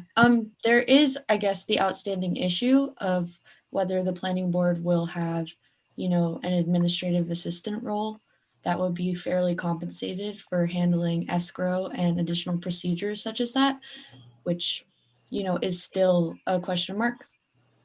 And I guess I did provide an ultimatum concerning this for our July meeting. What did you say? Yeah, so basically, I've talked to the BEA, which consists of the council president, the mayor, and the treasurer, and essentially asking for money in our budget so that we could pay Rebecca at $30 an hour, which would be in line with what other city employees who are doing essentially more than just a secretary role, working with various committees are making. So we're working to try and get approval on that budget line. And Rebecca has said is that I believe you won't continue on if that doesn't happen. Well, I think, due to the fact that I was told that I would be receiving 15 an hour in January, and then additionally, that didn't happen until now. And then June, we're increasing my labor kind of immensely, right? And handling things that are much more detailed labor that I'm capable of and will need to be trained in. But it is specialized labor. So I think it's, only fair to compensate a higher amount than $15 an hour, which, Burger King is hiring at that rate. Right. Right now, which is a sign. I think we're all in agreement that needs to happen. Yep, And agree. it's slightly troubling to me because, as Clark has pointed out, applicants pay a fee that is related to the scope of review that the planning board undertakes. And it seems catastrophically wrong that this committee has no idea where that money goes and have no say in its disbursement. I mean, it seems flat out wrong. Especially since they expect us, because we signed a resolution saying, okay, they expect us to do the work that Clark and prior to Clark, Betsy was doing. Yeah, no, it's for free. Yeah, and that's specifically the work of an administrative assistant. It makes total sense for the board to have that. And I think it's just up to the city to, allocate the funding for that, which it seems like we're still, we haven't made it there yet. Well, we support that, Rebecca. But Steve, is there anything that we can do at this point other than to recommend it? You're off. You need to turn your sound on, Steve. Sorry. I think everybody should write to Mayor Johnson, Tom DiPietro, and Heather, everybody on the planning board, because essentially the only strategy here is to be a squeaky wheel, because I feel like the can keeps on getting kicked down the road, and there's, I think we just need to complain about it until they do something, basically. Well, why don't we just, not have another meeting until we have appropriate staff, right? I mean, you want action. We simply do not persist in the wrongdoing anymore, right? I mean, the city is collecting money. The city is collecting money from applicants for our review, and it seems crazy that we don't have an appropriate level of administrative support. It's embarrassing. I agree with Larry, with the exception of the Verizon application. I think we should get that one done, but I after that, I agree with Larry. It was my suggestion early on, and thank you, Steve, for taking this on too. And we'll just review the history, which is, Betsy did it and I took it over. And then of course we all realize it's a huge job that we shouldn't be volunteering to do because we're doing 5 hours tonight. So above and beyond our basic duties, it's totally insane. And I appreciate you, Steve, pushing it. I appreciate also that we should all lean on the powers that be to get this done. I'm glad the money came through for past pay, but I mean, it's unconscionable. And in fact, I suggested we go on strike for a bit as needed if they can't get back together. It just seems crazy to me. So anyway, all pressure is good. And thank you, Rebecca, for bearing with us. And we hope you win your election, but you'll stick with us. So. Yeah. Okay, so go ahead. Oh, no, I wanted to say, it's definitely a hard position to be in, because I know that my role, if I'm not doing it, then it really is, it's, definitely a wrench in the wheels of the planning board. And so that's why I have not stopped doing it. But definitely, if we can get some movement on this, I would feel a lot better, because it is very taxing. It's better than a wrench being in the wheels of Rebecca. Exactly. Thank you, John. Thank you. Yes, and that is presently happening. Yeah. To be completely honest. So. We don't want your goodwill to be abused. Seriously, what's happening now. So Has there been any reason why you haven't gotten paid? Did anyone give you? I'm sorry, I can't hear you. Steve, I think you're feedbacking a little bit if you mute. Teresa, what did you say? Has anyone given you a reason why you have not gotten paid, or they haven't increased your pay? Is it you want it increased to $30? Did I hear that? An hour? Well, so that figure was not specifically designated by me, but what I asked was for additional compensation because of an additional increase to my workload. And It's why did they say no? What did they say? Did you get any response? Well, it's definitely been an uphill battle. I think that due to the fact that I was told certain things over the phone and that there's not a living record of things over email, I'm not comfortable even stating what I know because I haven't been given any firm written evidence of really anything aside from the fact that I've, have been approved for my back pay. So until I have something in writing, I am still just question mark. I still don't know how to bill for the hours that I'm doing now. So what do you want us to advocate for? So I think that you should all be advocating for having an administrative assistant position at the planning board, because that's what you all need. You need basically like the function of, in some boards it's called an executive director, but you need someone to manage, your escrow accounts, to assist being a liaison between the applicants and, you, the board, to send documents, to distribute those things and, that sort of stuff, which has not the escrow yet, but there are certain things that I have been doing that I'm logging my hours, but, aren't part of the deal that I signed up for. But that's what I think you should be advocating for. And I think it's fair to have a position like that that's at least getting $20 an hour. I don't think it's acceptable for me to be handling escrow at 15 an hour. So but we all think that we've all gotten to that point. It's really just making sure that's a mechanic in our city's government. Are the other boards have the same thing, or is it just us? Is this a unique situation for the planning board? Well, yes, it's definitely a new situation for the planning board, specifically because the chairman did everything. And I think the chairman was doing everything here. Yeah, and think about it, the projects that come before the planning board, like the amount of to occur just to get an applicant to the table here, steps that are occurring. Sorry, my internet connection seems to be unstable. Yeah. It's different than like, let's say I'm the secretary of the Historic Preservation Commission, right? They don't have, the same type of budget or the same type of things coming to the table, but that's actually a completely different question. No, I just to wrap this up then. Yeah, sorry, it's late.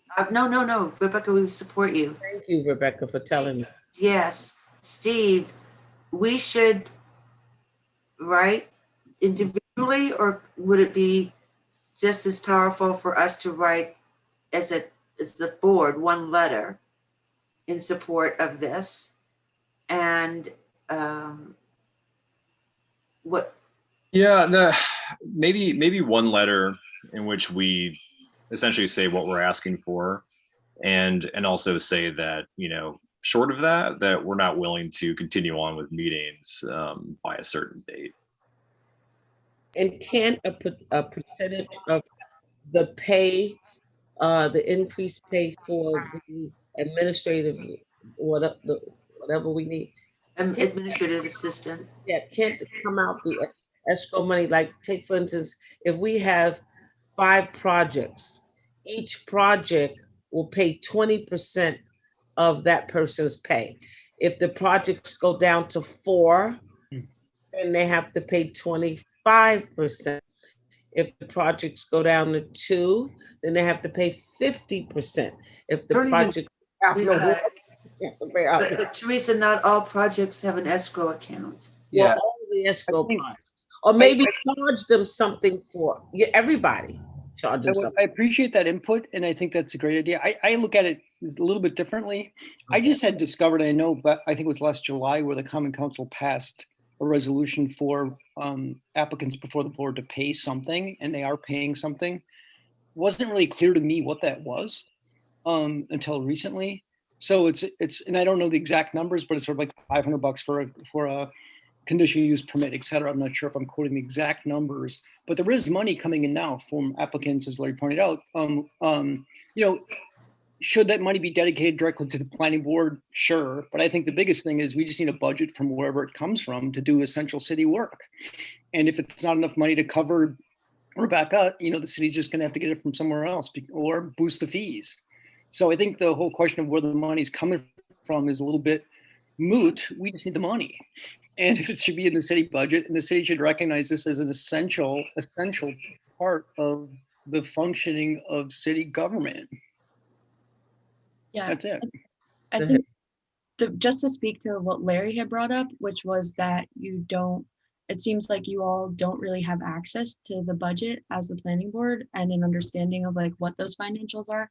So maybe just that would be an additional thing to advocate for like a better understanding of the budgetary process of the board. Because that's something that even in that role, right, I could report on. So everyone would be aware of it. Everyone would know month to month, where the financials of the board are. But the biggest thing and the biggest reason why I don't, I think it's possible that we will not be able to afford me a higher wage than $15 an hour is because the city clerks start at 15 an hour. So in the city clerk's office, everyone typically is starting out at 15. And so I think that might cause a deterrent as well, unless like a new position was created. But then we also get into civil service. So it's a rabbit hole. But you could be paid like, okay, if you work 8 hours or a certain amount of hours, you get overtime. So that would increase your base pay. Or you get differential after 6 p.m. That's 10% more. So one of the problems too is that Rebecca has no contract. She has no official job description. The basics of employment, right? I mean, it's like we're asking for something very, very rudimentary here. So I do think that the kind of group letter makes a lot of sense. And Clark, I wonder if you and I maybe could work on a draft that we could then circulate to everybody. That sounds I have, because I want to put input, because I think sometimes if you have a problem and you go to the person that can make the decision with a solution to that problem or solutions, it makes the problem go away faster. Because you're not. I think it's good that problem. You're going saying, here is an issue, here's a situation, and here's how we are proposing it gets resolved. I want to say one more thing. I just suggest that you include Teresa. I mean, she was the postmaster here in Hudson. She knows, how to work. She knows about employees in a government situation. I know about pay, and she knows about pay. Yeah, no, that would be great, Teresa. Clark and I have been working on this, so I thought of him, but I think maybe the three of us should do the initial draft, right? Yeah. So I'll include the three of us. Will get together with the initial draft, and we can circulate it to everybody, and it'll be an opportunity to put in everybody's input, and you too, Rebecca. So let's do that, and Rebecca's given us a deadline, which is a good thing. Yeah. I just wanted to say a couple more things too. I know I've had a number of conversations with Tom DiPietro on this, so it seems like the wheels are spinning. This whole just needs to be resolved. I also think that, I get it. There's some ceiling here with the other members of the city hall admin staff making so much money, but I look at it like this is a very unique, specialized skill set doing the minutes and handling administrative stuff. So I feel like if the planning board has a separate budget and, not that we're going to go overboard spending the city's money, but I feel like we just need it for administrative made by us on how much they're making, if we can do that. Yeah, I mean, really, guys, if we had a budget, it would be for administrative assistant. What are we going to otherwise spend it on? Right? So we just need it for our administrative assistant, right? Oh, see it as a board secretary. Yeah.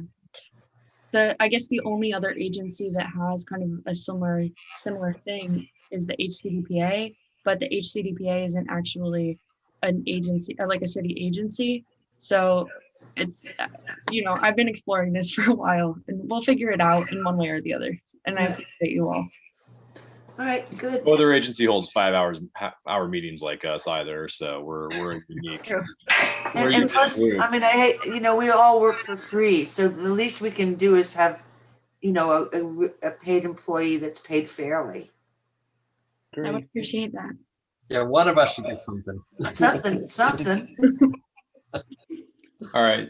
Thank you guys. So I think we've got a plan here for this. The only thing I put on here, did people read the May minutes, or should we kick that can down the road? Let's kick that to tomorrow. Can we kick it to tomorrow? Because I haven't read them all. All right, then John. Make a motion, we adjourn. Second. All in favor. All right. Welcome to board, Gene. Aye, aye, aye. Are you awake? No, I'm awake, yes. No, I'm not. I'm good for another Good 5 night. hours. You want to say something to us? I'm good for All right. another 5 hours. Let's move on. All right. Good night, everybody. I have one thing. Oh, yeah, quickly. Rebecca. Sorry, Steve. I just want to ask, because we have 2 notices that need to get out. And do I need to, I guess, call the Register Star in the morning, or should I? How do we get tomorrow's meeting noticed? I guess is my. I think for question. tomorrow's, it's going to go on the city calendar, and we'll share with Carol, who's still on the call actually, to put on gossips. And Victoria had an idea about what we send to the Register Star. Basically, for the other one, we'll follow the standard kind of protocol there. Okay, great. Thanks. Yeah. I just wanted to check. All right. Good night. Good night. Guys. Night, everybody. Take care, everybody.